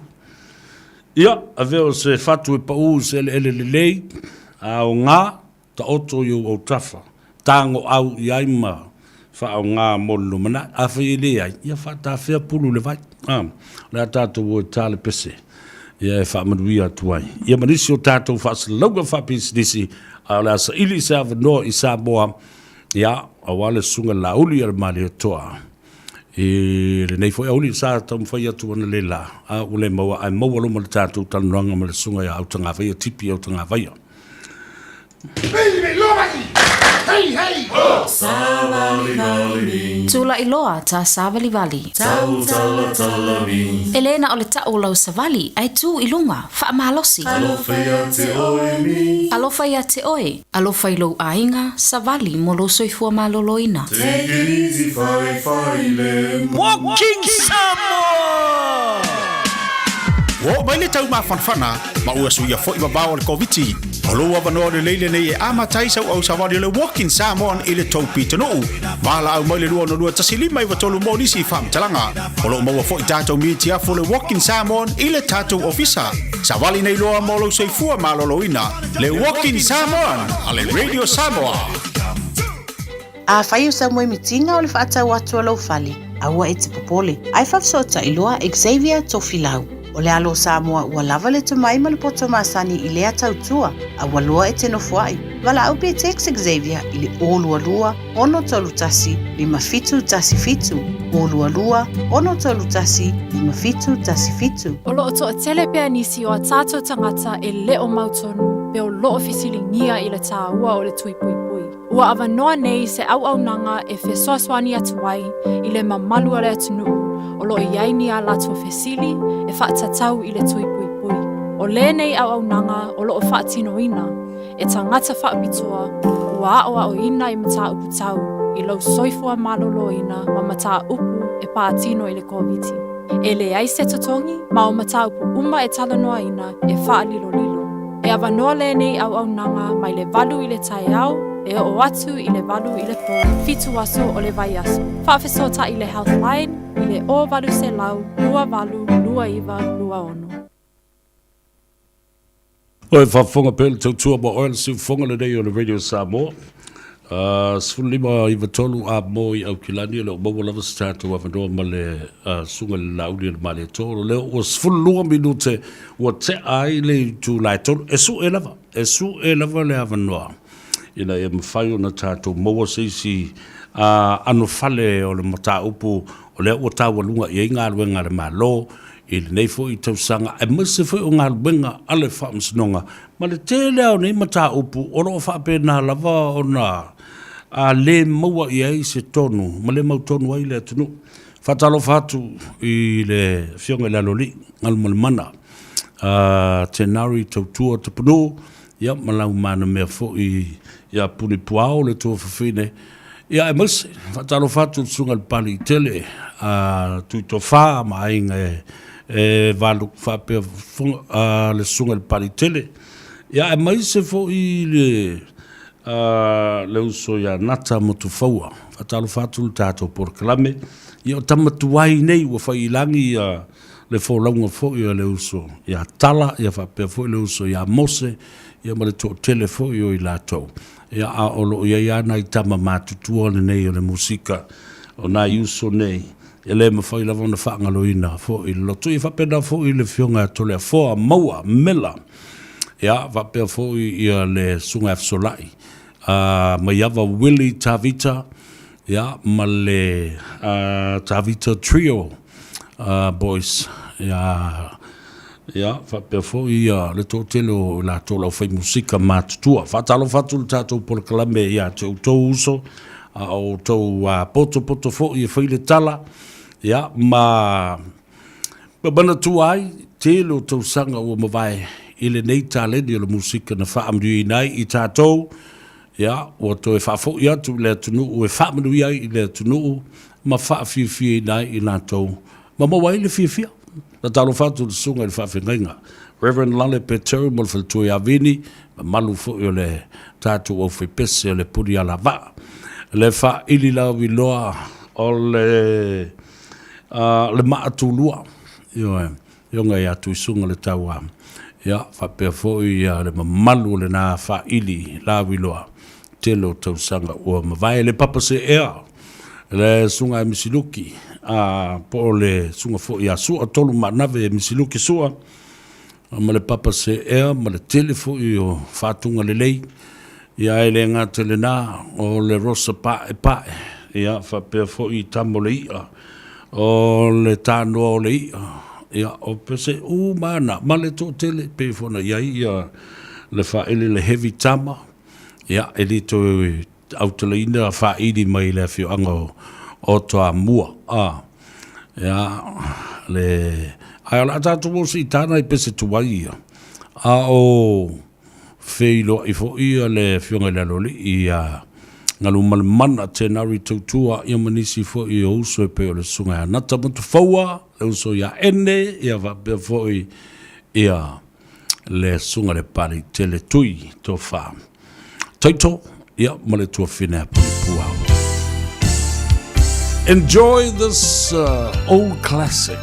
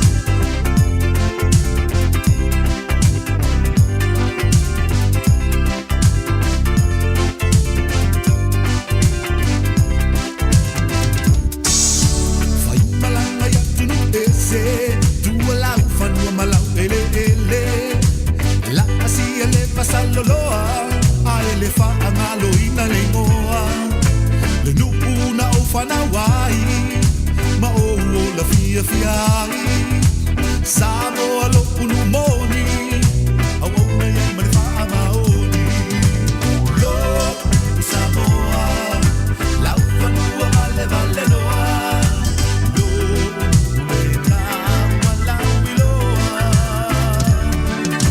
le nupu na o whanawai ma o la fia fiai Samoa o lo unu o te nofo ai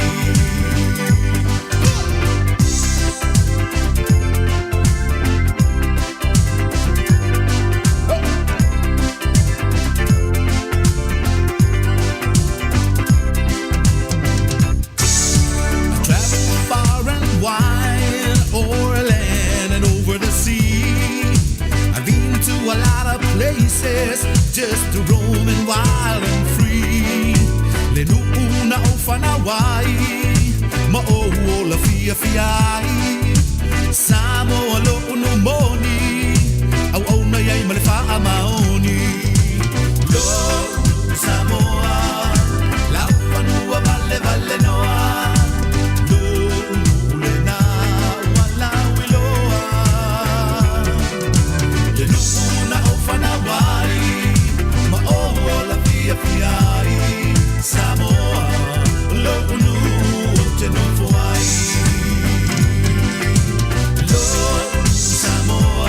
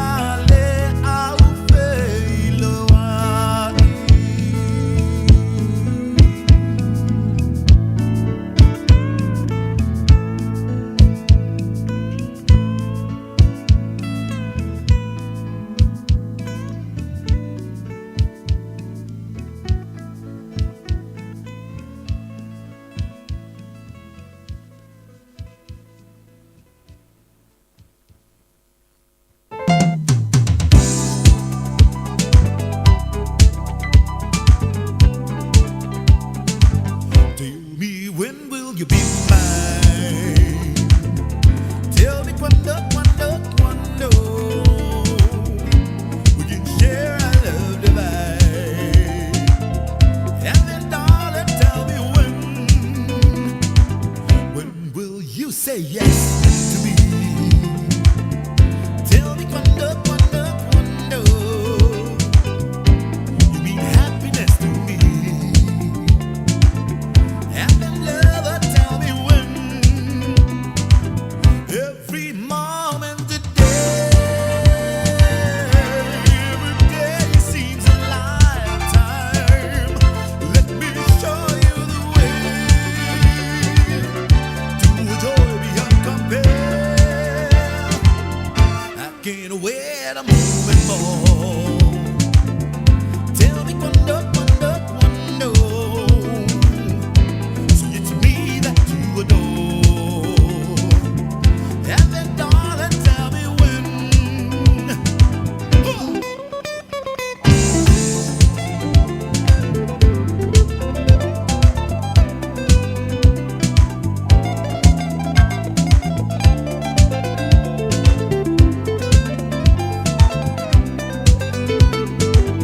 Every moment a day, every day seems a lifetime. Let me show you the way to a joy beyond compare. I can't wait a moment more. Tell me quando, quando, quando. So it's me that you adore. And then darling, tell me when. Oh my darling, tell me when. Oh my lover, tell me when. Oh my darling, tell me when.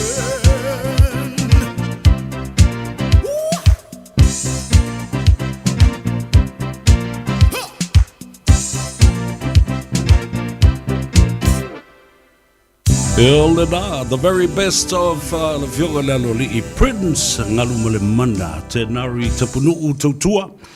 Ya, a o whafonga mai fo ile pa ia maulunga o le tātou tunu. Ia po whea fo yo e vai. Ia malunga le awala tele. Whatalo whatua le tātou porklame ia te oe whamemoelo manuia oe. O le ua iai le whatulangana. O le te ala titi o le tu lai wha. Ile aulu nei. Te ala u koe ngofoi. Whatalitali le fionga le titi whono. Ia whapena fo ile min star. O mata au putau.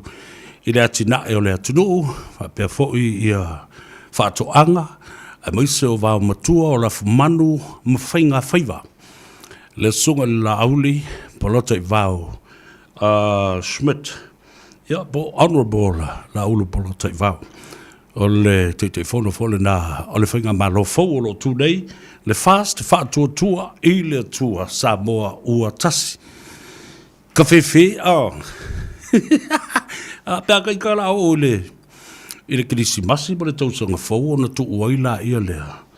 Ua tau wha manifi atu le ngase o malo upu whai o le tātou tunu.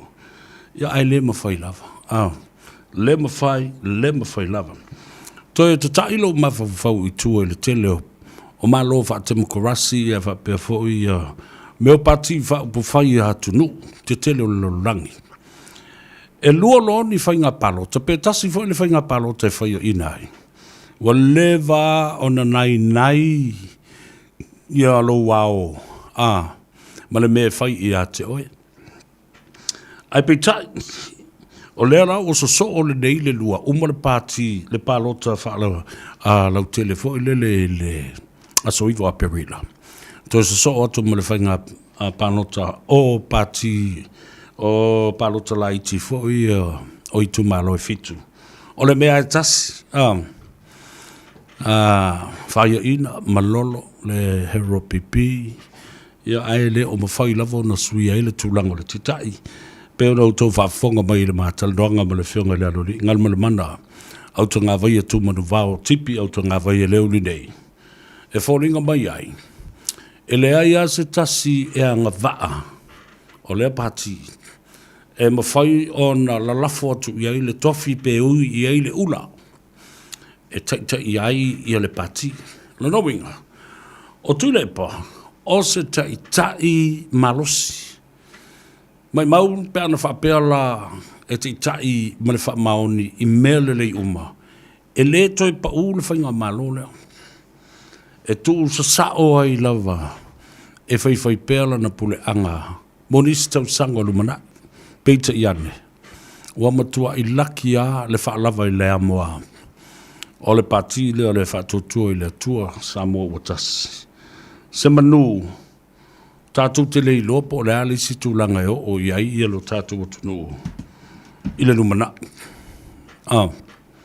ili ia te uia le na o lau le na mai tau to tasi tu to tasi ostanga te whaasa le lau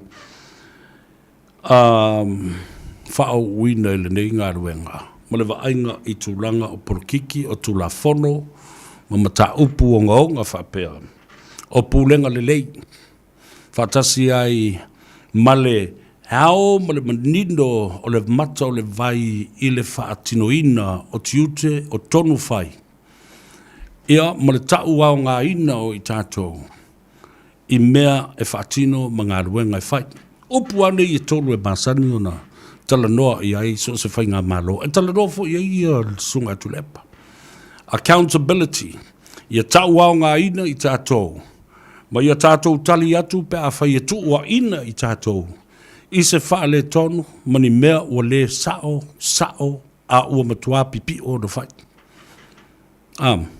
transparency ia manino whai unga uma matonu e whai au noa mani tūlanga whaala tua ia i loa masila fia pe o le manino o le pupula o le la ia ma le vaenga lona tolu good governance whaia oni tūla fono wha maoni pūlenga le lei e manui ai tangata uma ai le na o sinta mai vaenga o tangata na o tangata lau kengi ma lau vaenga o le pipi i mai a te oe e manui ai mea ia lea o matua manino i le sila ma le whaafonga le atunu i le whaatino ina o le tele o tula fono sai ai i lo lato tula i mai ma o le ala fo i la le na tope lau ai ma whaana nati le whaatino ina o tula fono ia na whai ai le a vea i tua. Whatoa ave na ua pisa sa mua ma pisa le asosia loia.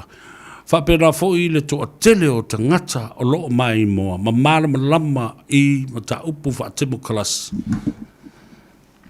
Le ai ma se mea na lai o na suia ia vaenga. If nothing is broken, why fix it? A le ai se mea ua tae ma malepe ma tala lau tasi le wala la mea na lai o na lote fua ma fai fua. O le so loia o le tula fono whanua masuafa afe iwa se lau valus ful ma le tasi e fitu tausanga o tapena. Whaato a whaatino i le afe iwa se lau valus ful ma le tasi. Ma le ono ma sina na tapena i le tula fono nei o pili e tolu. Lea o tula fono nei. Lea la o tula i mai ai i a le toa lea. Ma le pua oa ua matua le mautonu ai ma fau o tangata. Wa vai lua ina i le atunu, ma lepe ai a inga mo lātou talitununga. Tu inatu o le pule fai ei fai unga a isi tangata. Wa pei on tangata, wa sili atu o lātou tofinga, ma wa sili atu foi lo lātou malusi anga. Ona fai a lea ele tangata, i lana pule fai talia, ma se tau ne ai. Ai na ole wha mamanga ama vali ano sa moa e tō tele, o loo mai mua peini vali. Tu lou le wha whonga mai e lea tunu.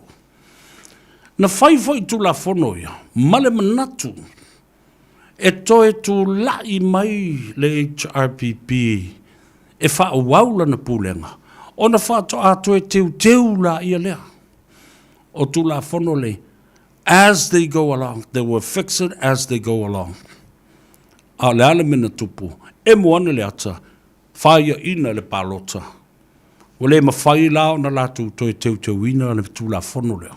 Na o le vivesi ai. A ua wha tope lau na toi whai o to finga nei.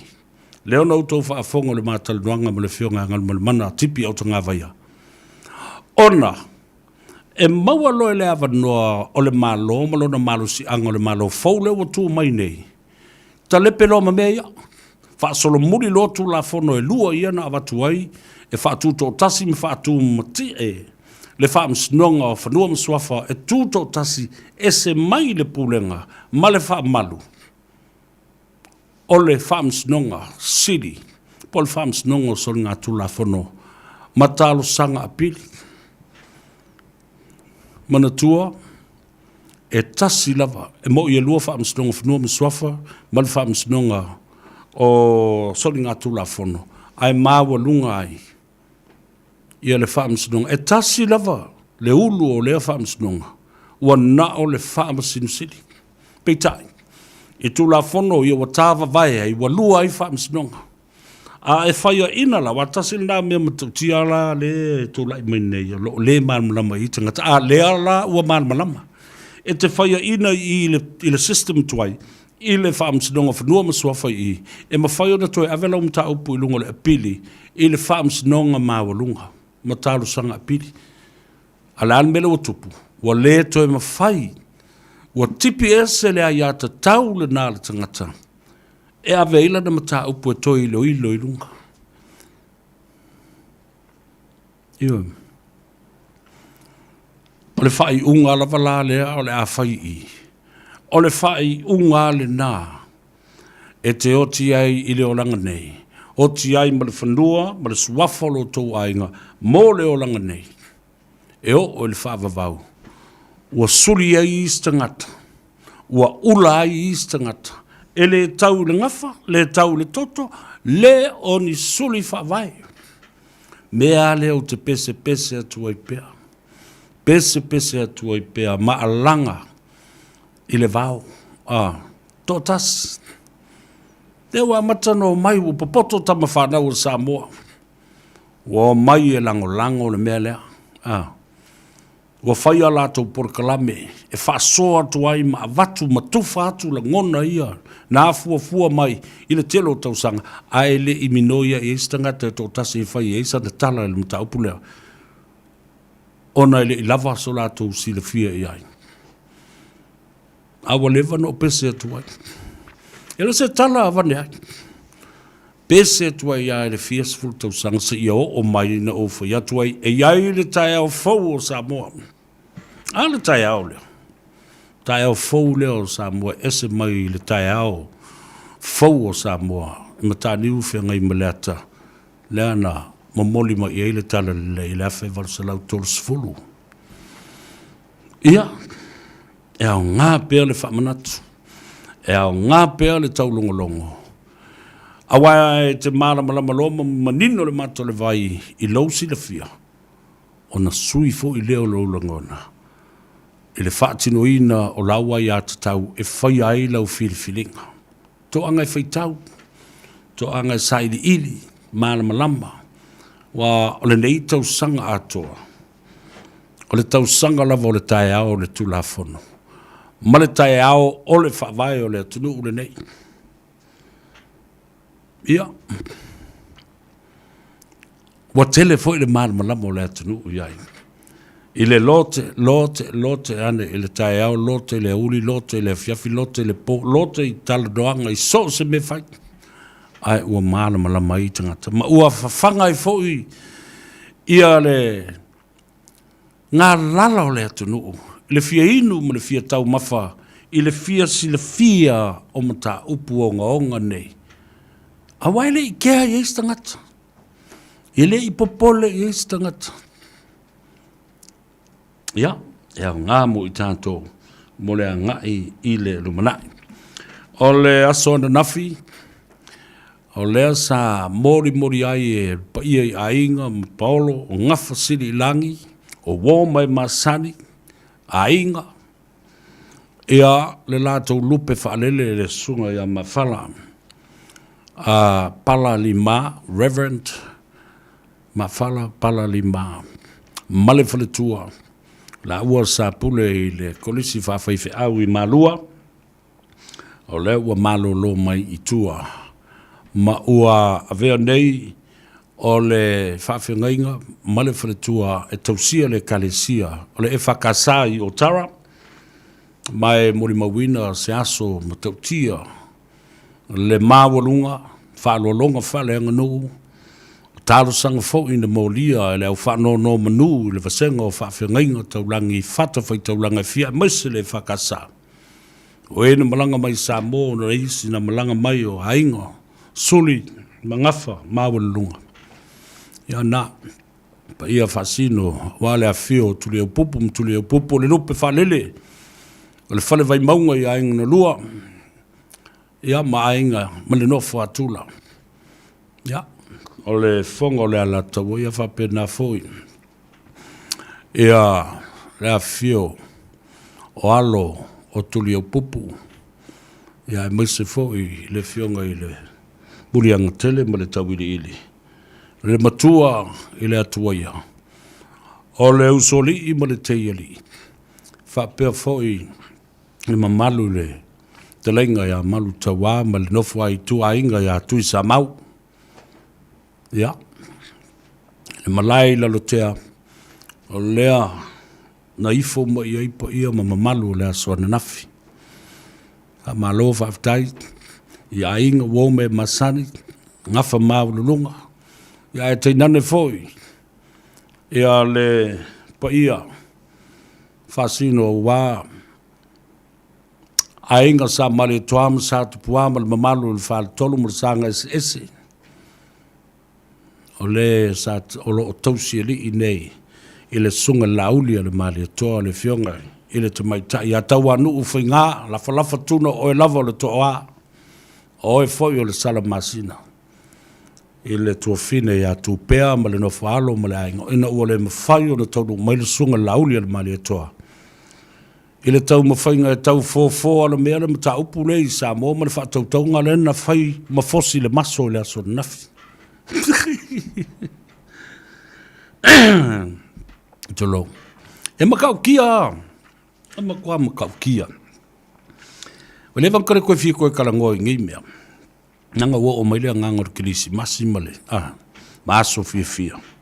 Ai te tau pea o na whaapula. Ia tātou malolo, manu malo, male mala malama le lei, ma taupu nei au le i o Krismasi ma le tau sang fau. Le ala ua tālia nei. Ia, po se teimi o le tau le wha, po le te alai titi o le tu lai wha. Ia, le ala ona sa ia i e whātali tali le tali noanga le nā, ma le fionga le rei minsta. Ia, a o whaafonga fo i le atunu.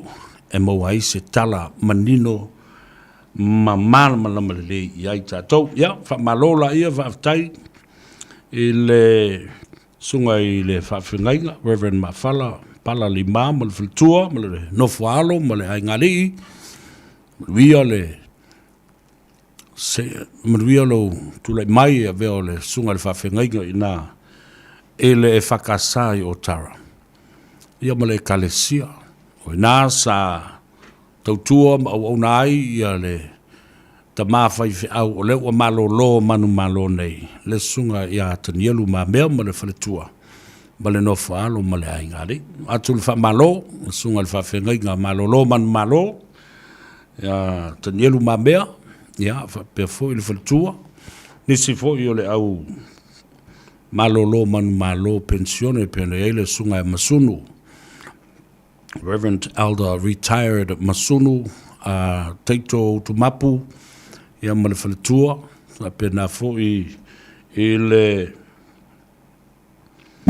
sunga ia Palala, ma le tina ia Elisabeta, ia ma le tō tele lava o tau, le uso ia oile sunga le whawhengainga ia mawhala koko, e fo ina sa ua le vāna, whamalolo, man malo, ia ma o malolo li taia pensione.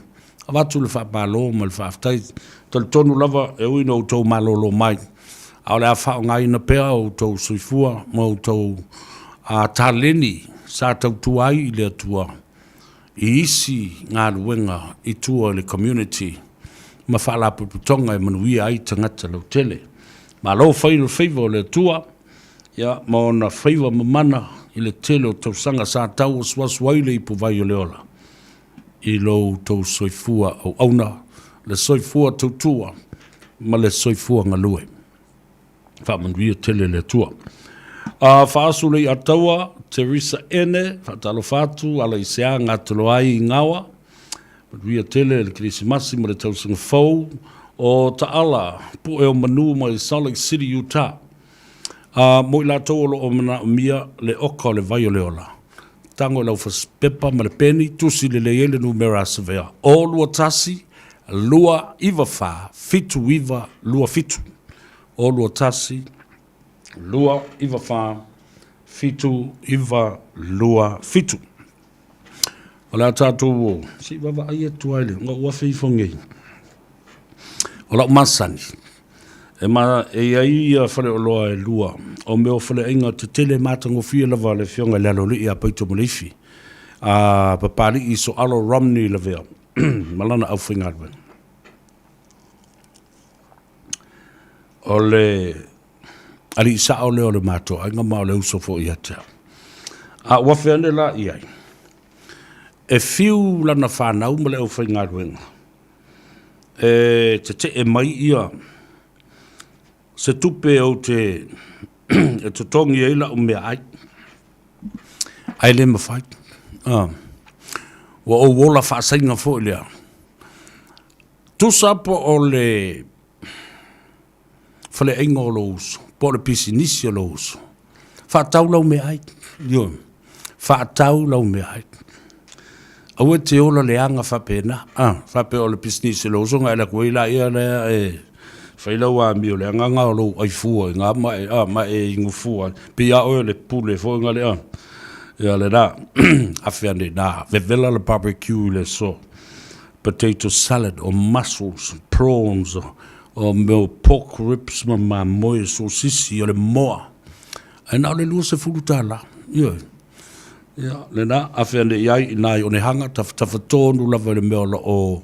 Iai le bus depot fole ka ke laku e ko koluka i ko wha i ave pasi lai lau ke vaua mai se ulu o le pua se kila o le mangu le maali e ia le nāmea ia a whewho nā le numera ono Upper Municipal Place o ne hanga taftafo le library ma le bus depot whafsanga i mai lisi tu ma le food town ia a lusu ka la kele le me ai na ia lalala na o la utala na i le kai o ai fua i nai le whale o leusu.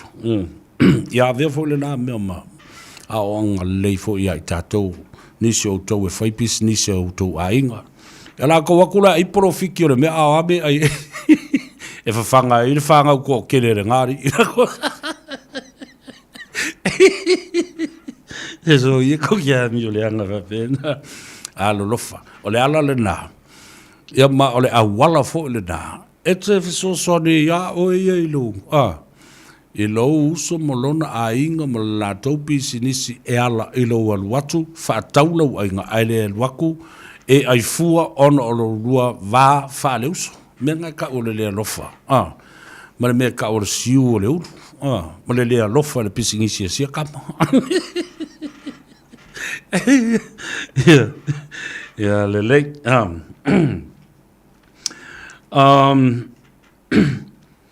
O te matua i o wafo le mea lai tūla i mai Samoa.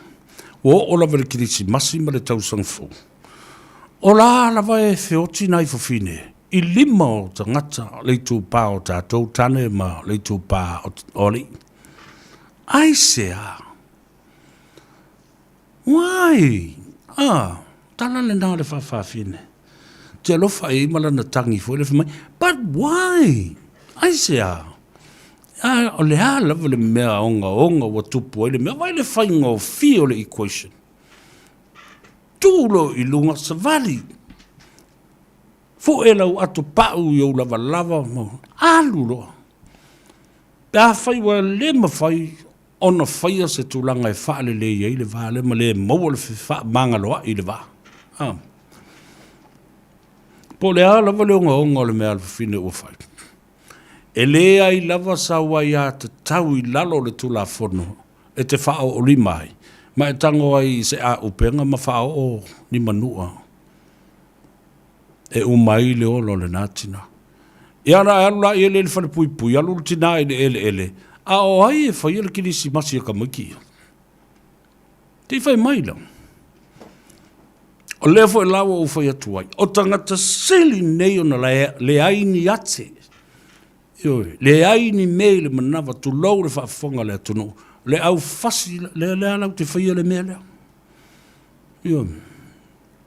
Tala sao le tala le nā wa watu. Whalongo longo le lei mai e ia. Ai kalfinga le sua sakanga le wale kwa pingi ma.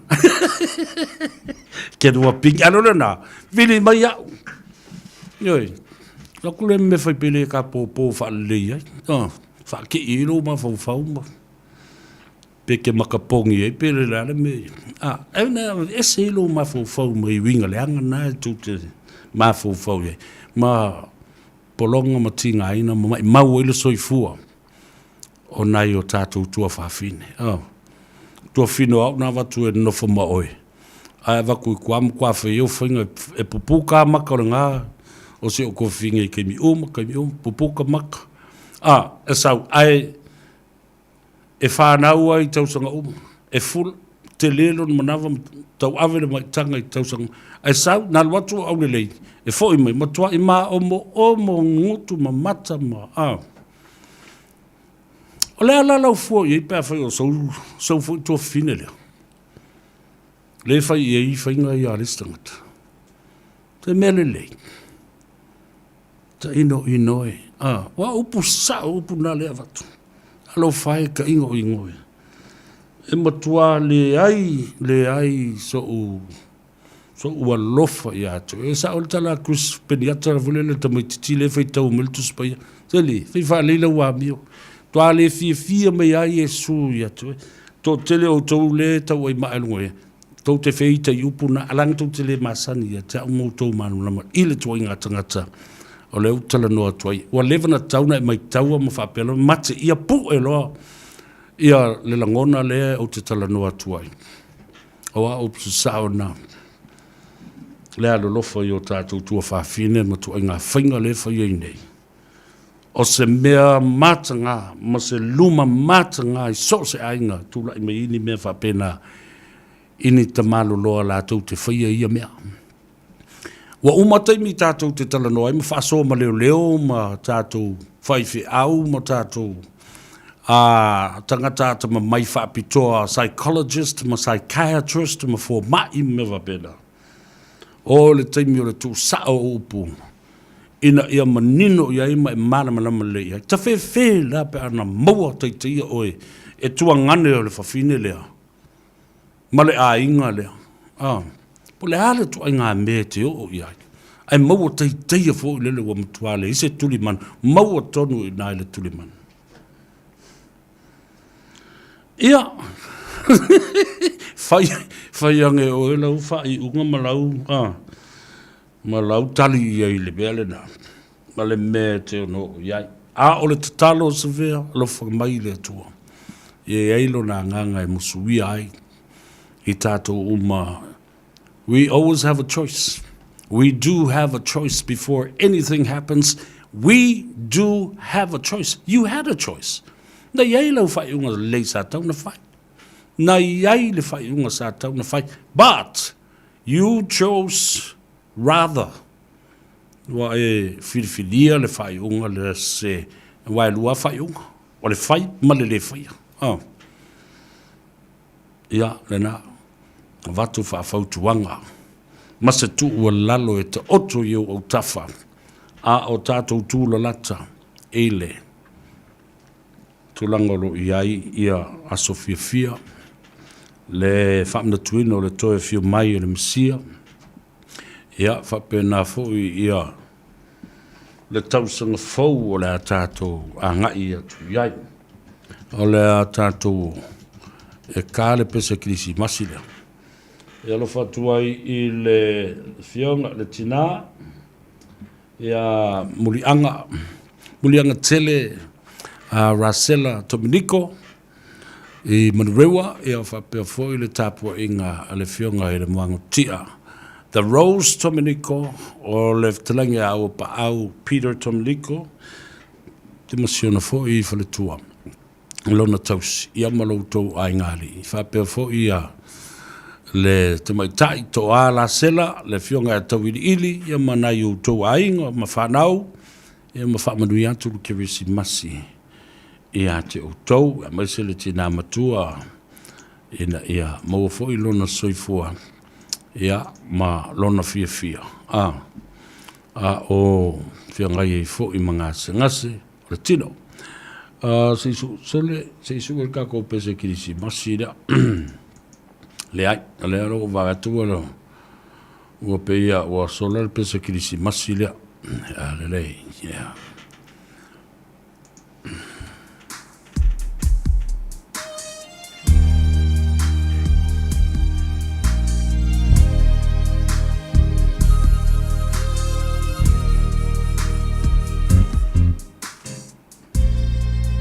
Sevilla and friends, a Christmas day.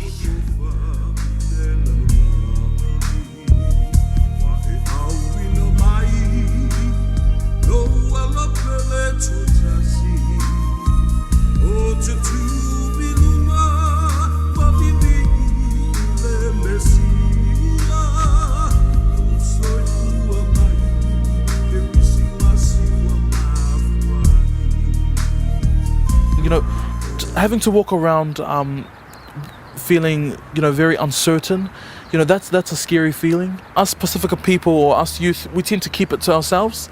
But, you know, it's important that we reach out to our family and our community. You know, we're all going through this together. No one should ever go through this alone. If you'd like to talk to someone about getting vaccinated, you can call the COVID-19 vaccination healthline on 0800 28 29 26 or visit covid19.govt.nz. A whai o sa moe mitinga o le whaatau atu alau whali. Aua e te popole. Ai whafsota i loa Xavier Tofilau. O le alo Samoa ua lava le tumai ma le poto masani I lea tautua. Aua loa e te nofuai. Wala au pe text Xavier I le olua lua, ono tolu tasi, lima fitu tasi fitu. Olua lua, ono tolu tasi, lima fitu tasi fitu.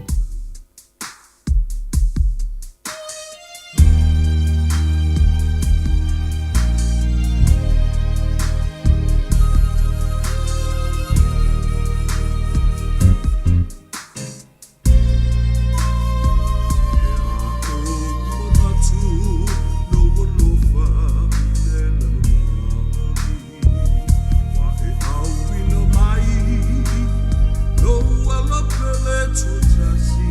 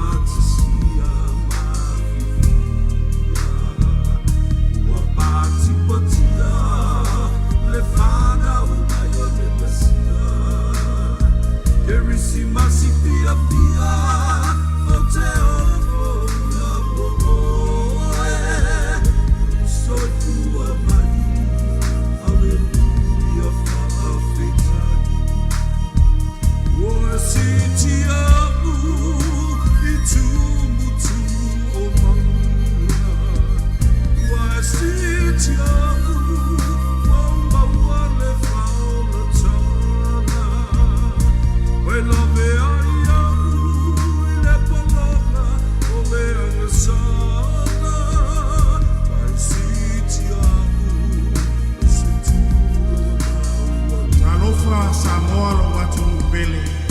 Tau tau pa ia mawhaingata. Aole nei li pine, moli atuai mo ngā alofa. O le fionga, ia sapea pe se tāta ma le langi. Le urua ia li i au Hamilton la vea. E whaamanuia atuai le ke wisi masi, ma le tausanga fōu. E au auna pa ia le atua, i soo se fata whai tauranga. E fionga i le au malu o le malo, ma le masiofo. E fionga i le li pāle mia ma le whaletua. E pa ia mawaluma le kāpeneta ma le pāle mene o Samoa. O ainga, o wau mea mai. Le sunga i le sao malua. Toato si mali atoa, ma sa mali atoa. E tapo inga, anai o mato matua pereina. Tanga loa matua, o talo na pea se loa li sona. Ma le ulua ia li i whapani. Uso matua whawhine. Ia manu ia tele le kerisi masi ma le tausanga fō. Soifua, rauto au auna. Se Yuli, Hawaii, Albert, Navea.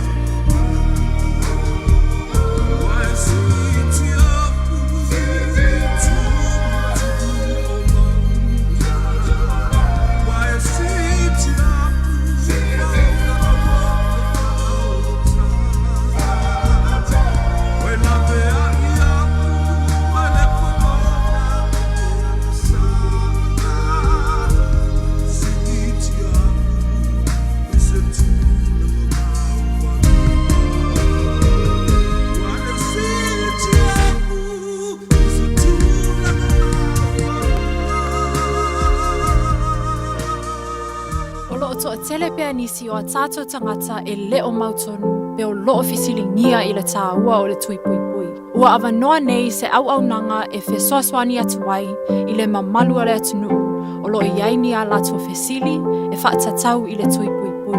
O le nei au nanga o loo whaatinoina e tangata whaapitoa ua o ina i mata upu tau i lau soifua malolo ina ma mata upu e paatino i le koviti. E le ai se totongi, ma o mataupu uma e talanoa ina e wha lilo lilo.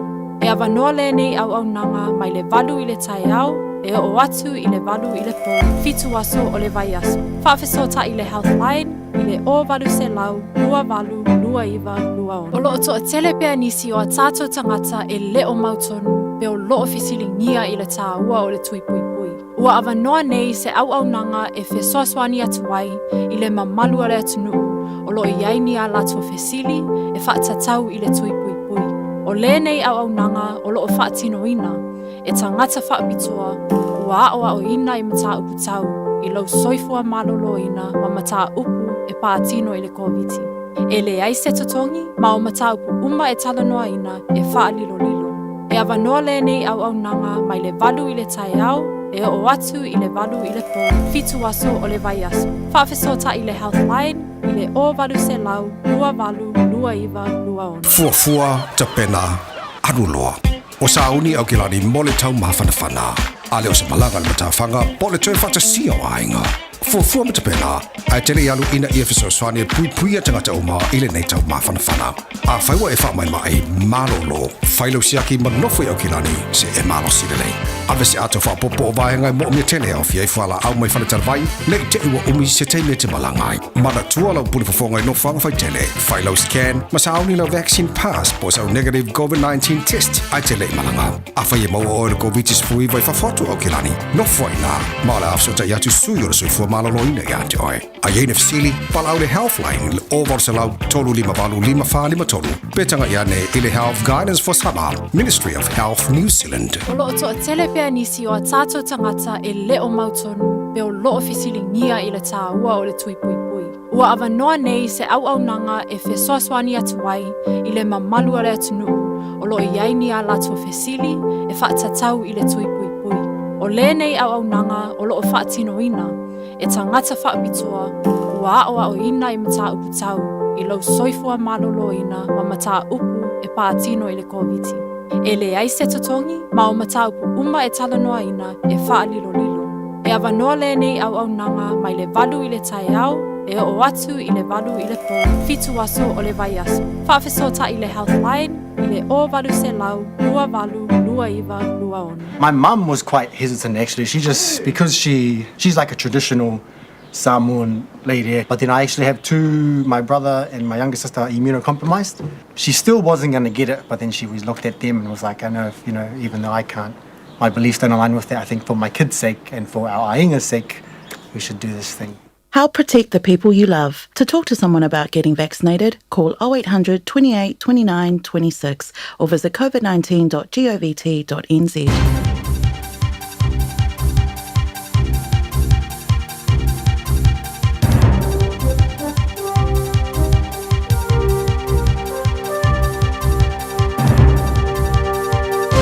In this update, there are 39 new community cases of COVID-19 in New Zealand today. There are 10 at the border. Meanwhile, dairy farmers think they could face COVID-19 requirements when milk is picked up in the future. Fonterra is consulting its employees about whether to introduce a vaccine mandate for all staff around the country. Federated Farmers Dairy Chair Wayne Langford says dairy farmers aren't classed as employees, so they are not yet included. It does have to be looked at as to what's going to come further on down the track in terms of our supply conditions and whether or not the milk will be picked up and that sort of thing as well. So it's certainly a big conversation to be had. Wayne Langford doesn't think dairy farmers will have to be vaccinated, but things could change on farms as COVID-19 evolves. He says most have been jabbed, but some have big concerns. A fourth person has tested positive for COVID-19 in Tasmania 4 days into the island's reopening. The latest case is a teenager who flew to Launceston from New South Wales on Thursday. Close contacts on board the man's flight and people who checked into the venues he visited around the same time have been contacted by Tasmanian Public Health Services. 2 other confirmed cases are linked to an early Wednesday morning Qantas flight from Sydney, one of the first aircraft to land after the border reopened. Another person who was confirmed positive yesterday flew from Melbourne on Wednesday afternoon. Tasmania had no active cases when the state reopened. The new Bishop of Auckland says he's sad to leave Hamilton but is looking forward to his new role. Stephen Lowe will take the reins from Bishop Pat Dunn, who's retiring because of poor eyesight. Bishop Lowe is from Hokitika and has been the Bishop of Hamilton for the last 7 years. He says he's a country boy at heart and Hamilton's a rural diocese. So now coming to our largest city, it's exciting, lots of challenges, but also lots of new experiences that I'm looking forward to. The Diocese of Auckland has almost 40% of New Zealand's 471,000 Catholics and includes Coromandel and everything north of the Bombay Hills. That's news. In sport, England all-rounder Ben Stokes insists his side can find a way out of its hole after 2 days of the second Ashes cricket test in Adelaide. The tourists resume on 17 for 2 in reply to Australia's 473 for 9 declared. Stokes says they have to believe they can turn things around. If we don't believe, we're beaten already. Play resumes at the earlier time of 4:41 this afternoon. The Brooklyn Nets are welcoming back 7-time NBA All-Star Kyrie Irving for games and practices in which he is eligible after he missed the first 2 months of the season after refusing the COVID-19 vaccine. Irving was ruled ineligible to play at home due to a New York City mandate requiring proof of vaccine to enter large indoor spaces. General Manager Sean Mark says the players support bringing Irving back into the environment, citing a need to balance the physical demand on the roster. That's sport. I'm Bruce Russell. Nalova Samoa, waulene yo kasfutialu, awal suya ngila wale kio. Eva mai ina se fudu lima iva kolu. Amo, Radio Samoa, Vivela a.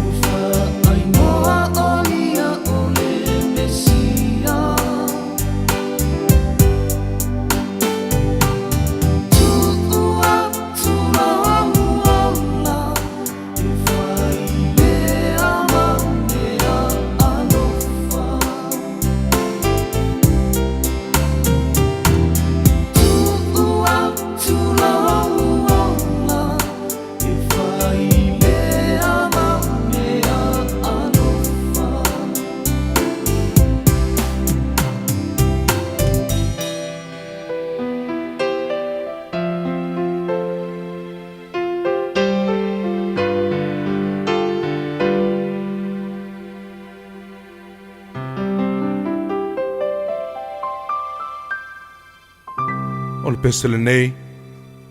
Mo I lato uma lo whawhiangai ma mea onga. Mai a onga la iti. I whasolo mai a onga tūlanga lua uma le atunu. Whasolo mai kolisi ma walulunga le malo le ngatai leo a onga le lotu. A onga matata esi ese. Se ia pa ia universite. O te lui oe. A onga o Samoana. Olo o mitanga. Lene ya tuvasa e pelele anganga. Teine matama. Se ai mo ai nga malalafanga. Felanua I maito ninga ese. O se va ainga fa a fia loto. Walangi nai o lene ese. Moe olo o sue I le poto. Usoe o le fa vai. Matau mawhai. Na lue I le mea e ngatai. Matau mawhai. Te talo I le anganga I a fesoso ani mai. Ungi le taimi ne I tuai. A onga o Samoana. Olo mitanga. Lene ya tuvasa e pelele anganga.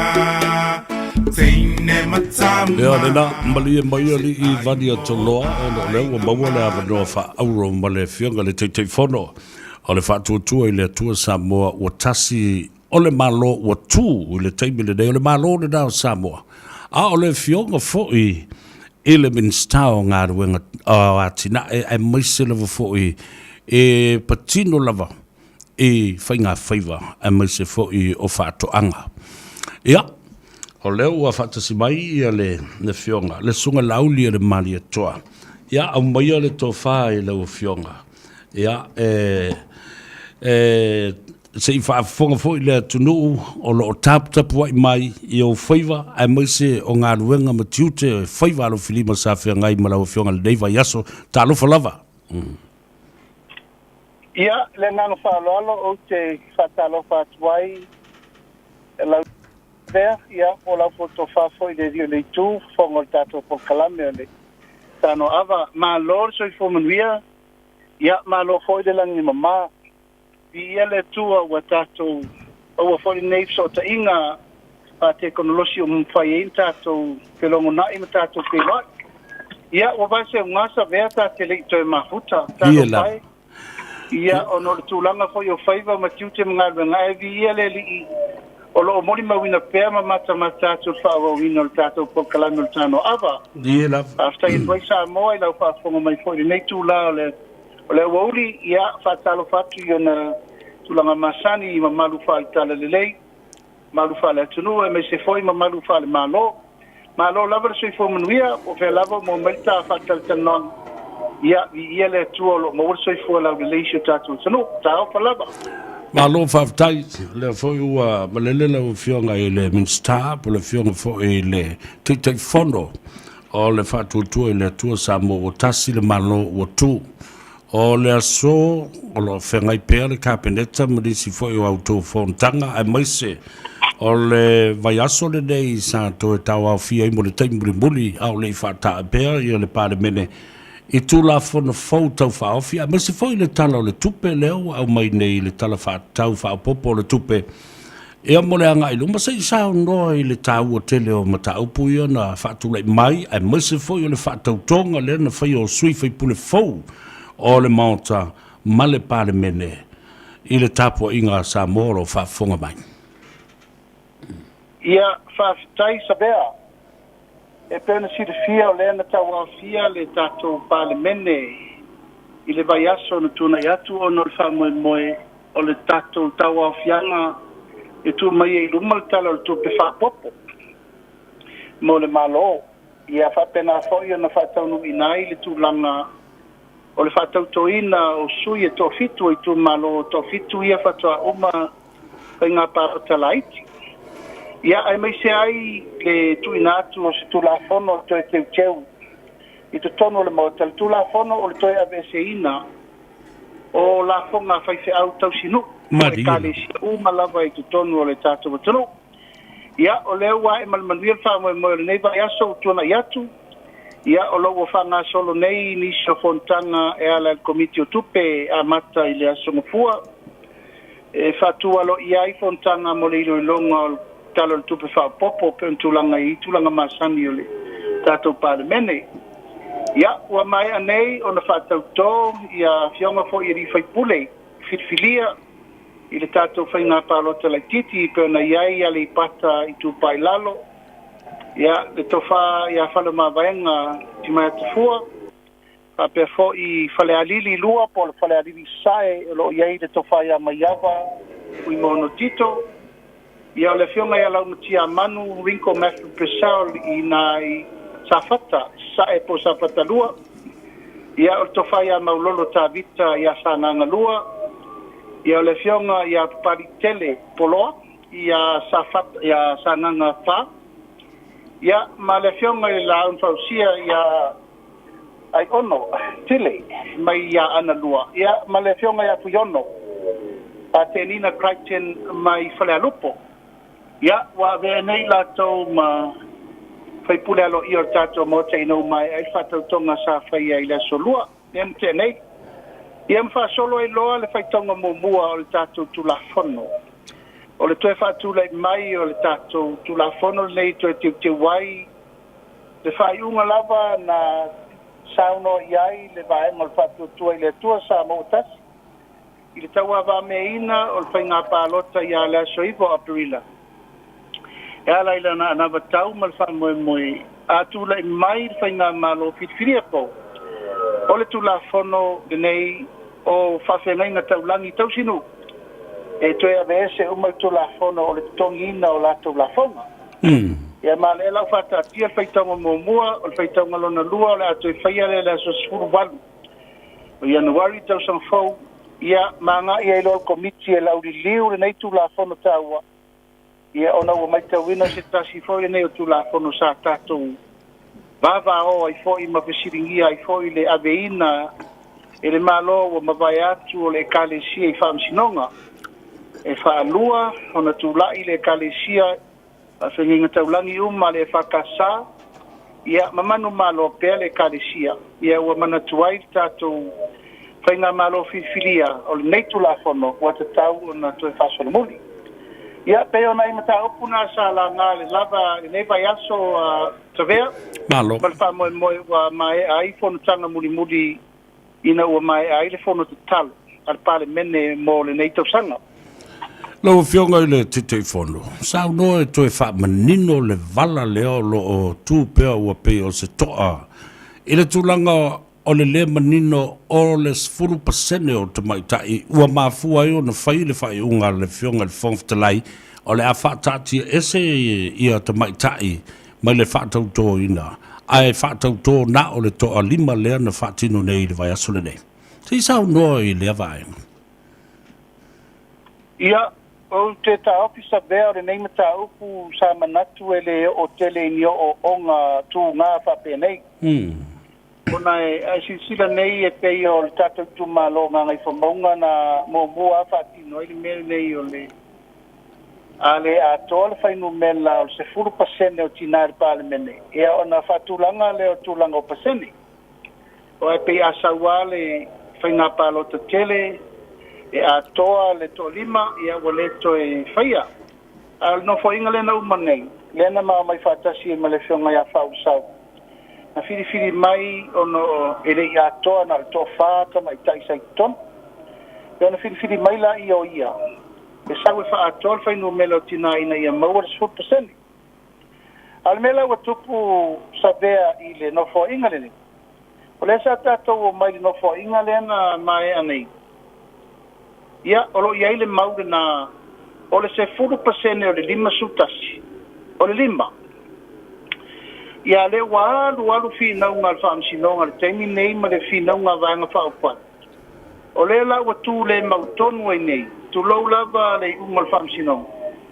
O le uwhape mai, o le se 10% o le 5 sutasi. O le ono. Ia, sabea, I le tūlanga wha mea whimatika, I le tūlanga te tauna i eimale o ino tātou unga mai talu tātou lai.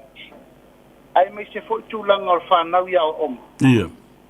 A wha tūlanga sao le se 4% o le 5 sūtasi. Ia e 5 decimal tasi, I tasi e desimale. Ia. Decimal point 5.1. Ia ona tu mai lo la ia ele round upinga. Ele o le 5 e mafuaina toso I le ono. O lono winga toso mai ai 5. Peita. O whinaunga nei na whetu una I le whamsinonga. Watangi ai o sao noa le whamsinonga. O le se 4% o le 5 sutasi. E ono. Ma o inala le tu la ia nei le toa. Tu lou lava le unga wa mai o na whai e whamsinonga. Marira. A le mautau avel temini nei. A whaila le o whinau mai le laitu o le vai le HRPP. O le se 4% o le 5 sutasi o le ono. O na saura o le whesiri tua. A whaila le se 4% o le ono se 4 o le a. O le ono la. O le ono vingo se... Ia. Ia. A le la toso atu le 5 sutasi a ngai le ono se 4. O mea mai o io ma mea vai lua. Ia o tūlanga la. O lo ia I le whesiri ngia. I le taimiri nei. A wa le wa sau nei le whaiunga le whamsinonga. O lona winga. Ua ono tamaitai. Ai le 5. I le se 4% nei. Le 5 sutasi. Ia, o le lau taatia nei le wha moe ua mena lea na whesiri ai nei. O le unga le whamsinonga. Se ilonga lava e maea te ulumanga o whainga pitpidinga o to toi o pārota laiti. O na whato ama whaile, o na whaile calculation. O na mawhaile, o na whato a whaile calculation a ngai. Iti nā I e whiriwhiri po ai e manu mai percent. Peitai wa whata tope o na whai e lesa a vea. Ma komsina whainga palota, wa whiri ai tamaitai. Ai lei uma pe whesiringia. Pe whaini whaamsinonga pe le ai. Ia. O le lai mai tau atu nei. O lo iai tangi e lu iai la le calculation la. Marira. O lo iai le tangi e le fiona ia to matanora. O lo whesiringi e lava le whaasaoina. O le calculation. Pe whaafewhea o na piki tamaitai e to o lua le o umana whiri al komsina o whainga palota. Po le afo le mea o whiri ai. Ai le io I le taimi e whiri ai. Se longa e maea umani whaamasinonga o lo a ngai mai. O le taimina nei le whesiringia. Ina o maea le whainga palota tele. Sa whai le calculation a le Electoral Commission. Po le sunga le ripura o whainga palota. E tā uai, o pasene a tō matanora, e tōlu sifuruono. Ia. O lo whaamawina mauro, iai whaamawmaunga tūlanga le nā. Ai o mai nei ina ua whili sui ia, ina ua maea, le whainga pālota lai titi. O sau le whiringa, o lesi calculation fo ua whai I le pasene a tō matanora. Ia. Wana le tōlu surima desi ma le whātasi. Wa le lo la po feme wa me ianga iai le tolu suono le sa ta o momua. Ia. A le la o piki mai ai ia le fionga foi ari ma le manu. E fase fu. Ia e piki atu ai ma le suile mai fangase le mai tua ia le pata tu paila. E tolu lima tesi ma le ipa. Tolu lima tesi ma le ipa tasi.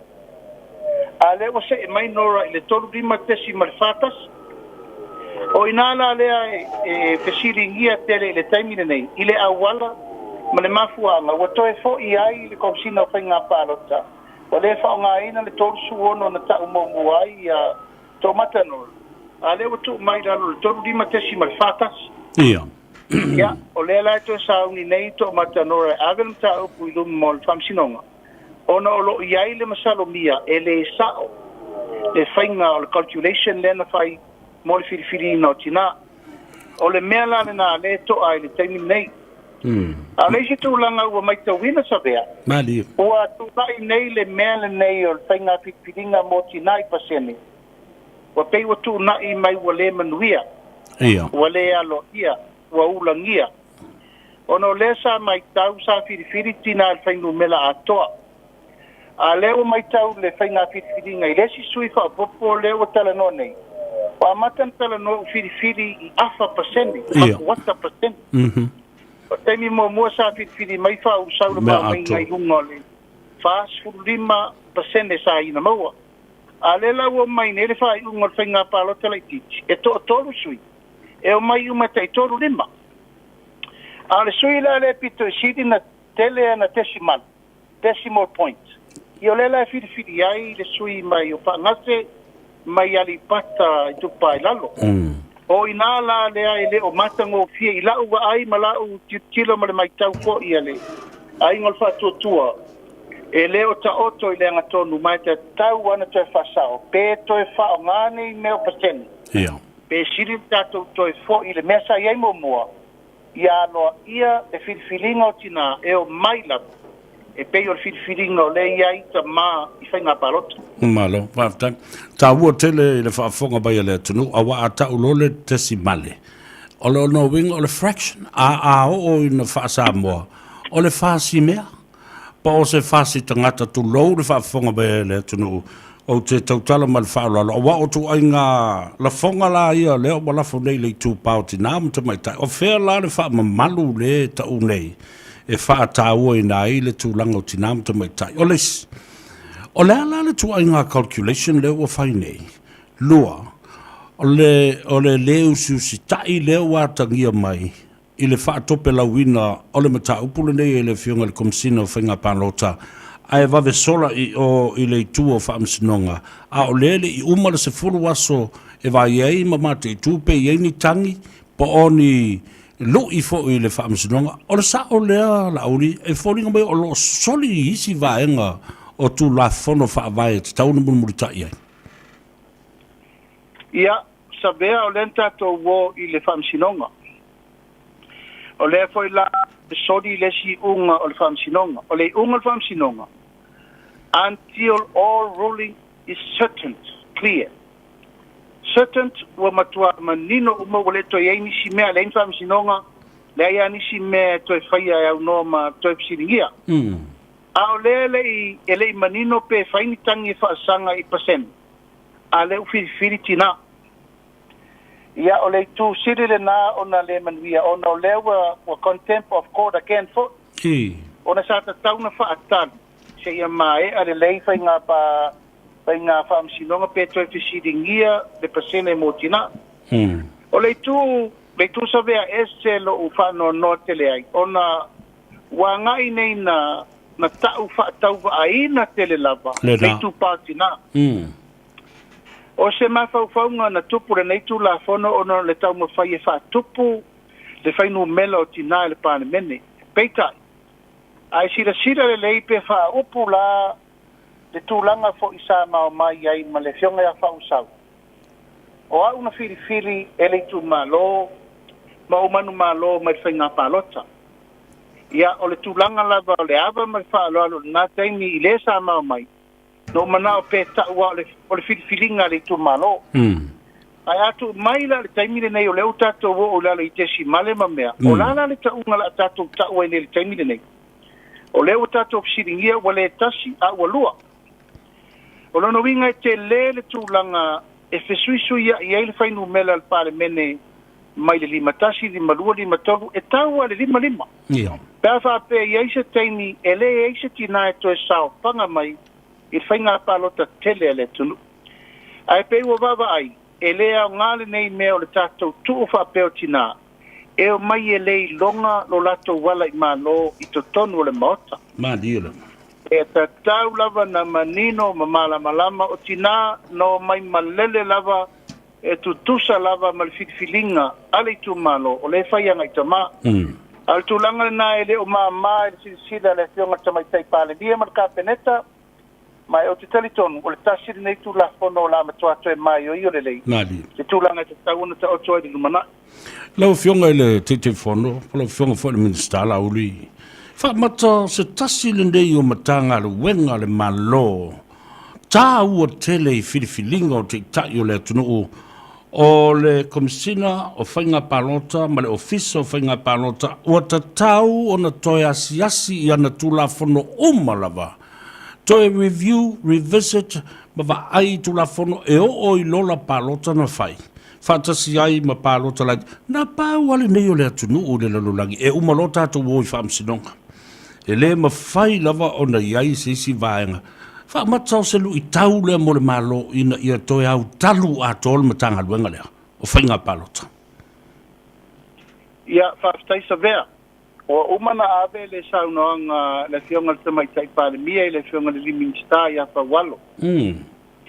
Wa sila mai ele i whaingo fie le mea na tu wailkom sina o whainga palota. Tu lau fo i le fionga whaimano. Ai le tele i olu i tau o mea na tutupu ma mea lewa tupu ele vevesi whapenei. O le tūlanga o le wheme i me iai ma le se 4% ale neina toe tau mai muli wa mafu ai na toe vevesi whamsinonga ma tūlai mai lo wa le 5 se 4% ai ono. Ia, o tūlanga o lola na ete si le fia o le tūma lofa le alupo na tau mawhai e ave ese le lua se lau, le tolu se lau tangata ese le ito tonu o le lola. Ia, e whapena fo i ana lua i fasto. Ia. E 5 se lau, le ono se lau tangata e leo ni tangata fasto o le tonu o le lola. O le te lele na o le lui tau le iai le fionga le vi minista o na e te tau o na toe teu le lei au lape o le tulafono le nei. Mali. E le matango fie le nei meo le umo le palota a tatou toe fight whamsinonga. O le ale mafuanga o whenga ta ile vafa a whenga iai o le mele o le pato sina ia malautau tua masani e mawhaina whai. E le te tau o na whape tau o le ale meo leo. O le afa whena e o e vailo nuu malitu malo. E le whapea e whailau tau tua i teimi uma ala latero le whainga palota an tau lolo le campaign. Mantoa foi ia mena i nā sabea e tau o campaign funding. Yeah. Campaign period. Ma me whaatanga i o e mawhai o na e whaalua le tōtsu wafe e te lela vea i se tūlakono e tau o mea na e whaatino e lau tau tua i to tono li tu malo.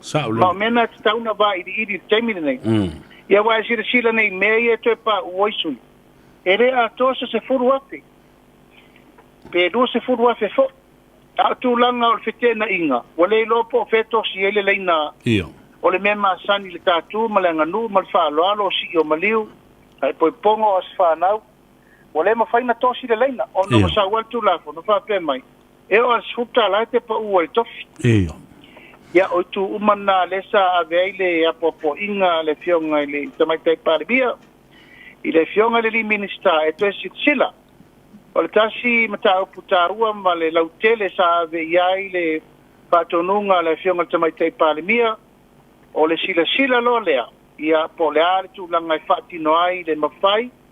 O na palota mai o tātou a inga, ia matamari uma, ma Samoa atoa, o lo lalam papa o ia tunu mao. I tātou le tātou tunu ma whainga palota. Mali. Ia o tūlanga laulau te tele na, ma o swinga na, o te tāofi ele o te mamao, ia e whatula i loa se komisi, alo ia ale tanga luenga.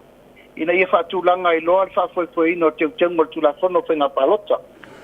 Lau fionga te whono wa lesa ia i lumba o le lau a whamsinonga. Ia le talo sanga ale komisino whainga palota iloina ma faa manino mai le 10%. Ai nei loa e le ma whaila na whai unga i sui e to lua o te mai tai wo le HRPP to e wha pa whalalo i tua ma mulu ia le talo sanga lea e whauringa mai e i a te au. O se tonga fiti po o se mea o laili lifa ma whai tu au le langona o le afionga le komisina o whainga palota. Te leilo iei au lao sau mai moa ma sau sila i toa inga ngai o inga whapea. Ia e le te whai atu se upu sabea ua maitawina e sa moa le mea le tupo i nele bebesi. O le fesuisu ia i o ngai ngoinga o le sa vem komisina. Alolo mai le whainga whitwhilinga o le palota lai titi les whalei. A toi whau whale ral tār sanga le te sauno mai eisa vea. O saulo e le ono. A le a whawhitu sui te mai ta. O le mena lena momoli. Wa mana o e toi whau popo le sui te mai ta. Ona ua wha maa bai.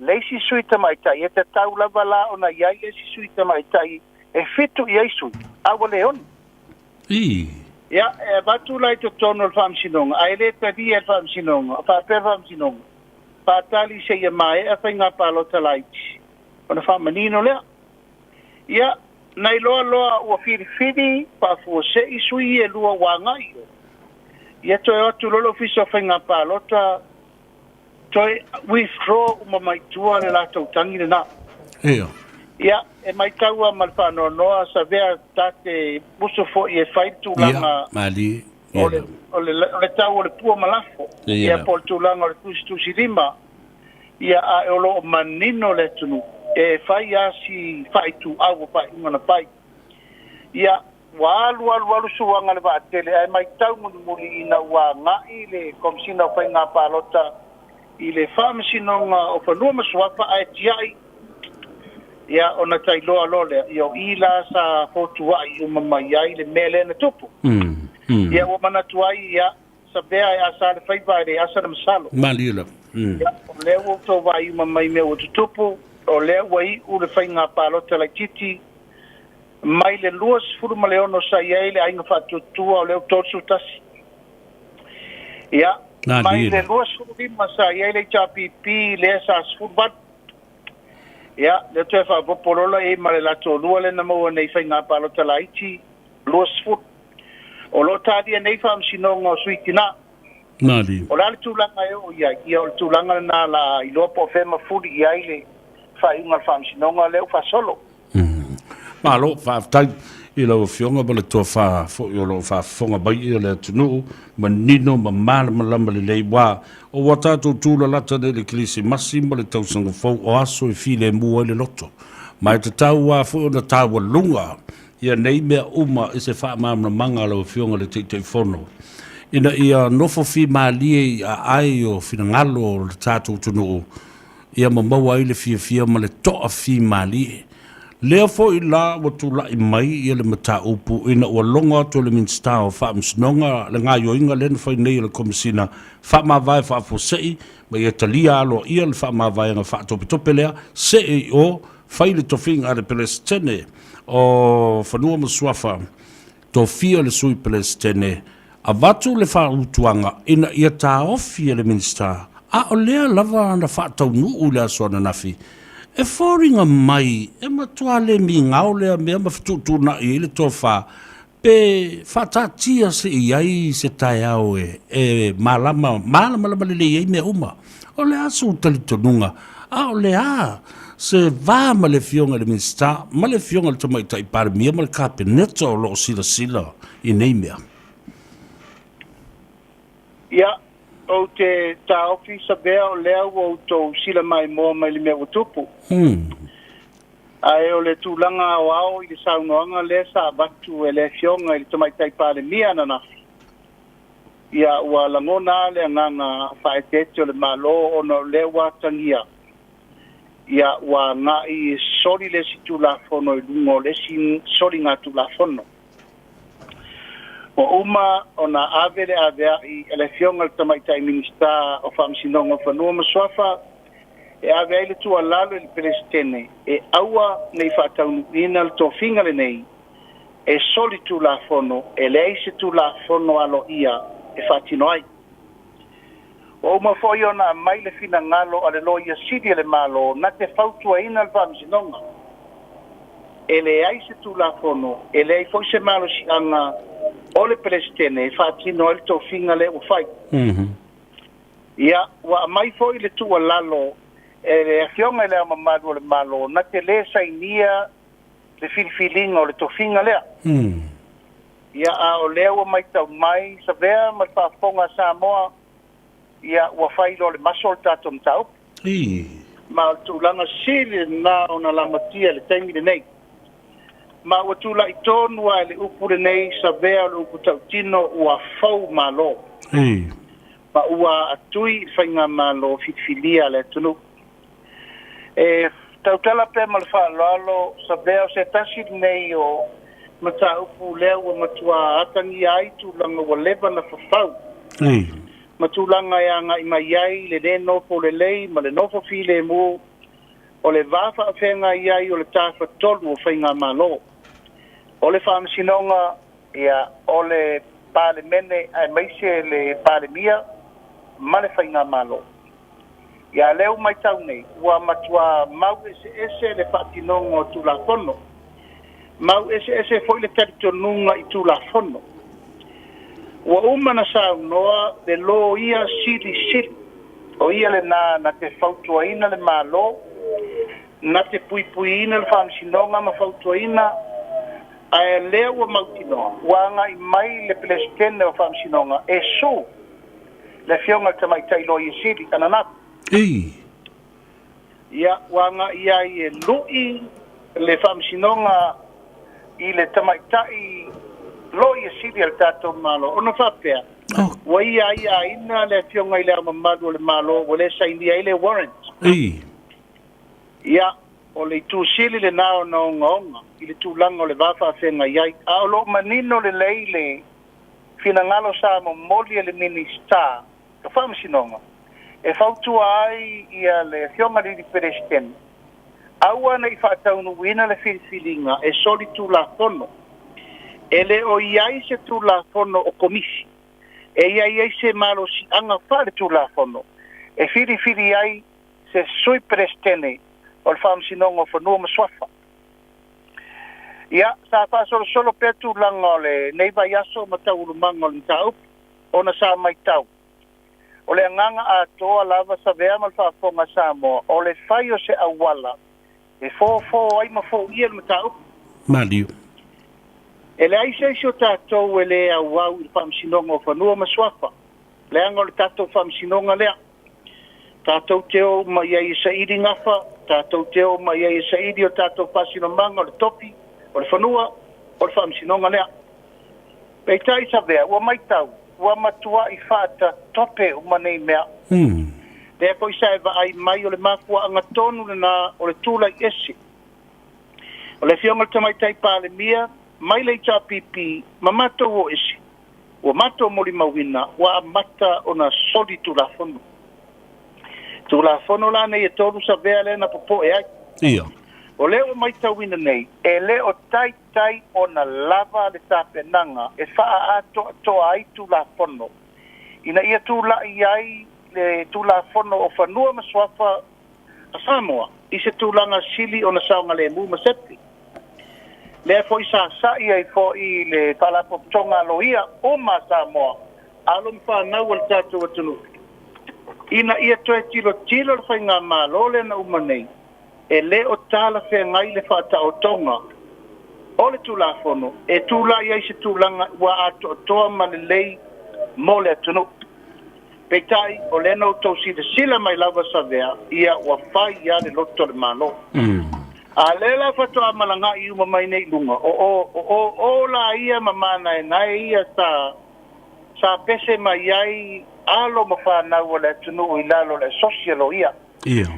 O le fo isa pese ai le fionga sa whapito e le tala whengai le mele nei o le tato o wha le tu lako noa. Ia. Ia, le la o tau sisira mai.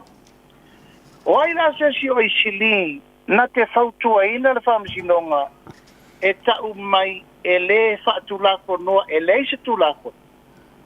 O leo sa noa le fionga ia sua e tau i le perestene e le se tu lako no a leo o tau sisira mai ua fai lava whatauto.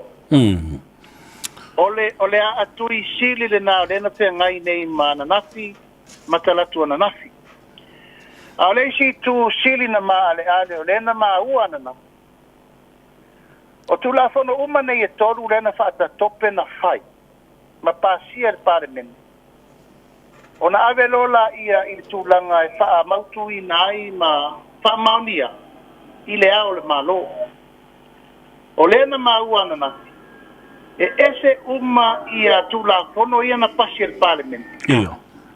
Ese tula fono ia o saini le al malo. With different version. E ese tula fono na pasi el parliament, ma fa winga ino tula fono.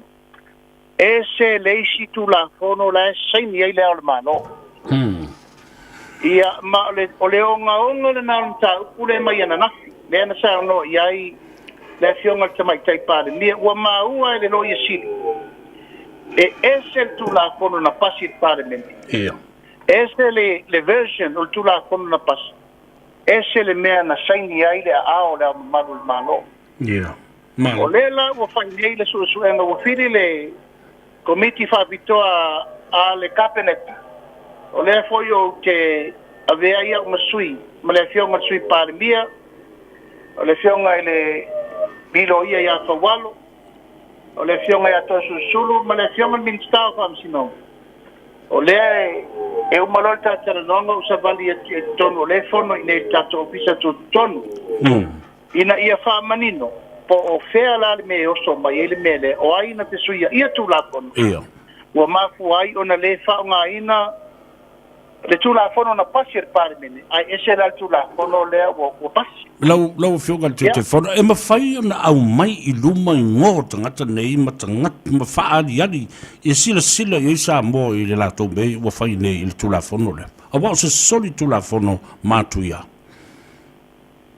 sa bea ele ma men nei o le fraud mai matua te le asianga o men nei ia o le fata matal susu enga po o fea po o ai na pesuia ia version nei o tula fono ia o ai na pesuia ia e ese le mau le wa mai nei o mena pasi pare mene ese le mela na saini ai le au mamadu le mano ia o le ua whanga solo nei le aso le nei le fata amato fono nei le so o le fa awau le fono I tono lo pisa male taritonunga e le te taula na tatou toa I o I la sabea le tupo I le vevesi o tula fono uma nei o le fai atu nei le isi tula fono alo no winga e celebration le sa fai ma o le fa meila to le I tula fono a le me siri ma le taua ia sei manino le matalawai ia mai ei tangata e tula I tadi nei ma lo whaftai ono o tātaimi ma lo tūtuangia lo I nei o lea la ua a manino mai ua whaatino fosi le maso le whai o le whaatautonga lea na whai lea so le nafi sao nolo ma le fionga I le tamai tai pale mia au te matua I o wafo la uli I le toa ma le toa sili sao atu la utustala o le ala le mele utula mai tali le fionga le tamai tai pale mia e le aloa ia mai le talia ina le malo e uia na wala tu fatino mai folinga me se mea le minga o tele a o le toa o le fionga le pale mia lau fionga le tete fono ia sabea o na lava e te silsila mai le tūlanga o loo whaafoe ai e le fionga le tamai tai pale mia matau e le whaingo fie si ana ngā luenga ma lila ma o taimi luluti o te leiloa pena iai sesi whainga malo wa te atu sa whengai malu I tau umanei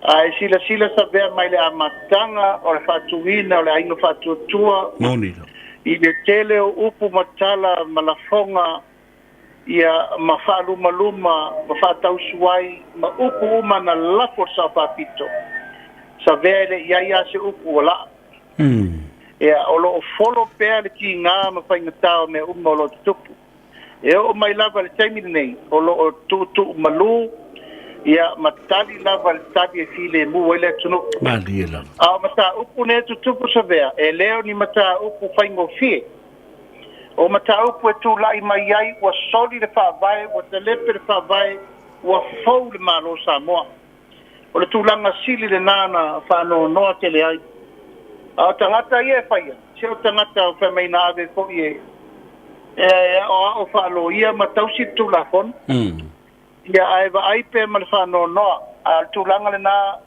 I le saunoanga ma le finangalo le fionga le tamaitai pārimia e le alo ia e le whatulako noa ma e le te tau na whangaina malo ia le whawhataitele lau fionga e tasia se vaenga lea ne I te ule maua se awanoa tā te whaasoa ai ia o le lau mātango fia le nei o mai o sau malo ia ma sau fala I au fo I le tulanga o le se mai o le tofi fo le kalesia e whakasai o taro I la so nafi e na ua mori mai e le pa I ainga ma malu I paolo e fia sili langi o le sunga le whawhengainga I a Reverend Talima Ia, ma le whaletua I o tara.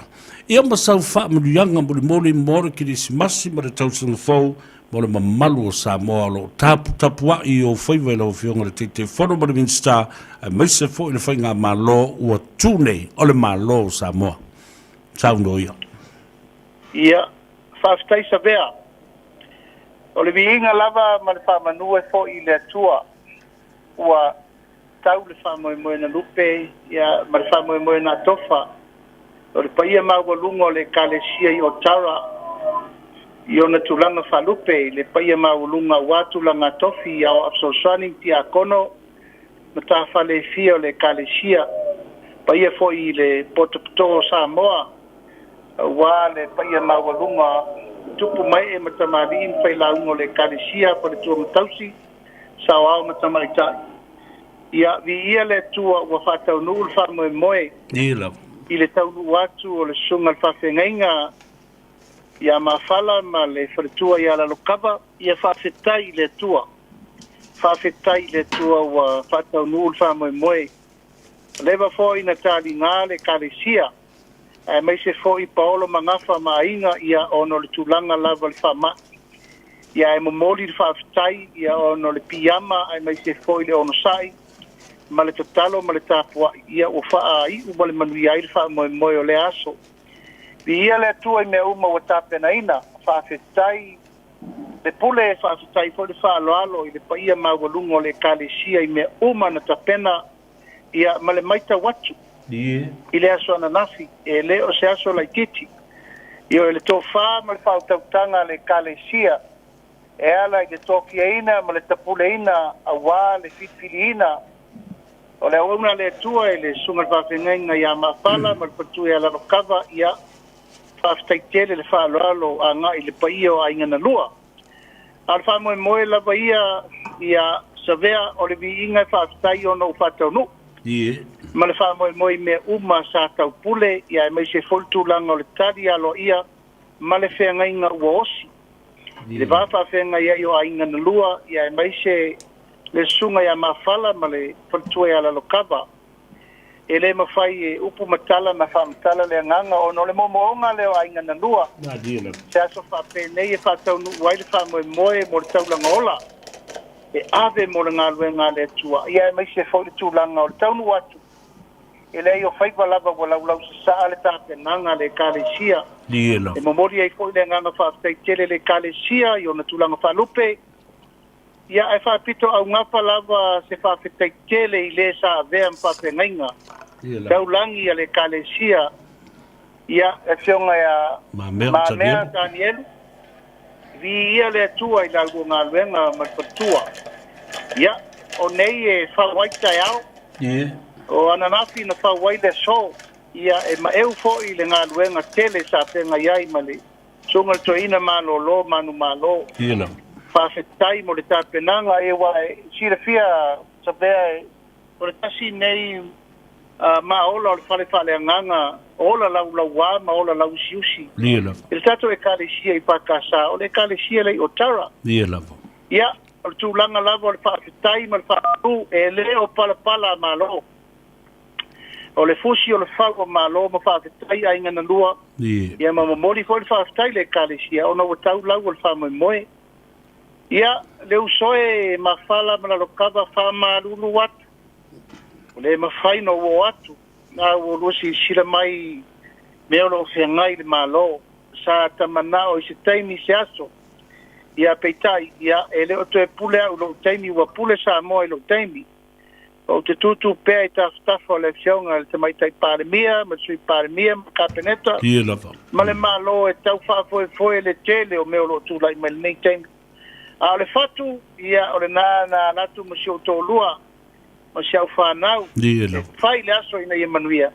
Ia vi ia le tua, o a inga foi o paolo mangafa, o e nā alo lo whaifo, whawhetai lau tō whaloalo, ai mai te foi tūnga lua. Sa vea whawhetai foi lau whaloalo. Whawhetai tele lau pule ia maloa ia o le tūlanga o le aso, le uso ia mawhala. Ia, patu tumo ele tua me u whangangoina. O le te talo, ia lo whangia ele tua la ngā luenga. Tātou te talu pe ina ia uli masao fe ngainga e mai se uma mea o lo o whanga solo i foi le bala wina mo la ua. Sa moe malau whaafonga i le nei aso ia e momori atu mo ngā lofa tātou tūla latai le whamana tuina o le whanau mai foi le pepe fau. Mai se whao le tanga ke viso lo tātou maua i peao mai o malo. Pāwhitai lo tau tua i tau malele. Pāwhitai lo tau alofa mai a Samoa ma le mātou tarimau whanua. O lo whapena ai o na whai o na whanga i oi le tātou malo i mea uma. E oi tātou whengai ma whita ma whainga tāo wha mai ma lui tau ese. Ai leo tu la fo ina tātou e le tua. Whawhitai tele le te talo. Whawhitai le tāpuai. Whawhitai no ngā manu o lo mawai se manatu o le fionga le tamaitai pāremia. Ia lau. Sui pāremia ma le whainga malo. Ia tainane le fionga le whonga whetalai ma sui whonga whetalai. Ia ma le pāle mene o Samoa. Tau lava lea tātou te talo whatasi le tua.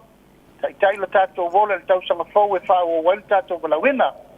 Whawhitai sa vea, o li atu le ngā whawhitai tele i lau tō wha. Mai se foi o whaivalo Filipa ia maua pea whapotunga awha fau o lo pue apo. Tai. Wāra te ngā iai le atunu ma le tautua ina o Samoa. Alo whaatu le sunga whawhenga ngā taulangi ia moangu tia. Te onga foi le li pule o le tātou pokalame. Ma le tātou le tio. Ai mai se o mau me mamae ma tātou panga masani o le tātou le tio. Tai. Ai o te alofa te le atu manuia tele le kirisimasi ma le tausanga fau. O te alofa atu foi le paia maulungo o seu tu malo. Paia ia inga sa tupua, ma inga sa maritoa. Mamalu wha tolu te nana le paia la ingo mawaenga. Tau tau paltu ua ma le whare limo sa ese. O loutou paia ma loutou mamalu o lo ta ape ia o te roa. Ai mai se foi e lalo langi atoa whaafetai loutou manatu mai. Whaafetai loutou te talo mai o lo manuiai whaiwa o la autowa ona. Alofa atu sa vea, maria nea fiafi whaasoi fuia. Alofa tele mo lau fionga whaasoi fuia. Ia le rao whaafonga le tātou tunu le whaatalananga fwoi ma le fionga i le teitei whono. Ia mai se fwoi o le minsta o a tinae. Ai mai se o whaatoanga ma whainga whaiva. Talo whai. E le ngase o malolo tau ma whai nei e tau fofo. Ia, ua malo ma pule ai Samoa i le taimi o le fionga le teitei whono o whainga tau na malanga. Ona le tau fofo ina wha le tonu. Nau mati langona, langa savea, mai a foi mai whai le tātou lotu o le te talo whai u o na tātou tō muri ai lea.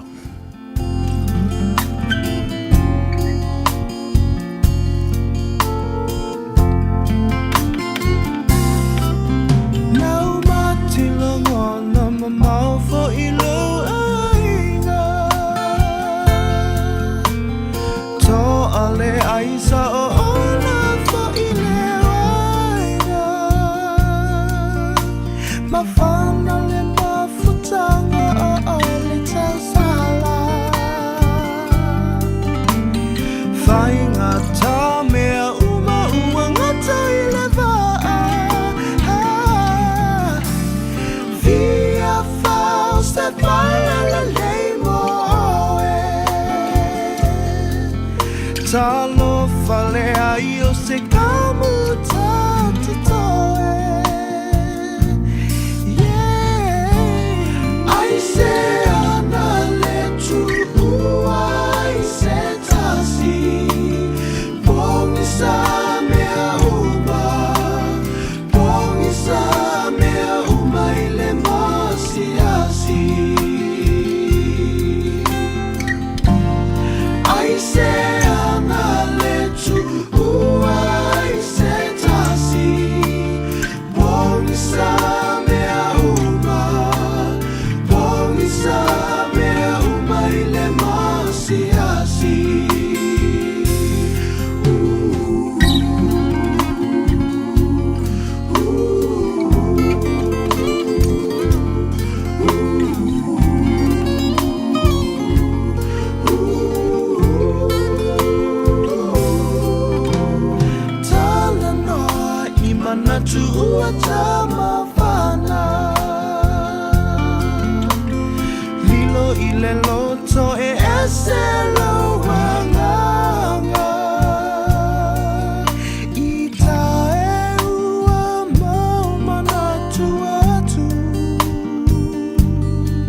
ele afaina e tata pe ala fatu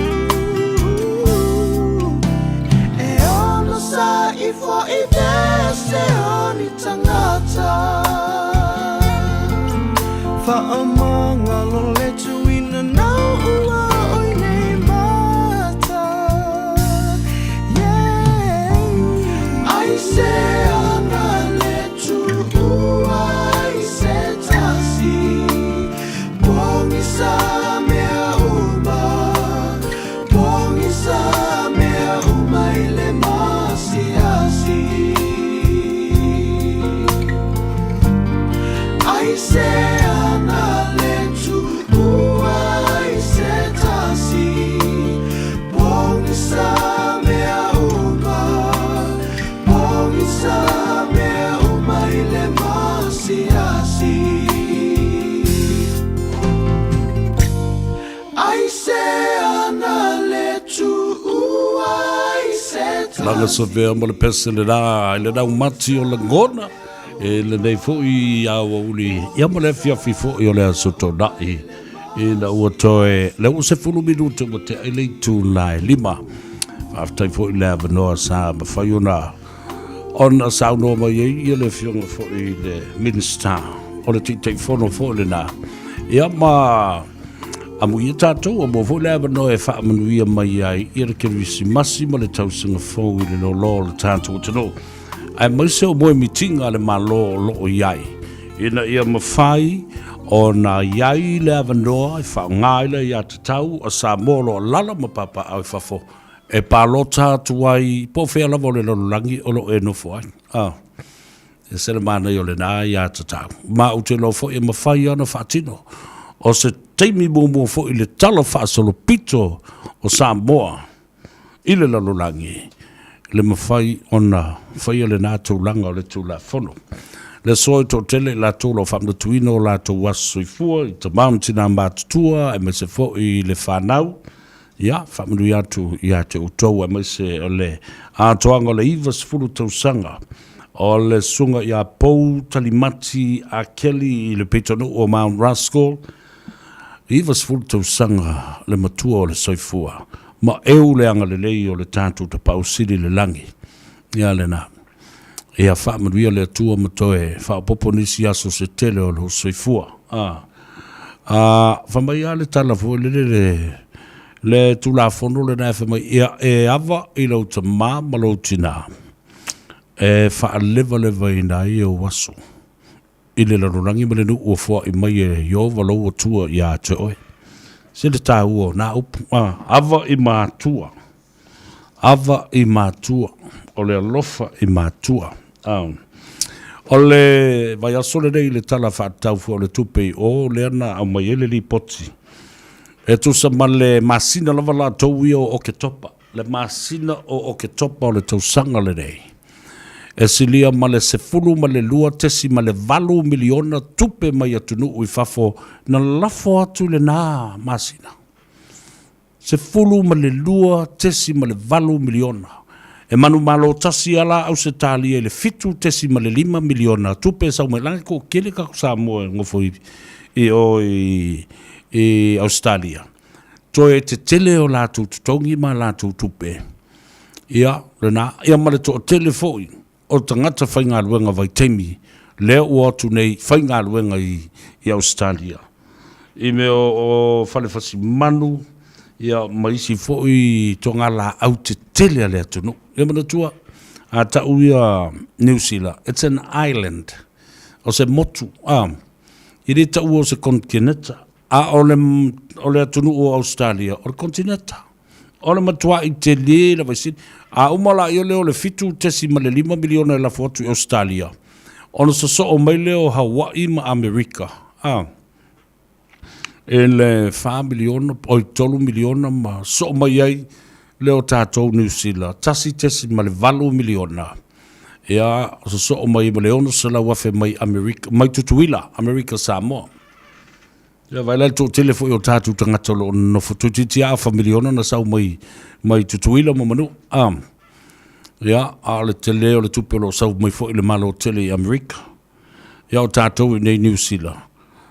se fulu ma le tasi ma le 5 miliona o le ngā aike le ngā kupe ai tele lava nā tupe lo lafu vai e mwha malulu atu le atunu wa unei e alofo tele i meola sa mātou ola whaatasi ma mea nei o meola o pusi o moile o taifau o isumu o manulele o povi o puaa mea umo whapena ia sa tele a lala lof pusi ia awa umo na tufala lof pusi ai tasi asia o taifau tufala lof pusi mea o no whanga fo o tangata mātutua na fo i tu te whaafonga lava e ai o le tele au tau sanga le nei por Columbia sa auto malama le ai sa tele lava lof pusi sa ai te milane ia lawa umo na tufa pusi ai o mana o mia nei la a whai ai se a inga o le tātou o tunu o le o toe fia mana o nai eita i whau a o le o toe mana o e tausi ia tama i papis la iti fo i lea ka amore mole whafso ta i maia o te a whai o taunga tā fo o na tausi ia lau tama i maile po lau ta i whau po le tu lau le whafonga mai le tunu vili mai sa vea o lua tas lua iwa wha fitu iwa lua fitu ai mana o le vai toi vili mai fo i male volmala sau e maile to mai maile ma wa va kunga o fango vai se lua pe ko wono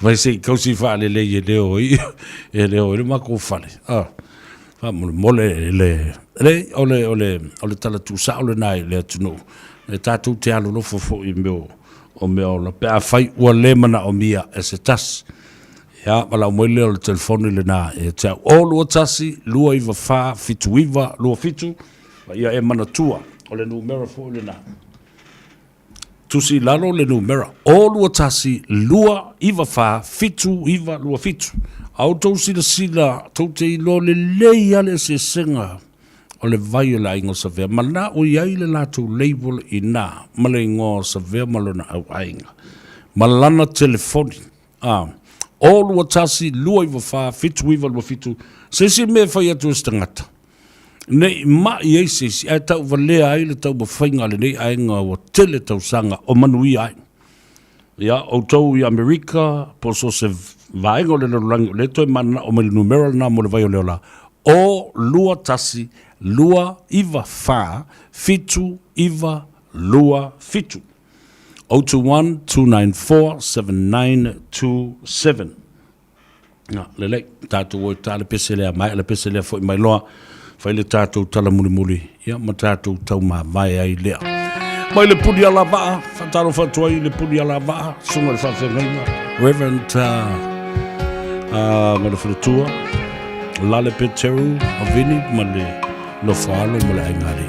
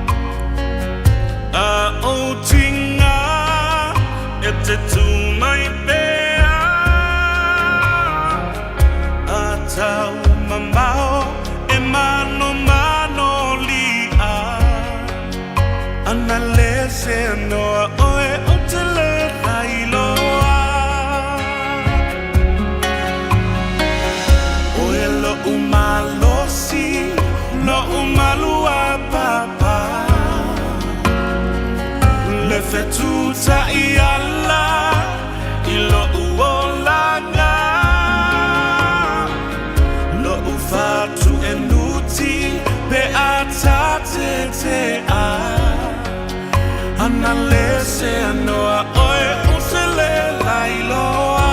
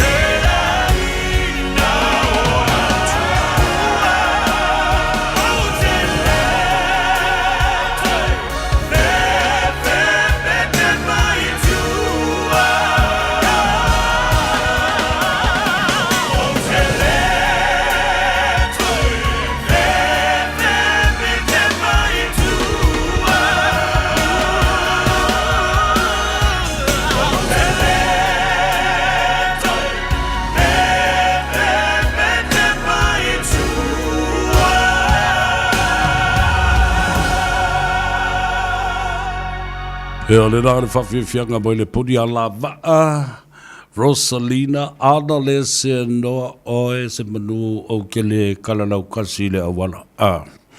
Ia le nā whamalo whawtai le atunu lau whawhonga tāpua i le nei aso. Ia ai ua tūla lata fo i le whamai aino le tātou porkalame. O le tamamatua le nā ia pou, Talimati, a Kelly, Ivas Fultausanga le matua i le so, o lona soifua, i le pitanu o Mount Ruskell, a lofatu o ainga, a maise le tua file, ba le tina matua ia e seta, male whanau te vanga vai fale, mo i nā i le pitanu i Tabitha i Henderson.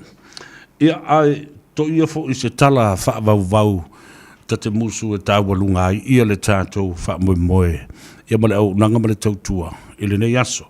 O le whaamoisenga whaapitoa le nei, manatua fōi o le paia inga lona sifuma le ono lea sa tuana ia tunei sa avea ai ia le fionga ia le sa tele. Mauteni, o le li whaipule le nā, le sa mea tuli mauteni na mulau ulu ia kopo e Sarah. Le au, o nā i whea fōi i sa taua, ma wala lea na tula i mai ai i le tofi whaipule o le tumalo. Ia panga lea ai sa si ngase mai i New Zealand nei. Ia leo ma ua le tala ua wala au ma whaamanawa i le tua o ngase o le tino. Le fo i au na ta ua, au ngā, sa whaimosui o le tumalo. Ia sa ngalue fo i tono le malo. I ona fo i to mai ese. Ia a o soifua fo i matautua lo tātou tunu.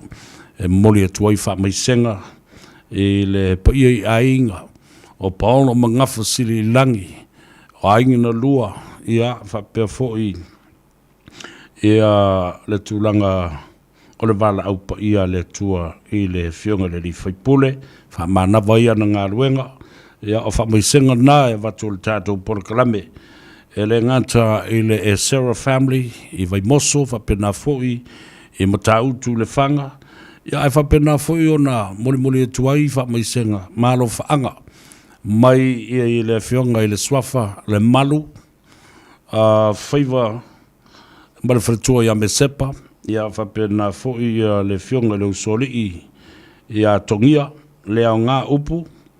A inga umalawa i whonga poa i tua sivi. Ia whapena fwoi sa fotu la whai mo ta utu i le whanga. Ia mai lātou uma fo i tau i le swafa. Aftai le tua i le soifua tautua o le nei te marii. Ia, whapena fo i ona watoi whamaisenga i le uso a whamasino, le whionga. Pari whatalenga fo i atu i langi. Saipele e Sarah. Ia, le uso i a tala. Ia, whapea fo i sunga le li fo mai i a kopo Junior e Sarah, mole lo tau a inga mamalu i le tuu ai o le malo stasi o tamali i longa foi ma lona to mai malana tau tua i le atunu. Ia o le tumalola le na o le watula i mai nei ia le whiunga ta fito a siata ia o leo ua awenei ma minsta o le mtanga albenga o le soifua malolo ina. O le talatu le nā i le whaafonga mai o le tunu u le nei aso. Mai manatu fo i ua tātou tūla nata i le vai vae. Wha e ai whaiva i whanua. Whaiva masani o le tunu, tai le tai le vai, e wha e whanua. Ia ona sisi ofe lea. Ia a wale whātou tainga i le whātara māsoali inga le ngā teifale wātou le whamalo i le tunu i le mawhitanga mai se fo le nei tausanga atoa ma la tausanga i tere ma nei ma waso tātou te ia o te whamangalo tu fo i le au tau ai ma ma le au whai upusa e le ma whai la whātalo whātou i le uwhionga pātele Michael Enderman. Ia mele mamalu fo o le lātou e Kalesia, le St. John's Evangelist i o Tara. O le ma ua lo fai so tau fia e fa natuel Christmas ma le tau sanga fo ya pui le tua i le fetalo loa i lungo le ala tele a wala tele vavave o matafanga o vaitafe o mea lo o tau tafafao ma e vai ina ia pui o lo tau sanga le mu mo lo tau seifua la le i whaare lave ma mai le ia le ti Apollo a mai se fo o le whaafoina o tavale i lungo le ala tele ina ia toa ma sila to toa o te fia le me fole le fai mai ai le meo le pātele pālangi no walo atu o le mole me mika o ka mai ki kau ai maa o ta mai tia mo mai tole tu o le mimi ka tu o le mimi ka ka foi na o ko fa winga se nga lava le tu nu o e fa pe na mo la tu winga o ne ngalo lau mask o foi ne ngalo lau digital vaccination pass ya po fia la ai aua ne ngalo lau vai oleola o lo tasi lo iva fa fitu iva lo fitu fa banu atu le tua le Christmas ma le tausanga fo ile lo le tatu tunu ia fa perna fo ia le to tele o Samoa wala to fa ngaina matali ina yo to mota ia le nei au nanga me le nei tau tua fa tau va o le vai o le ola ai o tele le morimau o manui ai o tatu tangata ia matoi fa le ai lo soifua fa le ai mo lo ngutu e palau vale sau o upu i fafo o matua manongi mana ia toe mana na ia o upu ia mamo mosi e mau fōringa man via tele lava Christmas ia te oe malau ainga ia whapena fo ia se tausanga fōu fia tausanga fōu ia e tumu ni mea mana ia ia peo no whaiatu. Enjoy your family lunch, your family get together, and whatever has happened in the past, leave it in the past. You know, let's all move forward and enjoy. And let 2022 bring us a prosperous new year, some good fortune, and some wonderful, surprise, exciting, times and things that will happen in our lives for the best and to be successful. That's what we always pray for every time, anytime, is that we'll live, we are safe, and be successful in whatever we do. And we are tele le Christmas me le tausing fōmu we foi malolonga mata faunga le fia na nei o wa na o tala fa le kalapu mano fang fa pena I me anga I o to e fa o to vai ia fa pena fo le saunga le mu I lungo le ala tele we foi o tātou ainga ia tunu mamau. O le a whi malangai, whi tālolo ai, le anga I Samoa le o mai I New Zealand mo le atu I Australia, mo le o I Amerika, ma Hawaii, ia pui lo tau seifua. Ia, ma ia tau nuu ma le manuia le whai ngā malanga, o fo ia whaamuli, ia, ngofo le lei, woi loa. E le whai aku, ke ngofo ke whaamuli, ke ngofo le lei, ai le ma ngofo le lei, do lo ferua ia maroka uru ku le fale ala o le leile uru nga ai nga le la vola ko me ai ia e ka fo mai mo uru nga Amelia fa moana George Kinsella ia va per fo I Samuel Robertson mo to mo la fa talo fa tu e le fionga le sa o ya tialino Samoa ofisa ia mo le tamo kapeli ia mo sio fo I to lua mo sio to ainga le no falo mo la ainga le I nai o le hanga fatalo fatu le tato program fafta ia tu sa ve lo to lang lo su le tato nga luenga fafta I fapito lava I lo uso alori le fionga le saoli I atuala to watino to pa o mo le faltu ia peka mo le no falo mo la ainga le mo le tina ia me tita fa pe fo le fionga I le matai tufunga ia polo fionga fo I tulo wena mal malu lo fa lua mal fionga ile mena I tau amuri anga tele Stella ia polo fionga fo I ile mapu le satuala un fale nao ti fa te tele le malu lo lua fa lua ia mole anga le fo i le ngā luenga. Ia miselo whiunga le sao. Lei fatalo fatu, e malo fatu fo i mwhamni atu Christmas i atu tu umalava. Ma mori atu le whaftai i le anga le lei, i le nei ngā luenga fatau wa o lo fatino, o lo manui ai i a Samoa. Talo fatu taupa u, a whetu ma le whaletua Juliana, ia le whiunga sala, o le tuafine a whio mai, ia mautou umalava. O le ainga. Fatalo fatu le sunga sala, muangu tia, ma le fatua, lo o mafuta mai fo i le tātou Porkalambe, ia airenga te lea. O i lātou o lo o whaatao tuli ono o le tauri o le whala i le meo o le a fo i le nge whaifoino le langi te tau, mo le langi malo fie le tunu, karo whai. Ia o ngosai, e leo se pāwhai po se o ngā urure ngai kā ia, ia rafungia fo e le tua, ia mā le sau i lau whionga i le ngai o tupu po le mutua whaiva, ia, ia tu malu ai ia le sau. Ai ua fo isole ke kalimalo o le au, wale mea le naro kalimalo, ngare ra kua fiki mai ai le utu le lama. Ia ngā le leos e saua mole asusongi asoma ma se i mai ia meo a ango ma pa. True story sali. Ia ngala ia. Ia ngā wafore ua mi kai lau pe ai alu e siva solo i lungo lau ma whakawho le leo o meo nightclubs. Wale whia le mea le nā. I no si ai o e malau te tau. A wifi no e stangata le mea whapena. E leo se tau lale ingo le mea ngai ka o le kanki.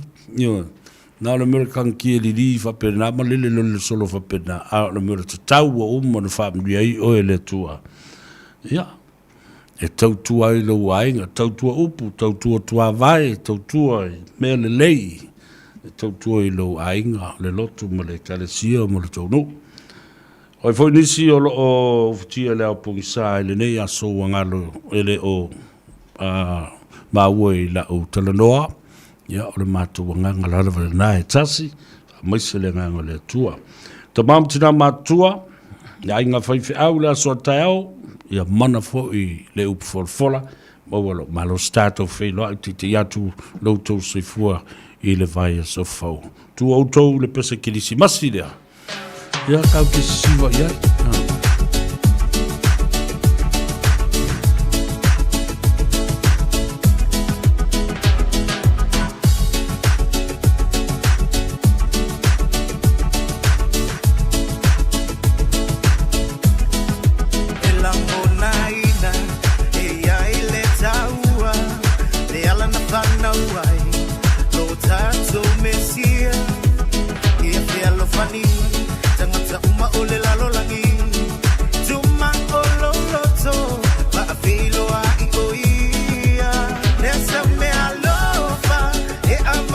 Well, that's it from me this week. Wishing you a fine and Merry Christmas and Happy New Year. And enjoy the times with your families and great friends. And I hope that Christmas will bring a new chapter to your families and lives and prosperous New Year. And looking forward to having your company. Thank you so much for your support for my Vai Oleola and for my work every Saturday, and I hope to catch up with you once again at the same time, same place, right here on the Voice of Radio Samoa 1593. All our families around the world on YouTube, on the Facebook page, and enjoy yourselves and look after yourselves. So for my Maria, we are Kismasi Manitosan phone. Now to almost a bit pesta tamal. So Yuli, Al Harrington, to Munuvala Ver, so for.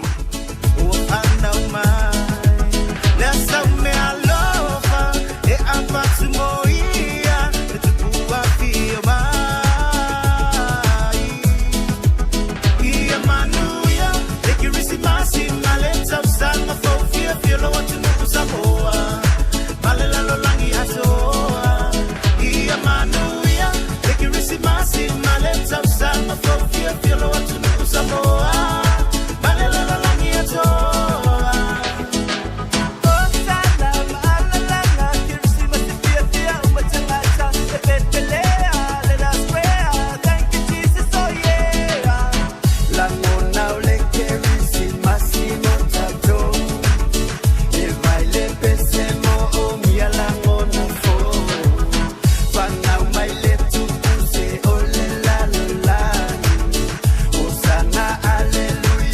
te alofa.